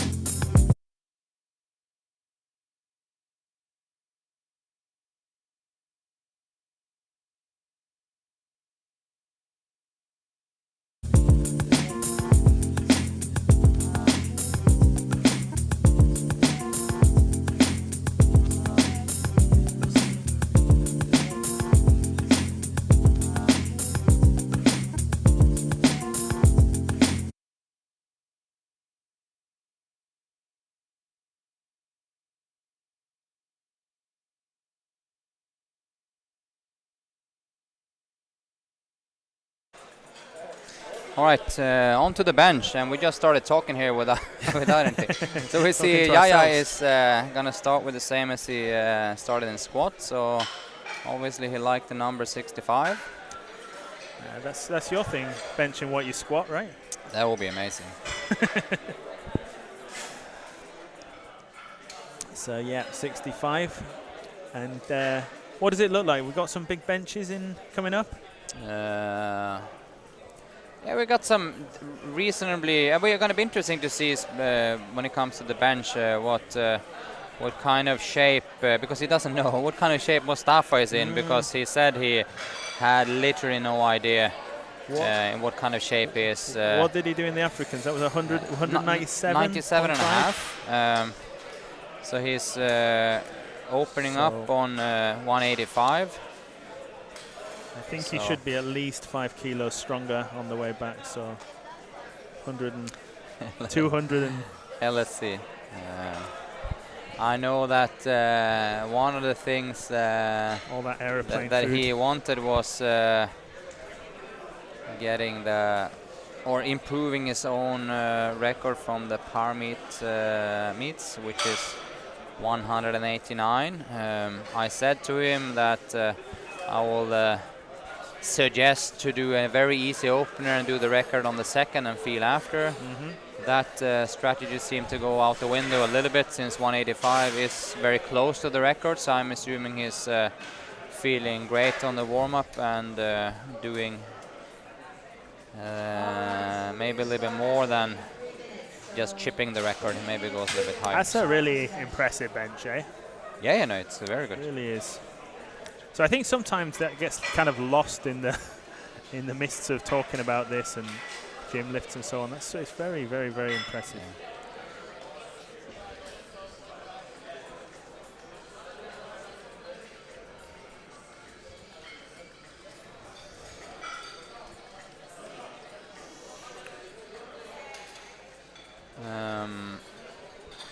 Yeah, it's already 3:30.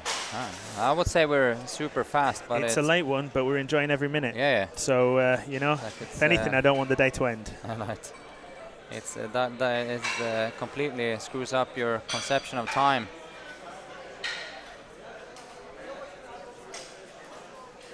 Oh, there's slightly different timings to the previous ones, right? It used to be you were all done by... No, the thing this year was we were over 90 lifters, and we had to chug away as many as possible yesterday. And then today we had a slightly different schedule, but we had a few dropouts, so we kind of hopefully we will end. We're probably gonna end around 5 anyway. Then it's a matter of putting the club together to normal and going home to get some rest, and then we just up and do it tomorrow again. Back to work. There you go, victim of your own success. And Usair Anouf in the chat, I heard a bench set rule change recently. Yes, they did, but it's not into effect yet. The bench rules are changed, but that comes to effect on the 1st of January. These kind of decisions needs to be announced ahead of time. So I don't think any of those changes will be really affecting guys up here in the super heavies anyway, right?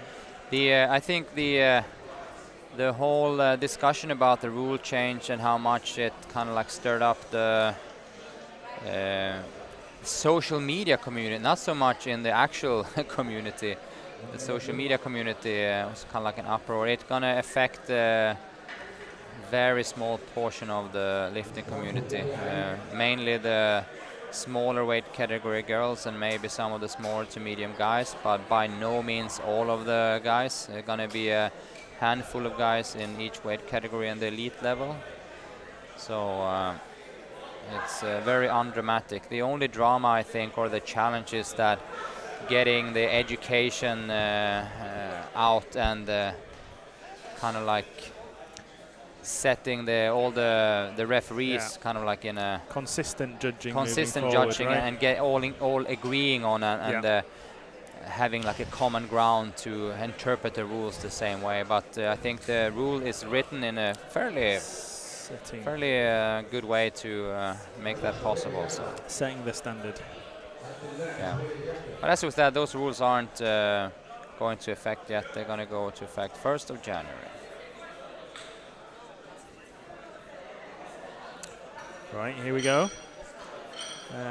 Yahia. Ready to go. Raring to go. Bars loaded.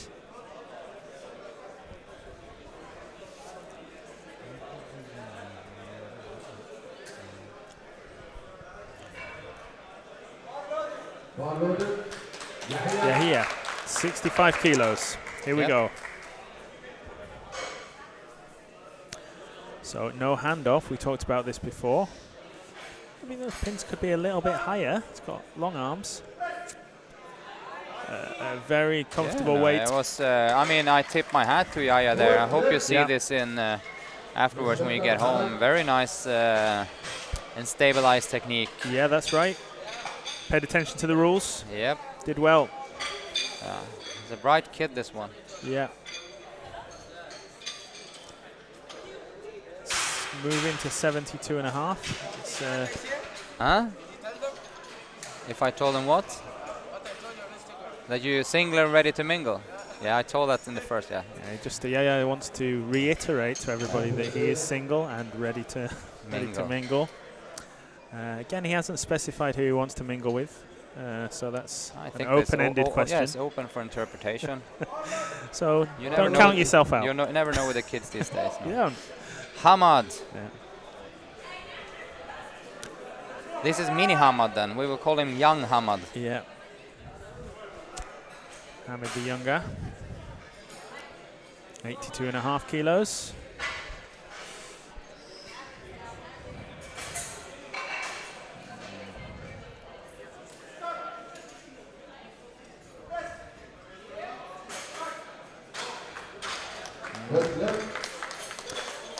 No expert, but I definitely think a lot of these guys could benefit from a slightly higher rack position here. I completely agree.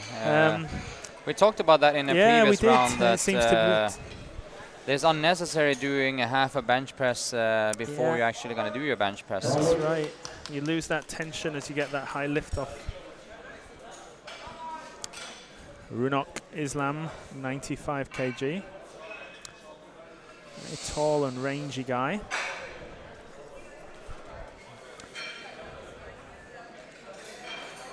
Set up there using the bench.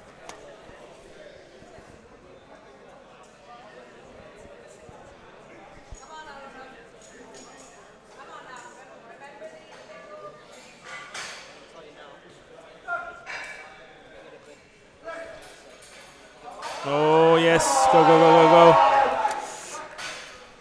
Well, it was a bit spicy for an opener maybe. Yeah. But so that opener, yep. There he got there in the end, so it's on the board.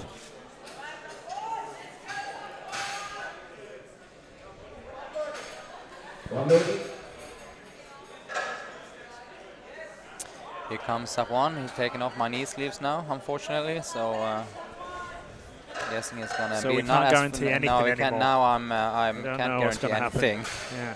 He's on his own. Again, another half bench to start. Yeah. Yep. Good. It's his, 3 whites. There we go. Hope he's gonna do another meet. We'll do some. Haven't seen him lifting too much bench. We'll just make sure to mention that.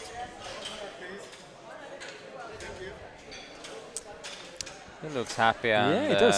It seemed like a comfortable lift. Yeah. So.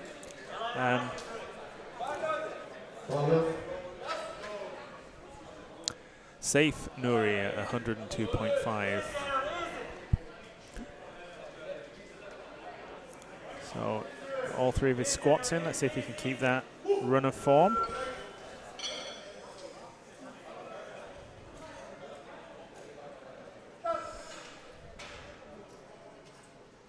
Yep. Yeah, seem comfortable. 3 whites. It's on the board for safe. Now, Raju Pal, 120 kg. This should be well within range for him. Yeah, for sure. This is, I think this will move just fine. I'm most excited to see Raju's deadlift and see how he can. Me too. I mean, that's definitely a standout lift, isn't Yeah, it? no, and he's a he, deadlifter. he's a showman in that he never gives up without a fight. Yeah.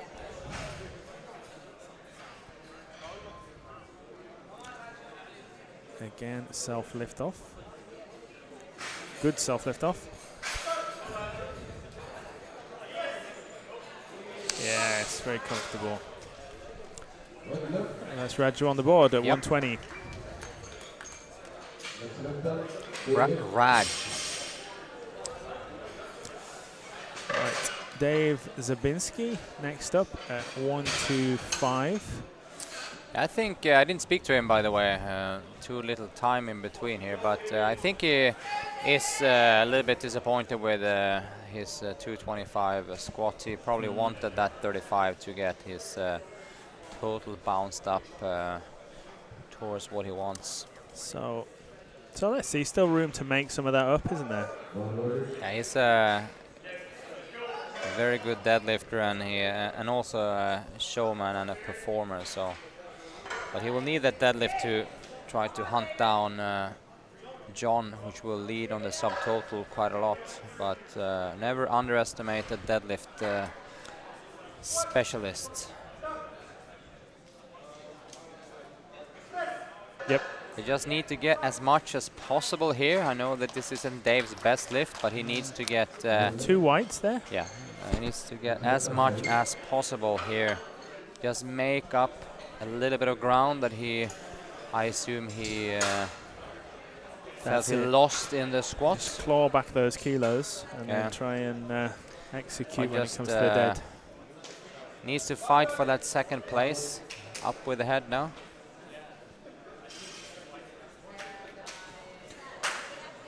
Sharif at 135. Yep.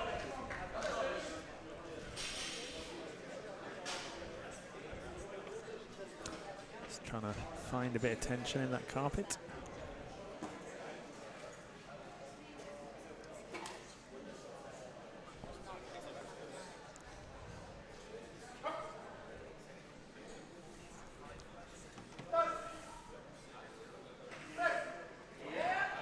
Yes. Again, he very kind of comfortable. he benches like his squats, which is great push from the start, and I think that there will be. You're gonna look super fast until it's not super fast. Yeah, and very fluid. It's like momentum kind of stuff, isn't it? Here's a little bit of a benchmark to see where John might be able to reach today for the bench. Because he often in the gym when John trains, but I've for some reason missed quite a lot of his benching, so I don't actually know how high his capacity is. The squat and the deadlift I see in almost all his sessions last couple of weeks, but not the bench. Well, he made short work of that. Yeah. Like a wild guess would have been before, like up in the high 40s, close to 50. Yeah. But that very well, didn't it? That promised something similar. Yeah. But he got red lighted for what? For the hips. Yeah. Okay. Okay. So just got to keep him down. Yeah. Okay. So his coach opting to go up to 42.5, which in this particular case actually feels kind of reasonable. So we just right. If you make a good stab at that, you can push it on the third one, right? James Hetherington at 155, coming off the back of that massive squat.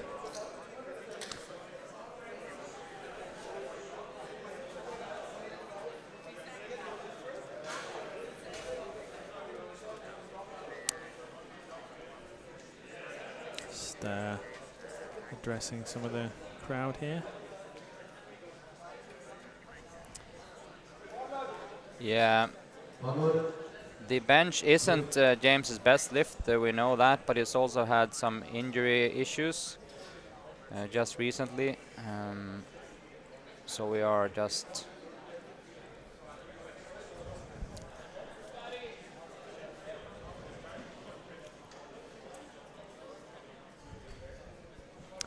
Here we go. 155. So again, So we're just gonna take what's there Runde. for today.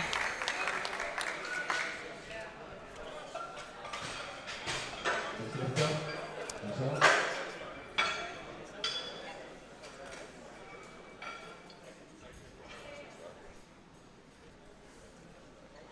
Hesham Adam, 180 kg. A big opener.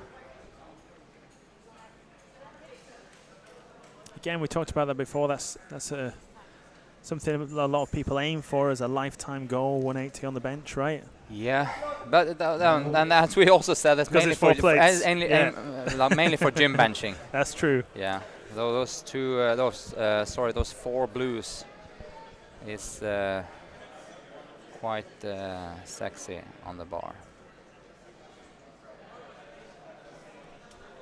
Let's Here we see go. how he handles it. Hesham Adam.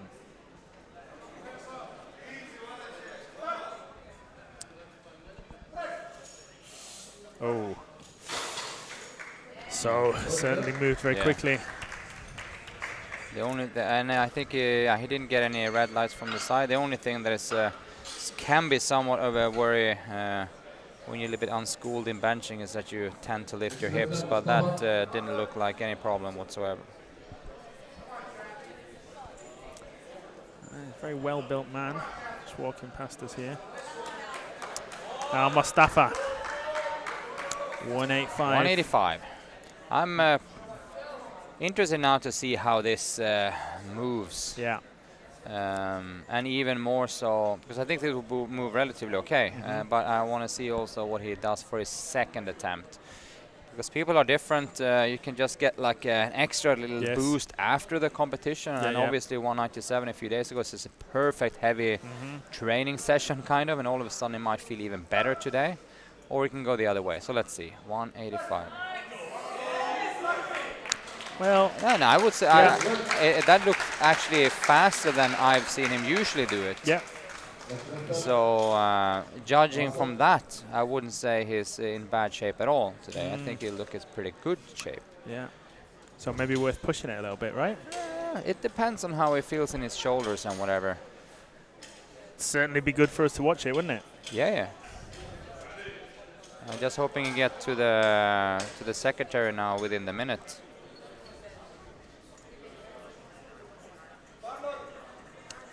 Okay. Next up, Nasa Ali Awadi, 185 kg. And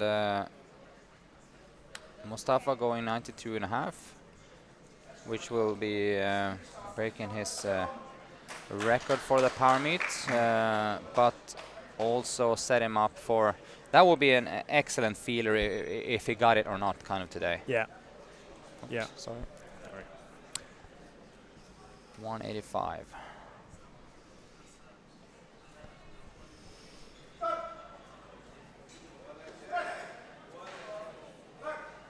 Looked solid. Yep, 3 whites. Yeah, solid but not overly Not overly fast. quick. Yeah, so Yeah. let's see where he, I don't He think he didn't has fly a up.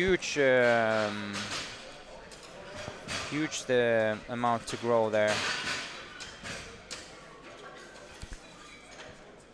Let's see where it goes to. Let's see on the list here. So Mustafa 192, Hesham will go 180. No, Hesham's more than 180. I think it was 180. Yeah, last going time. 190. Sorry. 190. And Yeah. Nasser going 192. Let's see. By the looks of the 85, 92 might be a limit lift, because especially in the bench, there is no way to hide. Kind of, if you're not strong enough, you that's will. right. Will overpower you. Yeah. Yahya, Jaya. here we go. 2.5. 172.5. Go on. Yep. Yeah. Well done.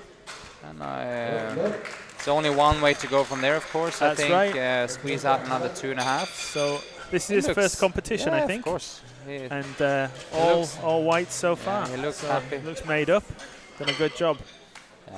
Yeah. He almost promised me to sponsor the next power meet. So let's see if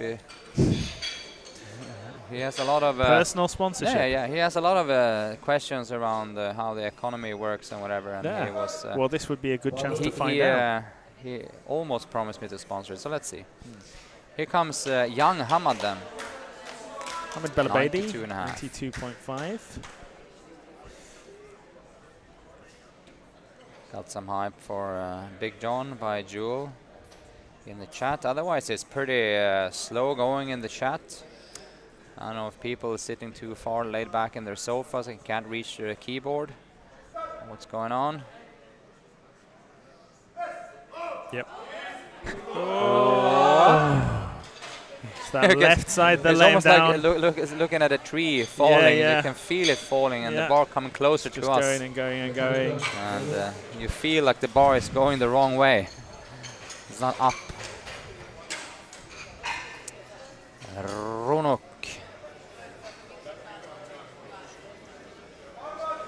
Download. 95. Unok at 95. 95. Let's see.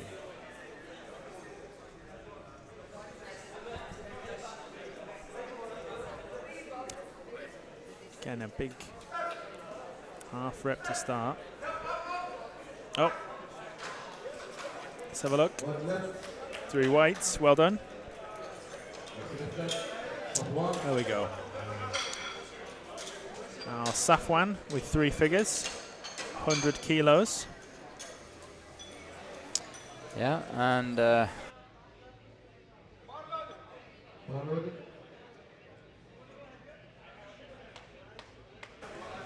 especially if you by no means is a powerlifting specialist, just started after years of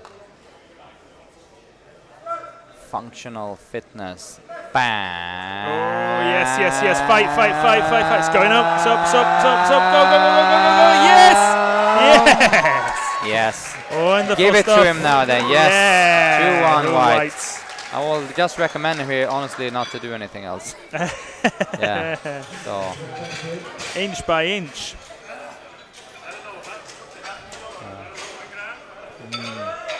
So well done, Safwan. Yeah. So at that point, it's just about whether you keep going or not, isn't it? Because it's so easy just to give up. I would say like I would skip the last one. We'll just skip it in favor of just chilling and starting warming up deadlift. Saf, you don't have to do another attempt. You just skip it and start warming deadlift. Okay, safe Nouri. 107.5. 107.5. So everything else, previous ones worked out for him, so here we go. Yeah, let's see, safe.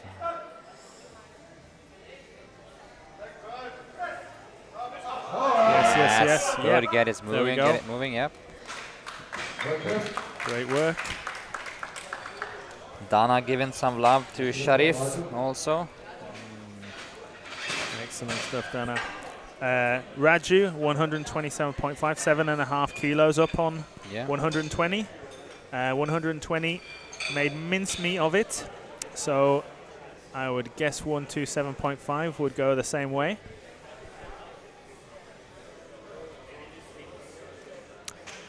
A bit of music pumping in the background here to get people's spirits up. Yeah. 127.5. Raju Powell.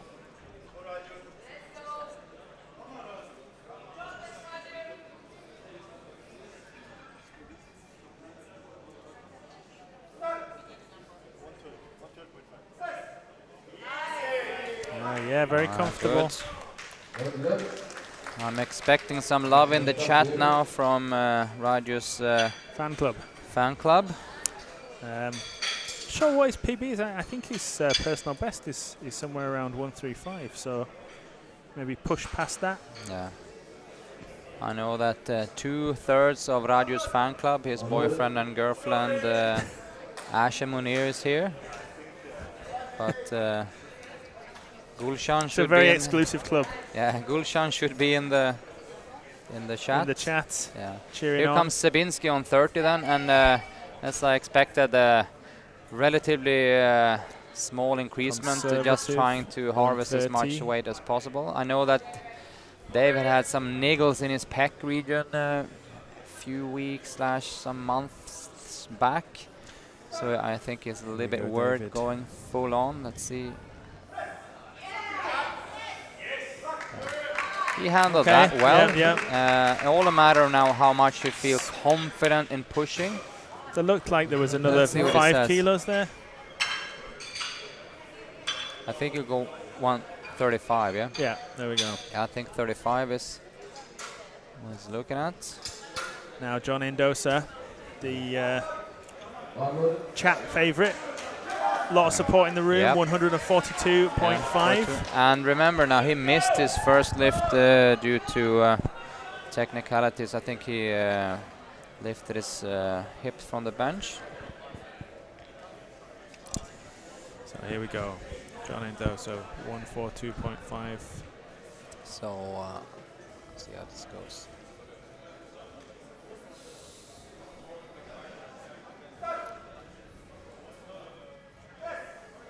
Yeah.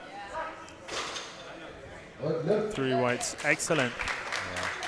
So there's a lot of power there, Yeah, right? it is. There's a lot of power there. So where would you go next? 150? No, 50 I'll go. Yeah. Or 47 if I'm gonna just get 52. Oh, they go 52.5, okay.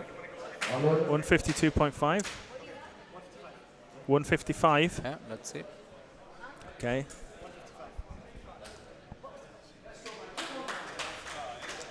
Well, all the others move very quickly, so why not?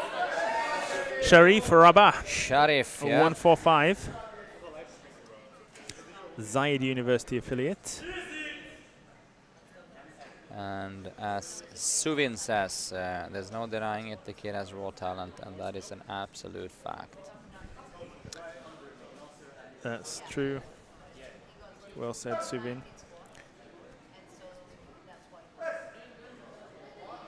Yep. Let's see, yeah. Yeah, 3 whites. And also Well I done, see Sharif. that Raju received some love here by Nick also and Suvin. The Filipino beast is back. I'm guessing that's for John Endosa. Yeah. Raju is the best. I don't for Nicholas know where he's Montero. ever been, because he just started, so he can't go away and come back. That's true. He true, came yeah, back yeah. from the shower, though. Back- We know that from previous, he had a very previous long shower. message in the chat. Even Here also comes Raju, James the then. man, the myth, the legend. Okay, James Hetherington, 165 kg. Come on now. You got this, James. Here we go.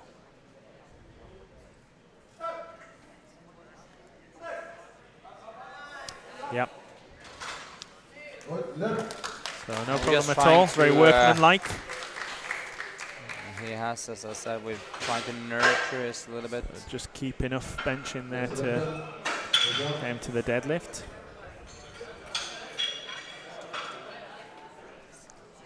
Now this is where it gets a bit interesting. Good. Three guys very close to each other in terms of the weights they're selected.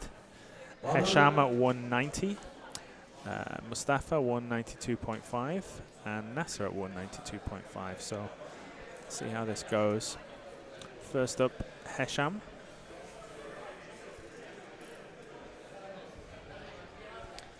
Out of the Mustafa, I'm pretty sure will make it. I'm very sure also the Hesham will make it. I think Nasser is the one I'm interested to see if he will make it. I think this will be fine. Yep. So that was not a limit lift either. Not at all. There's a lot to go out there, I'm right? thinking he's either going to go for the 200 it'd or be- 195. It'd be nice to see 200 plus, wouldn't it? I don't don't think you're gonna go plus 200. That will be a weird elevation. 2-0. Going 80, 90, 202. That will be a weird distribution of the weight, to be honest. That's true. Here we go, Mustafa. 192.5.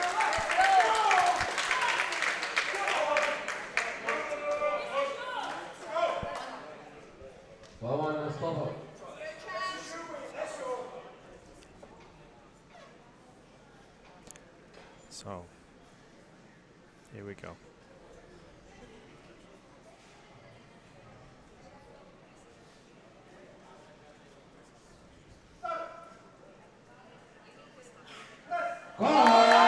Oh, yes.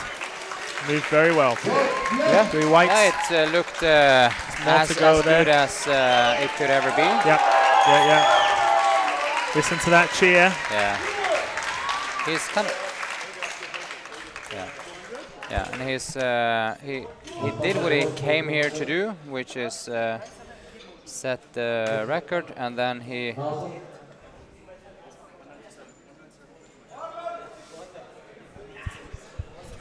Remember, you can do any kind of weight you want. 98, 91. You can do.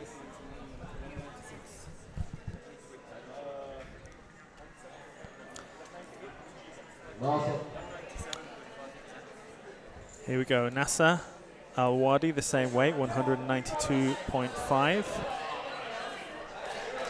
Yeah, this will be interesting to see. So it didn't look like a piece of cake last time round, did it? So this yeah. This will certainly be a challenge. It moved, yes, but it didn't move. Yeah, moved quite as quickly as the other two. Incredible. Let's see.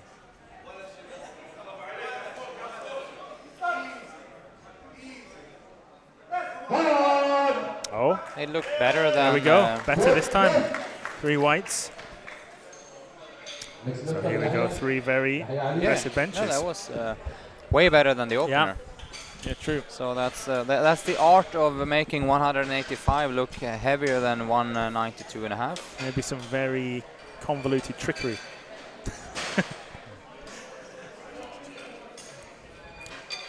So let's see where they go next. Is anyone going to 200?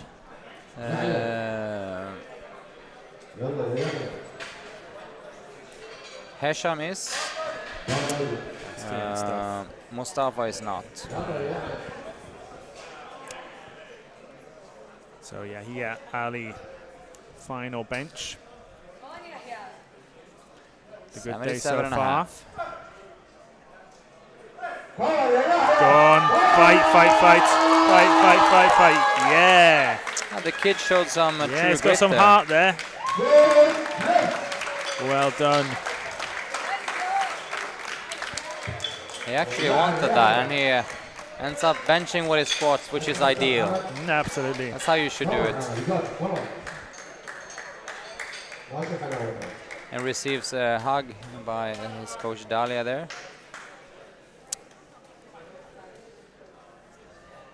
So it takes some doing as that bar slows down. It's just as easy to give up as keep going, isn't it? So. Well, here comes young Hamad then with 92.5. Hamad Bella Beida, 92.5.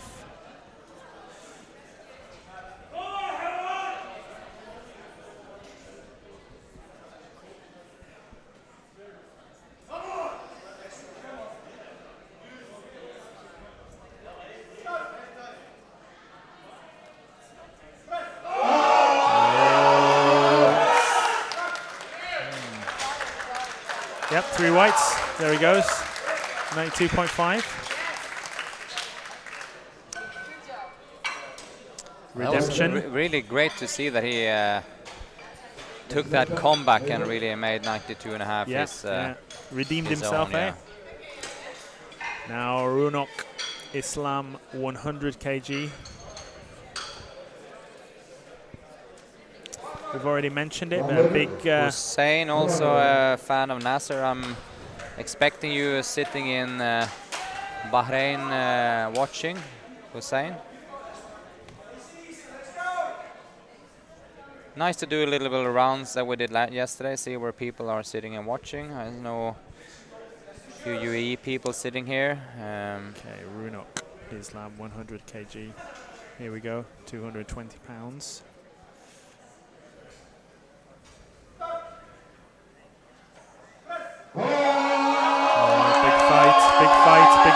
Big fight. Oh, just didn't have it. That was the closest of misses, honestly. Half a kilo less and he would have got it.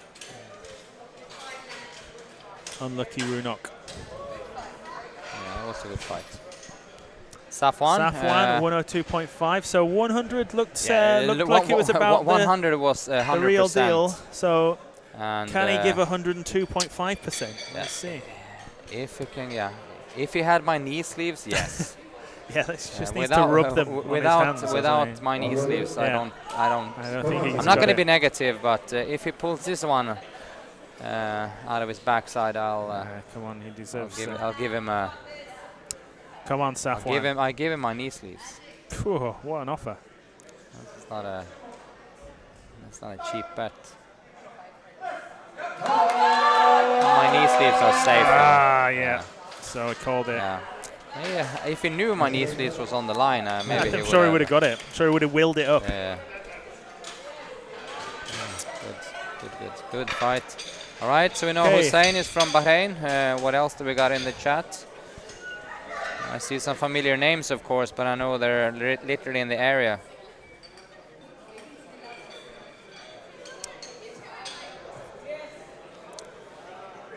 Yep, so... Is your brother still in the chat, you think? Or I think he's got better things to do with his time. Oh, does he? But he should be. He has a short attention span. A very short attention span, yeah. Yeah.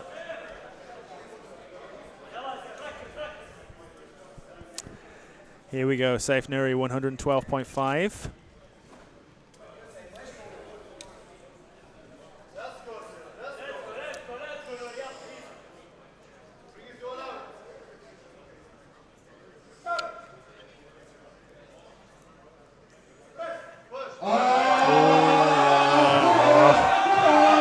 Goodness me.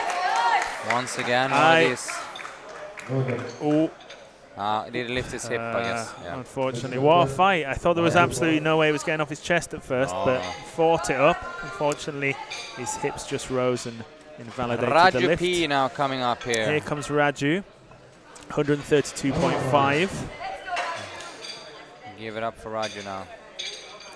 I know on social media he's been lifting weights close to this with some success, so it's definitely in his wheelhouse. Yeah. And he's dressed for the occasion at least. Dressed for the occasion.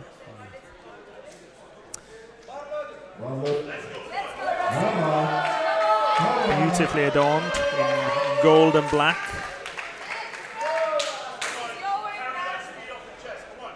Let's go. Come on, Raju. Coach Daddy. Shout, Coach Daddy. Solid lift off. Now press.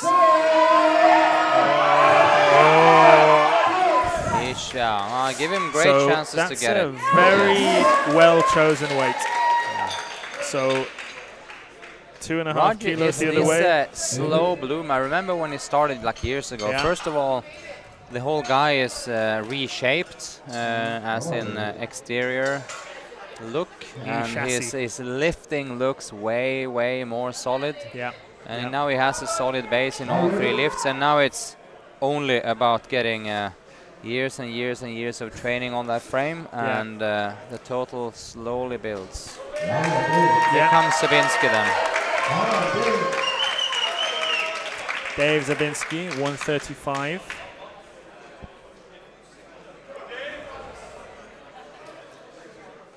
So here we go. As we've said, just trying to harvest those kilos before the deadlift. Solid lift off.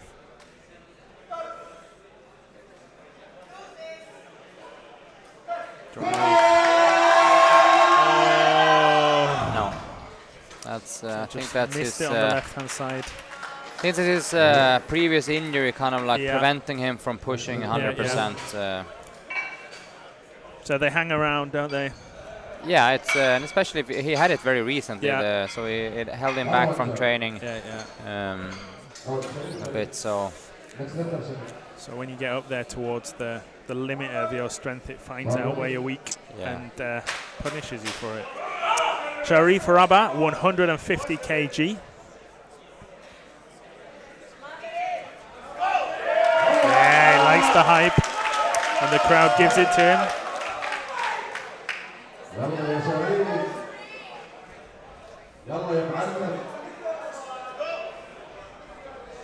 Come on, Sharif.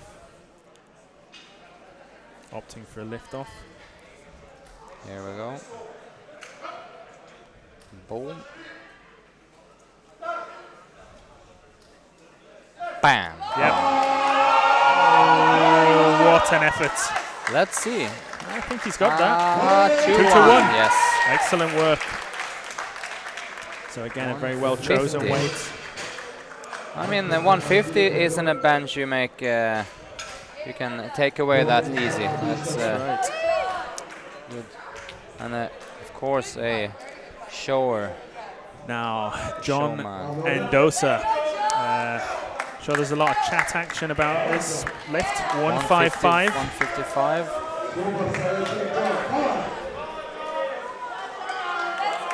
A lot of support in the crowd. Here we go.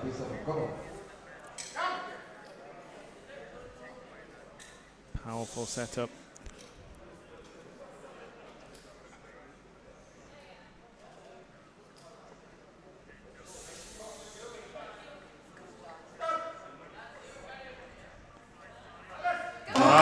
Drive. Oh! That was just a little bit too much.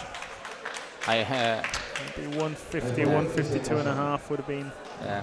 And remember what his coach suggested. What did his coach suggest? 150, 152 and a half. Yeah, no. But once again, you know, live and learn. John is a young kid, and of course and the rate of progression for a youngster like John is incredible. So it's almost hard to judge. And we get to the big boys. Here comes James, and James he's 72 and a half. Crowd favorite here. So 172 once again. Just trying to.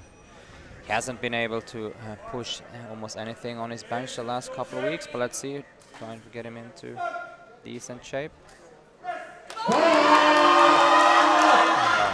Just a little bit too much in the end. A little bit too much today.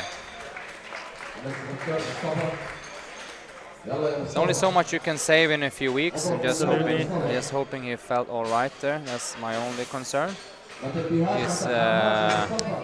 So now we've got. I'm gonna talk to him afterwards and see how it all works. Now we've got 3 big benches coming up, starting with Mustafa, 197.5. Then two lifters at 200. Come on, Mustafa. There's a lot of energy in the room for this bench. It's almost like he was hyping up the side referees. Yeah, he was. Like, it's maybe a good idea. I don't know. Well, that's a strategy I haven't seen in the last couple of hundred years. Let's go, 197. This is what he did a few days ago on the African champs. Repeat performance. Let's go.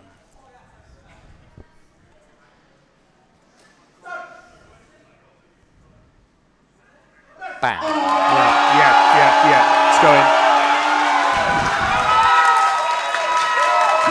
Very powerful.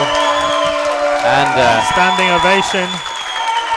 And I said to him, go 198. And I think that would have been. He would have had it. Yeah. And that would have been a lifetime competition PB. Yeah, he would have had it. But now I did 197. There we go. He's still on the record boards, of course. Good work. And it also, remember, this looked actually better than 197 at Africans a few days ago. Certainly did. So that But plane, also on that competition, he had to do 4 lifts since one of the spotters interfered on one of his lifts, so he was actually a There you little bit go. fatigued for that. So there you go. So sometimes you just assume travel's going to have a negative effect, Yeah. and it's not necessarily the case. this Now, guy Nasser needs to Nasser. put his singlet on. Al-Awadi. Yeah, I think he needs to He needs to put his singlet on. get dressed. And he needs to do that off the stage, and the time is ticking. Okay. 30 seconds to go. Wonder why he ever took it off, to be honest. Don't know. Yeah. We may never know. 20 seconds to go. But here he is. Okay, Nasser. Ali 10 Awadi, seconds. 200 kilograms. I will be surprised if he doesn't get called for time here now. It's time. Time, yeah. Time, yeah. Unfortunately, it just has to be on time and have your equipment in order. Yeah. I think I'm not sure why you would take your singlet off at this Yeah, no, point. that was, But it is what it is. always sad when a lifter doesn't even get the it's chance. Frustrating to, for us as well. It would have been nice to do. watch and see what happened. But luckily, we've got Hesham going for a 200 kilogram bench now, so we have got the chance to see I think, his I weight think to hoisted. be honest, he has an even better chance. I think so. I think so. The previous ones have looked comfortable, so I would expect this to be similar. 440 pounds, give or take. A well-built man. Here we go. 200 kilograms.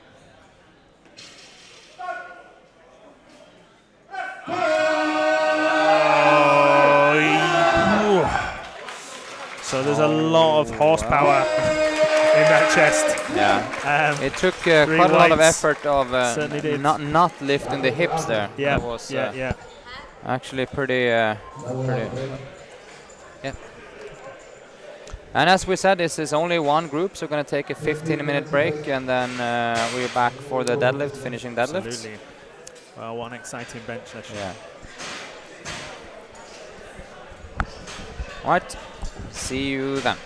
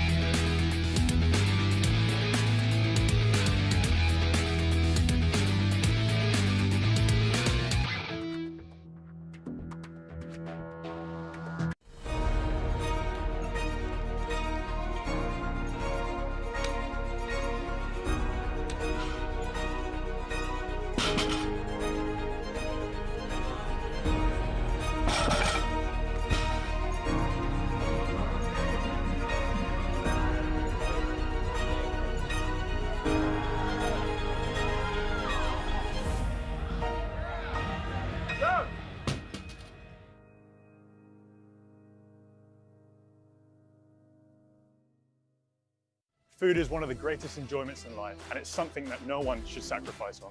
With a professional background in personal training, I've watched countless clients suffer through sad, tasteless fad diets, and I couldn't stand for it anymore. That's why here at Nutrition Kitchen, we're in the business of putting flavor back into healthy eating by sourcing the very best ingredients to deliver a wide range of flavorsome, nutritious, chef-cooked meals right to your door. No matter how hectic life is, never sacrifice on flavor.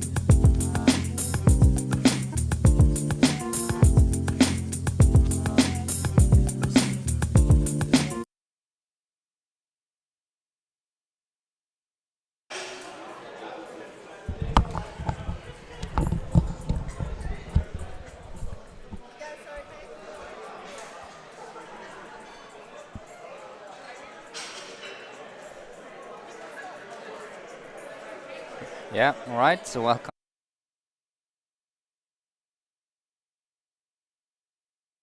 Of death. The exciting part, the bitter end. Yeah. And we're going to see some massive deadlifts here, aren't we, Patrick?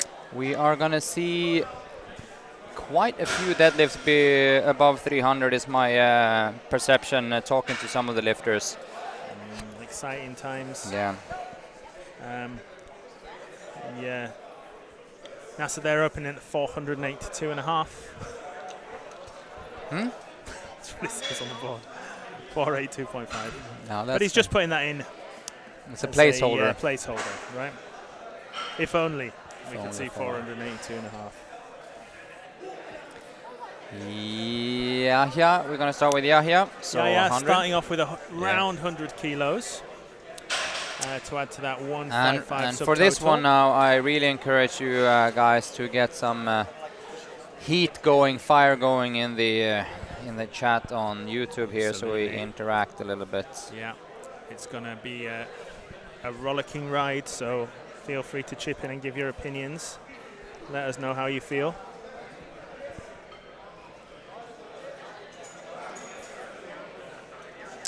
I'm gonna crunch a few points here, so we keep that in mind also, by the way.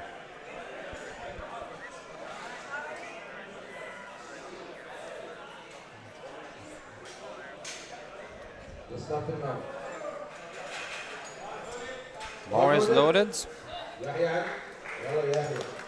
Okay, here we go. Yahya Ali, 100 kg, sumo stance. And that's easy money. 3 whites, Yeah, 3 great white start. lights. And he's having a good day. Very much so. And I am just crunching some numbers here for the Best Lifter Award, so we keep that in mind. Next we have Runok Islam.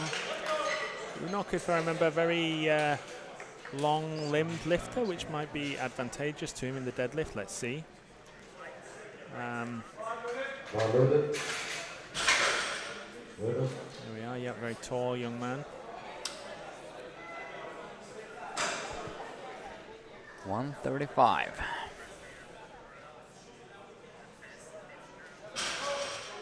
Oh yes, very easy.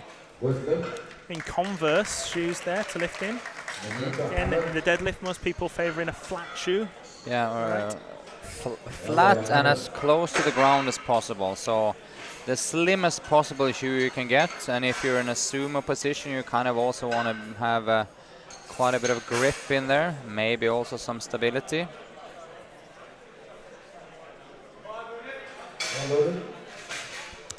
Hamad. Faisal have an interesting question here in the group chat. I'll take that later after young Hamad. Whoops, sorry. I see that. I already know the answer. So. Hamid at 185. Here we go. Big brace. Drive off the floor. Yeah. Troubling the judges. Yeah, so the question in the chat from Faisal is about sumo. Is that going to go after the arching decision? I think no. The sumo deadlift and the regular conventional deadlift is far more alike, I think, than and a little bit or quite a bit less depending on levers than almost zero range of motion bench press. I don't think there's going to be any issues there. Saying he likes nanos on all lifts. Not sure what nano is, are you? What kind of Nike. shoes are those? Nike? Oh no, Nanos. Darren also liked to never tie his shoelaces. Yeah. So maybe that's the secret. Yeah, missing. Yeah, exactly. Yeah, no. So it's a CrossFit shoe. Darren like those untied, which always amuses me, and I try to pick on him for it, but he never kind of like clings onto him. Okay, here we go. Saif Nouri 190. Yeah. Oh. Three Safe. whites. Slowed down a bit there at the top, but still very comfortable. Really getting The fight of the day in terms of like head-to-head, I think, is mainly the John versus Sabinski battle. And as I said previously in the chat, previously, and I think it was in the morning when we talked about it, even if Sabinski is as of now still trailing, I do hold him as a favorite, just due to the fact that he is a great deadlifter, and when you're a great deadlifter, you're gonna end up pulling what you need, and Sharif Rabbah kind of adjust after that. 202 and a But half. let's see. There we go. Sharif.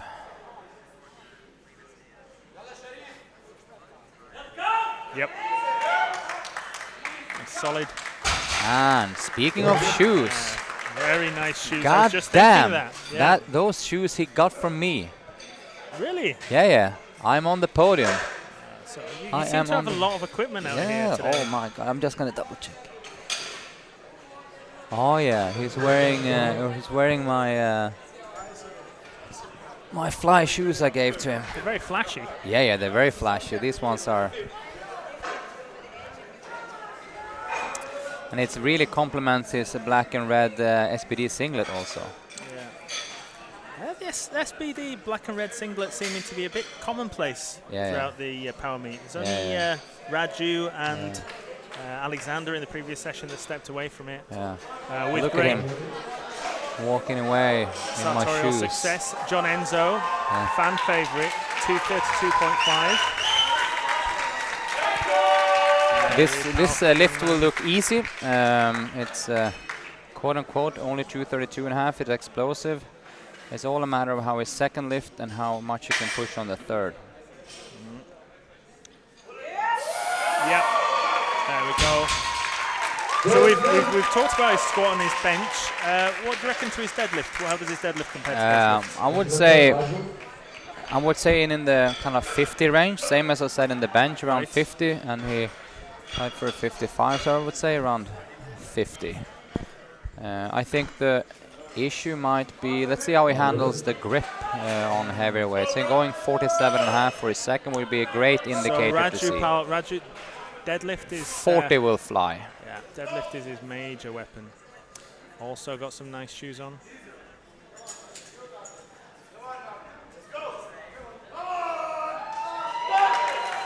No problem whatsoever.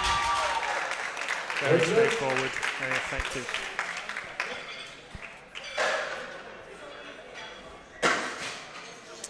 Yeah, I think Raju has his eyes set on I think what they put, I think visually I would want to see him try for 75. Exactly. Let's hope so. Yeah, but it's he done. Didn't he do 70 last week? He did. But 70 with the plastic clips, but 75 with comp collars is as sexy of a load. That's true. It's very aesthetic. Yeah, we're not gonna forget that. Ali Awadi 270. Yeah, no problem at all. Let's see about the shoulders there. Yeah, I was a little bit worried. Wearing a soft belt, I think. Is it? Didn't see softer, maybe. Yeah, it's a softer variation. It's not super soft.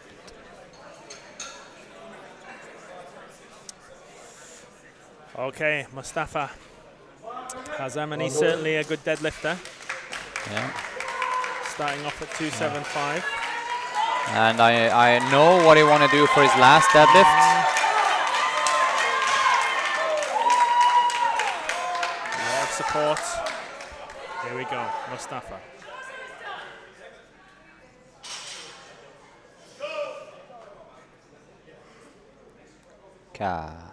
Boom. Yes. Very powerful. Got a red light Right for from the front. shoulders. Okay, I'm sure I can sort that out for next time. Zabinski doing the same weight. 275, same weight.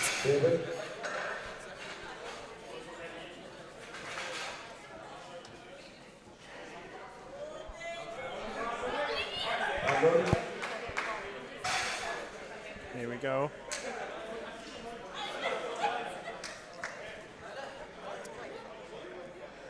All right, 275.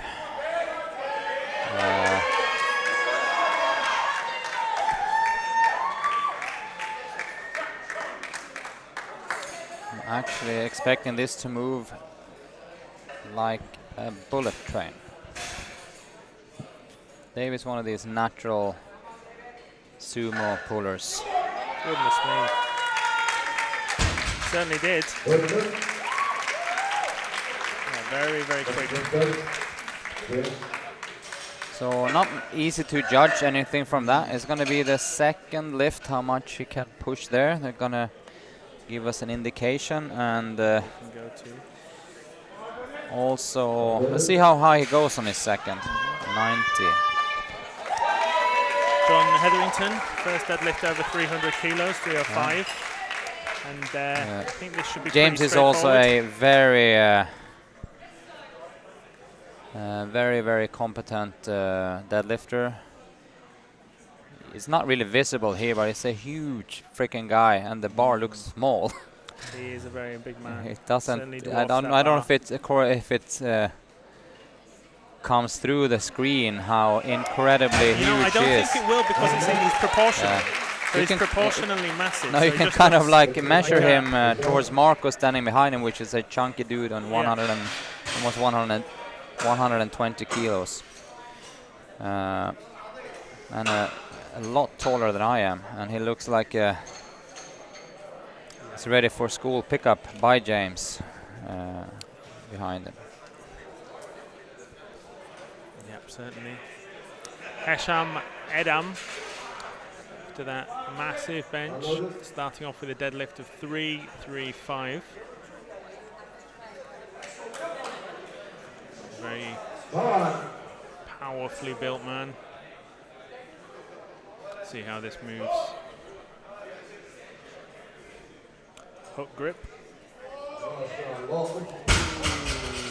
Just lost his balance up there. Well, at that's the top. not easy. So No. he's in somewhat of a. Well, it's not an easy situation now, right? 335. No, but the thing I do hope that he thinks he has the potential to pull this, but I think it's slamming down hook grip that fast and rip it up seems like a relatively ungreat idea. Well, let's see. Let's hope he manages to pull it and get a total. Now, Yahia, big jump, 117.5. 100 was easy for him. So this hopefully goes the same way. Just more grit to the mill.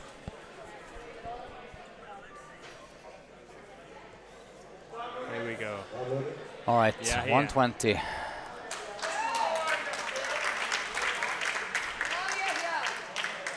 Again, another hook gripper. Nice. I actually spoke to his mom just before this round started. And his mom is very proud, and his younger brother Ali will also compete next time. Rightly so. It's going to be a family affair. Why would you say, Patrick, hook grip and sumo go together so well most of the time? It's mainly because you, since you're gripping way like within your knees, you have a more natural shoulder position, and it's so easy to get what we call the windmill, kind of like syndrome when you pull sumo with mixed grip. So if you manage to persuade your pain level to accept hook grip, it's actually pretty favorable. Runok, 142.5. Another hook grip. No, mixed grip, sorry. And there's also a lot of examples of people pulling incredibly good sumo with conventional mixed grip also, of course. But I think also the hook grip, if you manage to put it off, also is very favorable because you have both arms in exactly similar position. It's easy to keep the bar fairly far out in the fingers and also have a good shoulder position. So. Yeah. Safe Nuri 195.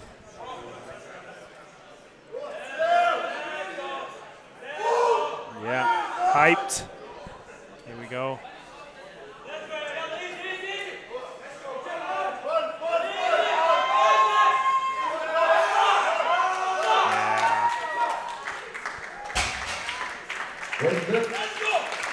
Bar slows down a lot at the top there for Safe.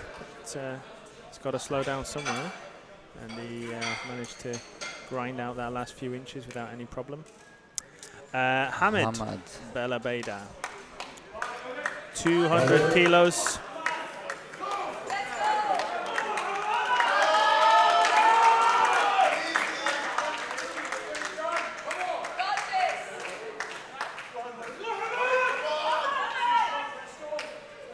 Here we go, Hamid, young Hamid.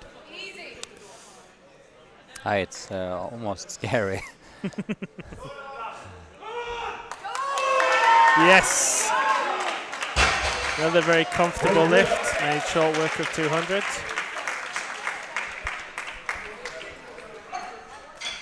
Sharaf moving. I see in the comment section, by the way, before Sharaf comes in, the deadlift Don is back. As in Mustafa's old, or his nickname, Deadlift Don. We all thought he's going to change it to Bench Don since he's a bench specialist. He've cut Saf with 200, and I know this lift is a weight that he wants, but I'm pretty sure he's going to make pretty good. Yeah, good. No need to worry. Nope. And this was exactly what I told him. When you get on the comp podium, the weights, especially in deadlift, will feel high, feel a lot less. That's right. Come on up now, then. Now Sharif, 212.5. 210 today.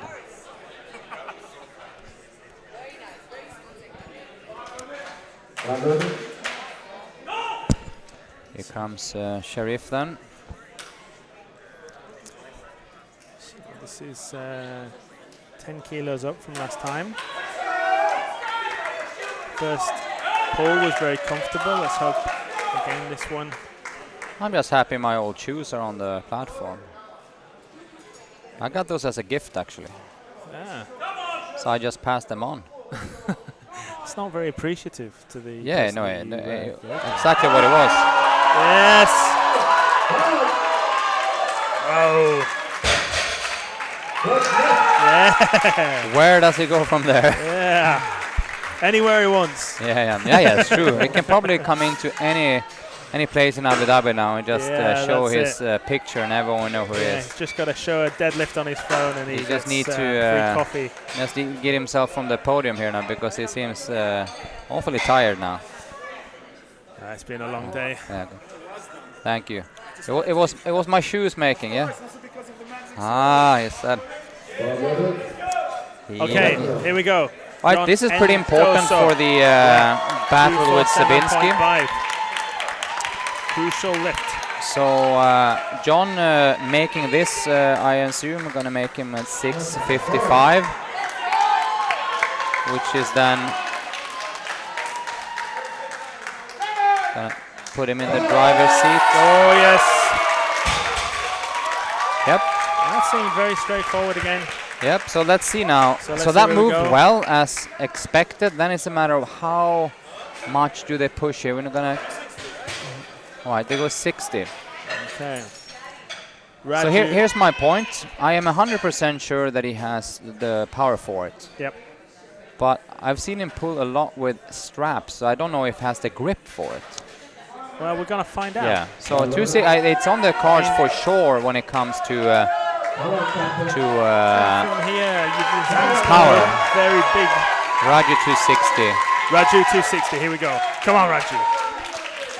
Getting a lot of support in the crowd for Raju.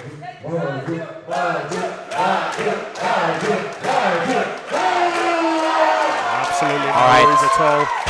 Let's load 75 now, Raj. That's a lot more. 75, please. 7, 5. 272.5.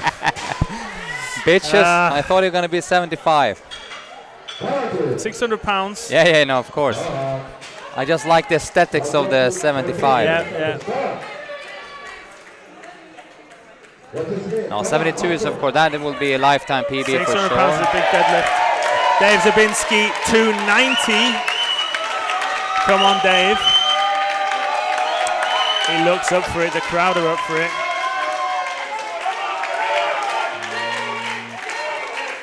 Look at the clock. The crowd chanting David.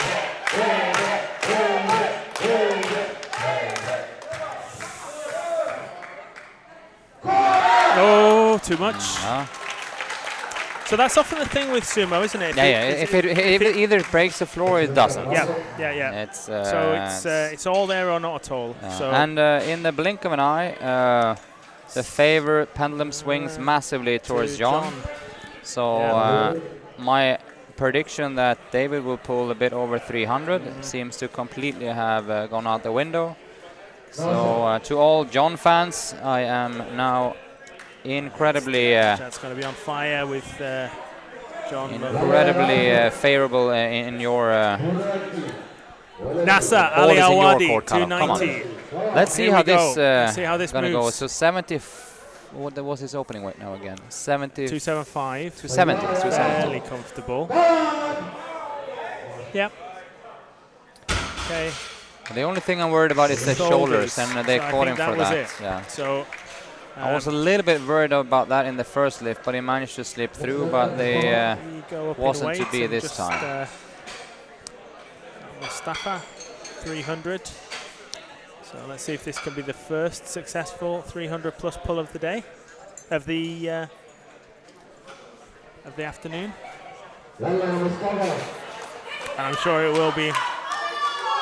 Yeah, I think this will go. Here we go, Mustafa. Marco there just taking some of that chalk out of the knurling. Nice and sharp. Come on, Mustafa. Stalking the bar.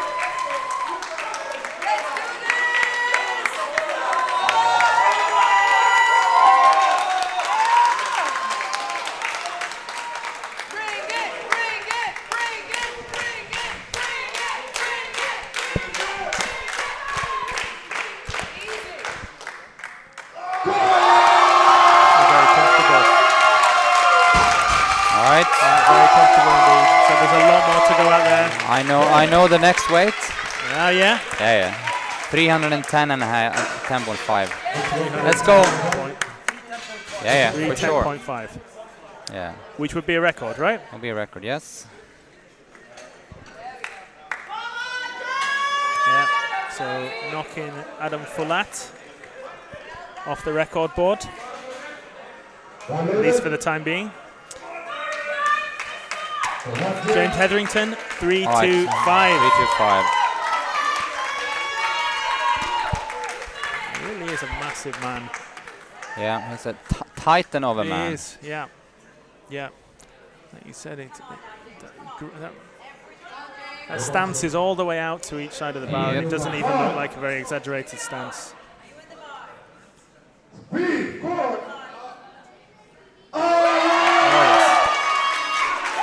Again, very comfortable. Blue whites. Tremendous. Great. Yeah, so going 335 more in the last lift. Just now, this is going to be an interesting one. Hesham. Yeah. So, first one, he struggled to get close to it. So if he wants to stay in, he's got to Try and find a way to get this out. Come on, Hesham. Yeah, let's see. I'm hoping it takes its time a little bit in the bottom, so it doesn't Yeah. just a little bit more time now.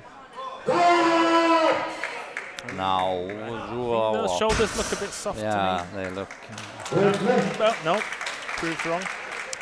So there we go. 3-3-5 for Hesham. Okay. Yeah, here. 1-3-5. 1-3-5.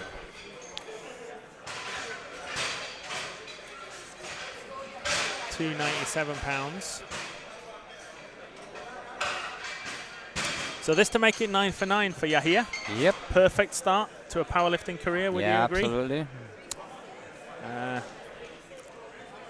So start as you mean to go on.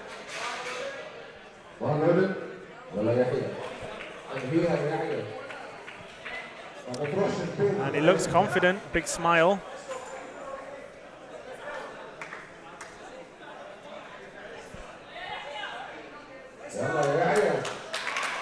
Yahia Ali, 1-3-5.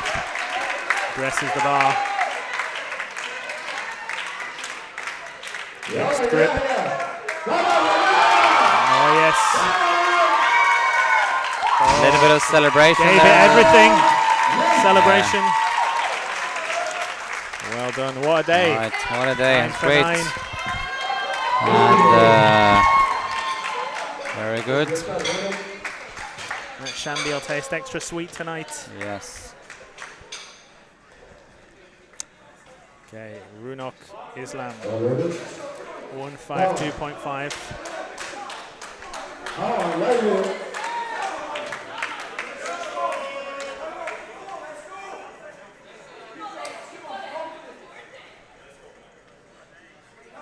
Very supportive crowd.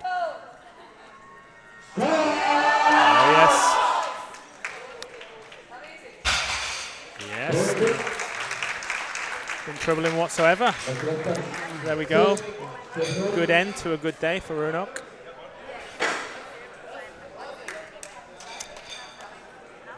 Okay. Next up, Saif Nouri, around 200 kilos.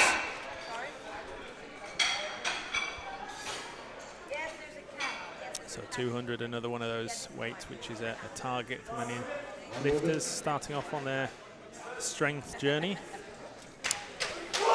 Safe, a lot of hype. A bit of ammonia.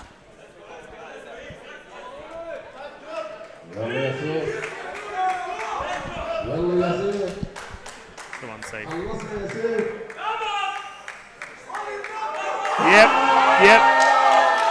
Oh, it's a lot of effort at the top. I think he's got it. It looks good to me.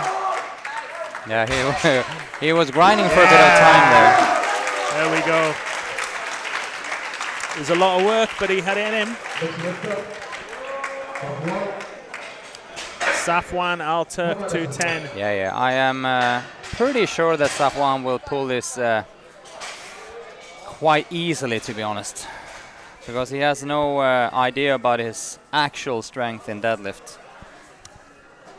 It's a nice position to be in. Yeah, I've never been in that position. It's better not to know how strong you know you are than to know exactly how weak you are. Yeah, right? exactly.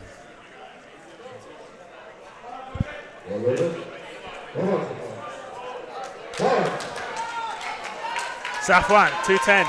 Here we go. I rely on Safwan. He will make this. Bam. Oh yes. I will go on the record saying that Safwan has a 225 in him. Patrick's prediction absolutely accurate. Yeah, it's. 225 to come. I'm really hoping. Yeah. He gives up this functional lark and starts powerlifting. Really hoping that he will do a next comp also. Nope.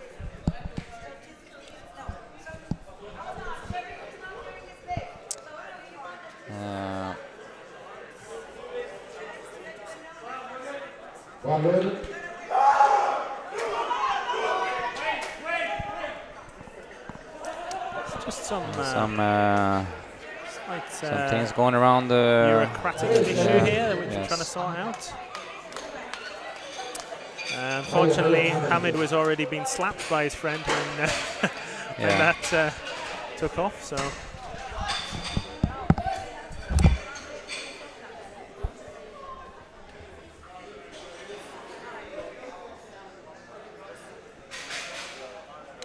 Okay, here we go.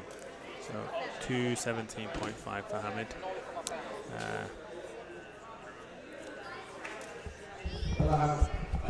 So he was all hyped up and ready to go. Here we go again. A slap on the shoulders from his friend. A lot of support from the crowd.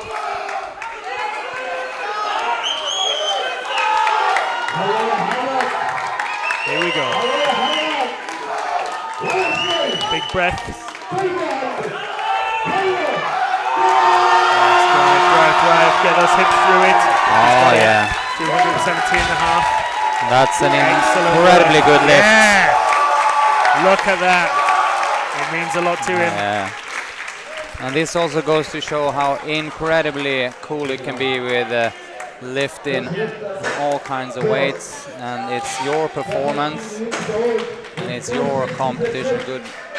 Very good. 70 kilo PR, did he say? It's very impressive if that's the case. Now, here we go, John Endoso. The pendulum has swung in his favor. Let's see if he can take advantage of it. The crowd certainly thinks so. He sets himself. Whether he can hold on to it. Pretty confident he's got the power.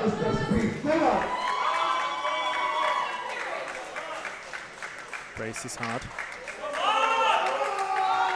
Drive. Yeah. Yes. 3 whites. Made it. 260. See. John is on fire.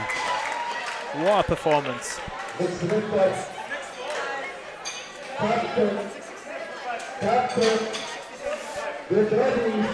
So electric atmosphere here after that pull.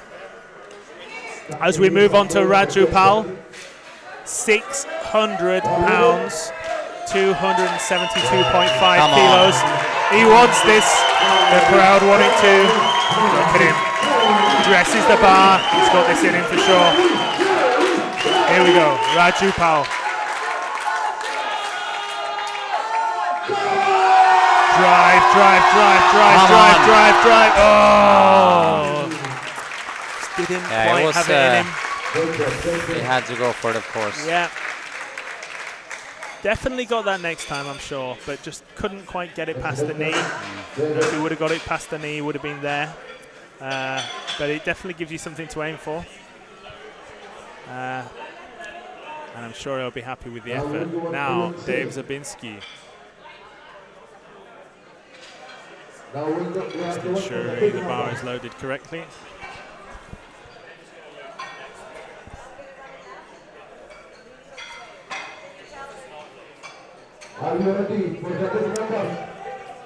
How is the chat responding there, Patrick? To Shizzle, haven't even watched. Raju on fire, Dave Wilmot. Yeah, let's go Raju. So lots of support for Raju. Unfortunately, didn't quite come off for him, but as I said, I'm sure that's going to be something which is going to come for him in time. Yeah, let's see if Zabinski can mobilize and get this 290 off the floor. If he get it off the floor, he has a very good chance. Just keep his hip from not slipping away from the bar. Just breaking the ground. If he breaks the ground, everything's going to be fine, I'm sure. 9, 8, 7, 6. Run the clock. Oh, yeah, okay. He's not going to go for it, which is, of course, the smartest thing to do. All right, okay. Here comes Nasser. Nasser Al-Awadi, 300 kilograms. So Let's see.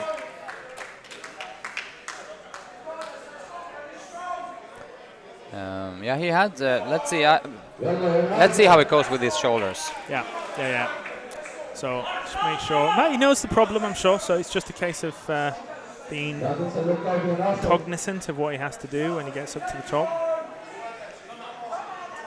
Come on, Nasser.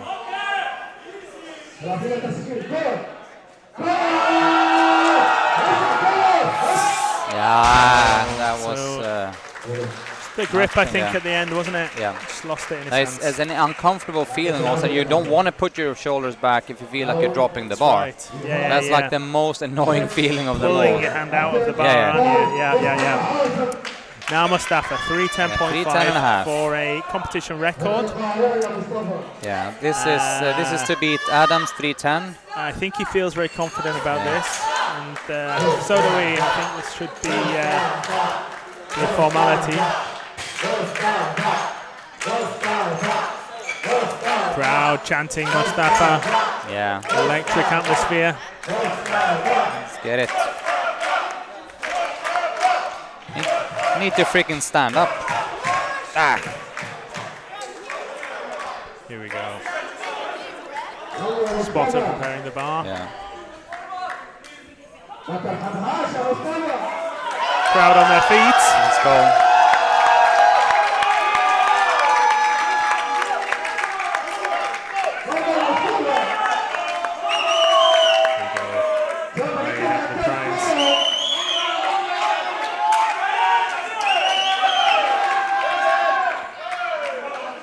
Come on. Come on, Mustafa. Yep. Now drive. Yeah, come on. Yes. Yeah. Good. 2 whites. There we go. A new competition record for Mustafa. 310.5 kilograms. What an effort. Good. A great Good. day at the races.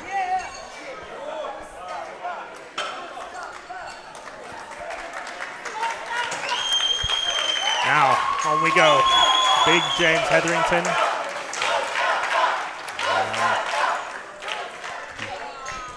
I know that meant a lot to Mustafa, getting a deadlift record on the board, so he can finally call himself the deadlift Don again, and actually we'll have some sort of power behind those words. Yeah.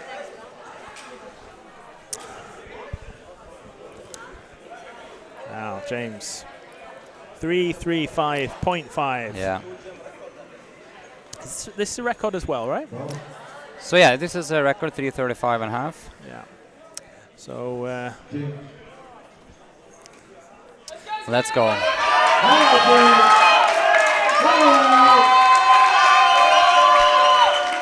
Come on, James.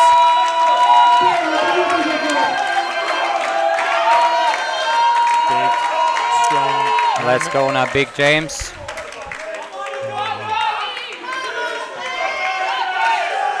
Come on. You stay in position, let those legs do the work now, come on. Yes. Yeah, there we go. Looked good to me. Made it look easy. 2-1. Another record.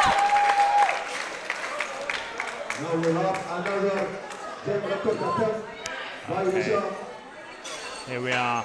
Finally, Hisham Edem, 350 kilograms to finish the day. Yeah.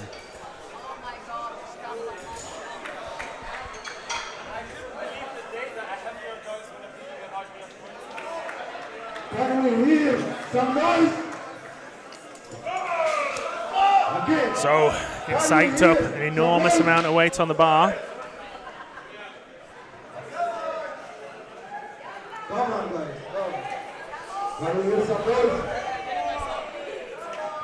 Here we go. Hisham Edem from Bahrain addresses the bar. Some hype. The crowd responds.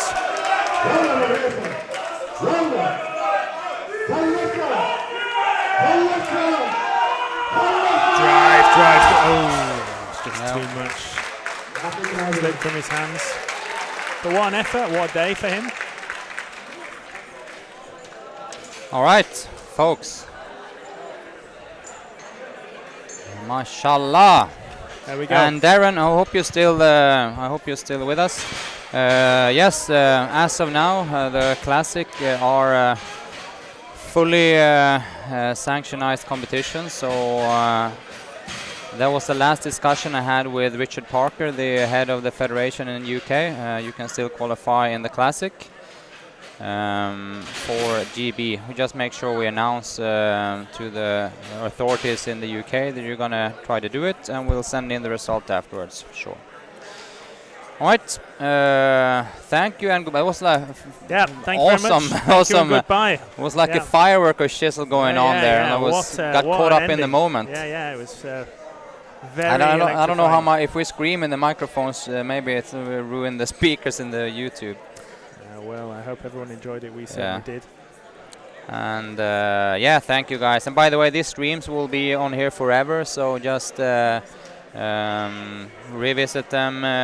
A lot of lifters do screen captures of the lifts, and I hope that me and Ben and Aisha and Dan yesterday also didn't destroy anything for you without talking over and before your lifting. So, yep.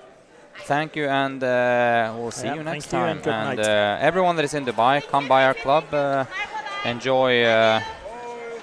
Enjoy lifting on the top-notch equipment and compete. Compete in the next one, right? Ask our coaches for advice, get coaching and all that kind of good stuff. Thank our sponsors, Base Nutrition, Nutrition Kitchen, Healthagon and SPD. Right. Yep. That's it from us. The Ronnies signing out. Ronnies signing out. Yeah. Good night. Good luck. night. Yeah.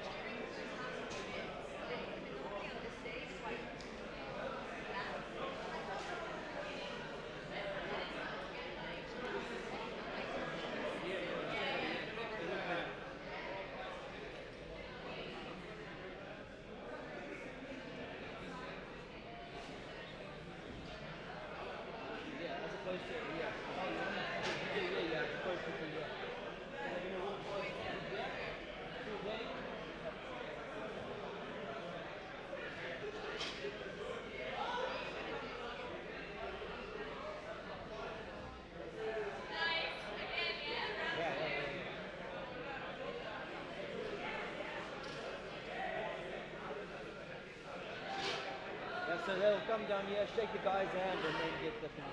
Thanks.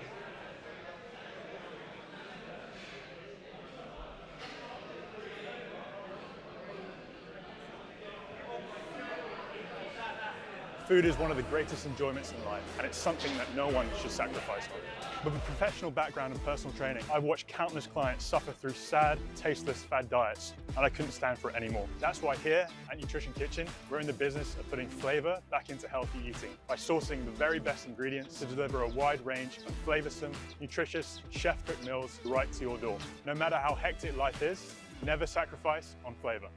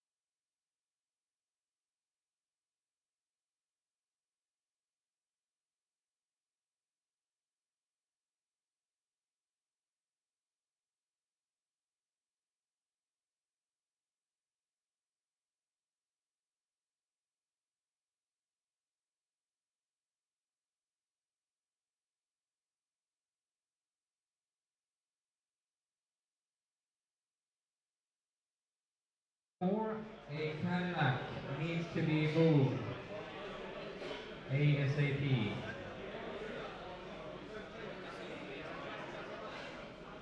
A black car outside, just outside the door, needs to be moved.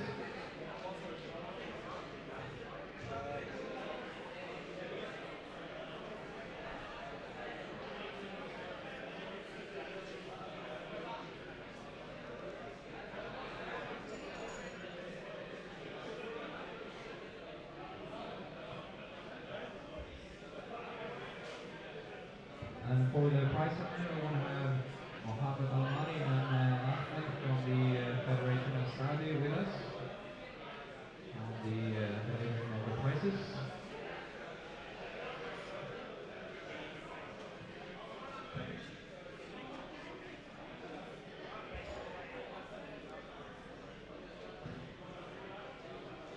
Alright, and just some information for you first.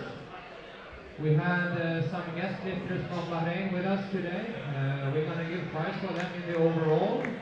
We're going to give prize for them in the individual categories, but in the overall categories, since they were just specially white lifters, they will not be included.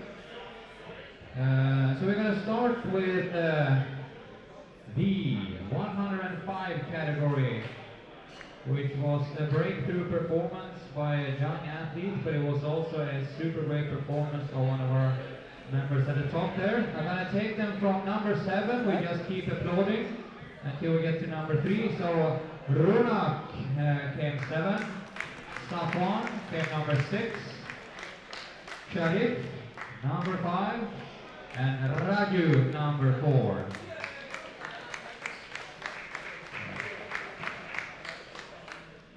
And if we can have Mohammed Al-Mari and Ahmed coming up to deliver the medals.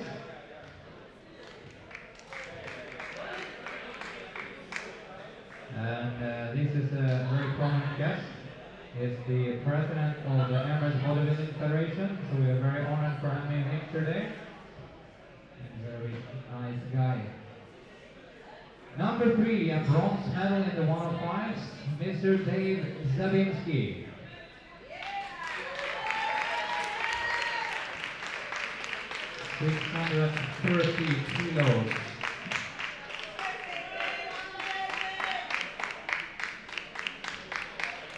I know that David wanted more, but it's time to regroup and come back better than ever. And number 2, and an absolute breakthrough performance again by the, I think now 17-year-old John Endoso with 667.5.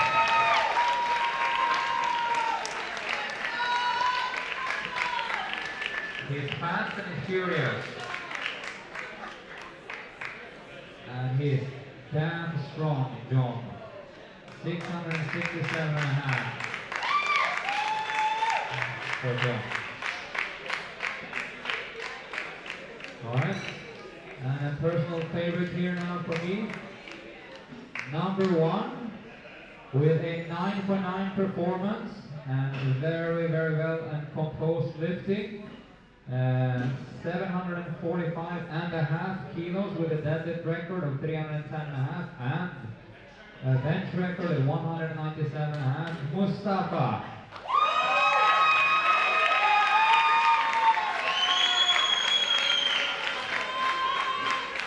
So Mustafa then claiming his second gold in just a few days.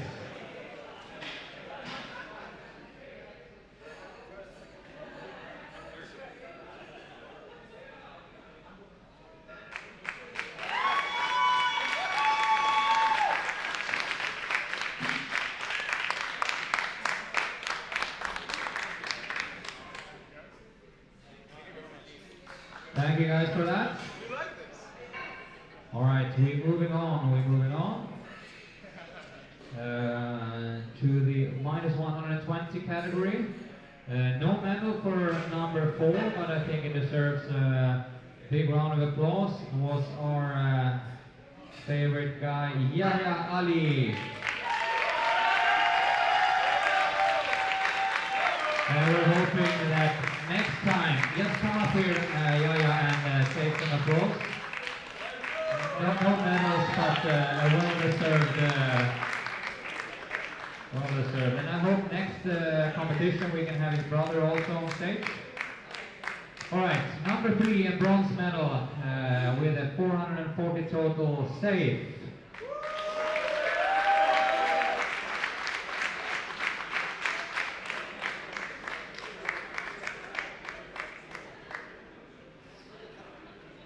And coming in at a strong second place with an absolute fantastic last deadlift on 217.5, Hamad.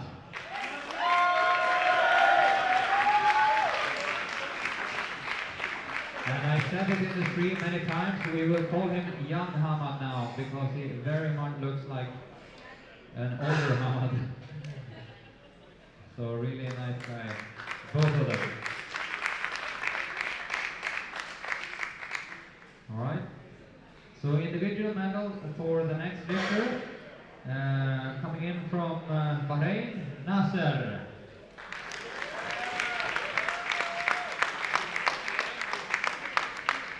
He did a 752.5 total.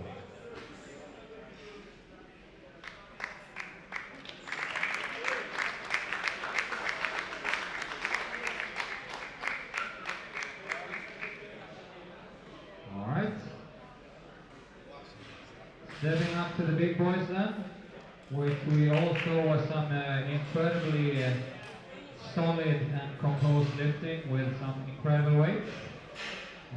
Coming in for a silver medal, our own Titan, James Hetherington.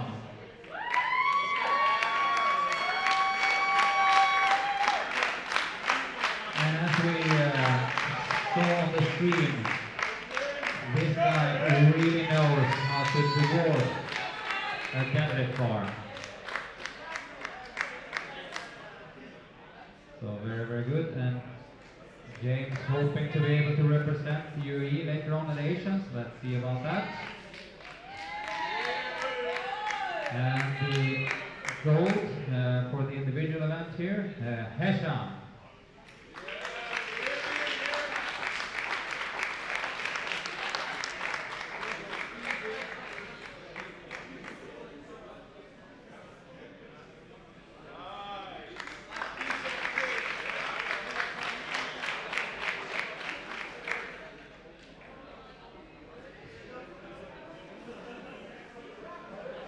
Alright, so here's the big one then. This is the overall competition. And I can tell you guys, this was so close, it's almost a joke. But then again, it's not. It was between the first and second place, differ less than 1 point. Oh, sorry, less than 0.1 points. It was incredibly close. But the coaching team did what it was supposed to, and we had a victory coming out of that. But on third place, I don't know if he's here today also, but that was from the 93 category yesterday, Tarek. Is he here or any of his friends? Is Tarek here? Let's take Jad then. Jad, you can represent. Jad. Let's go, Jazz!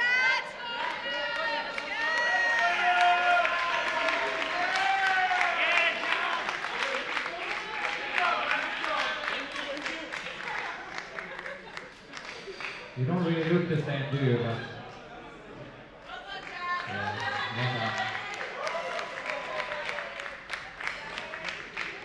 Alright. And to give you some context then, second place with 92.87 points, our own Mustafa.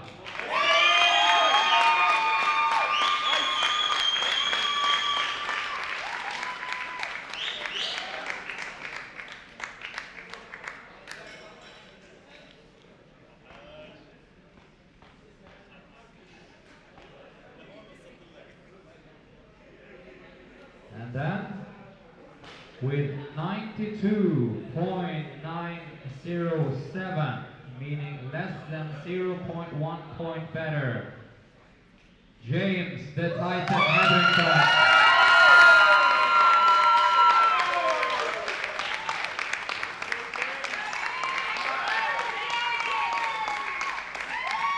And ending with a deadlift of 335.5. So that's amazing.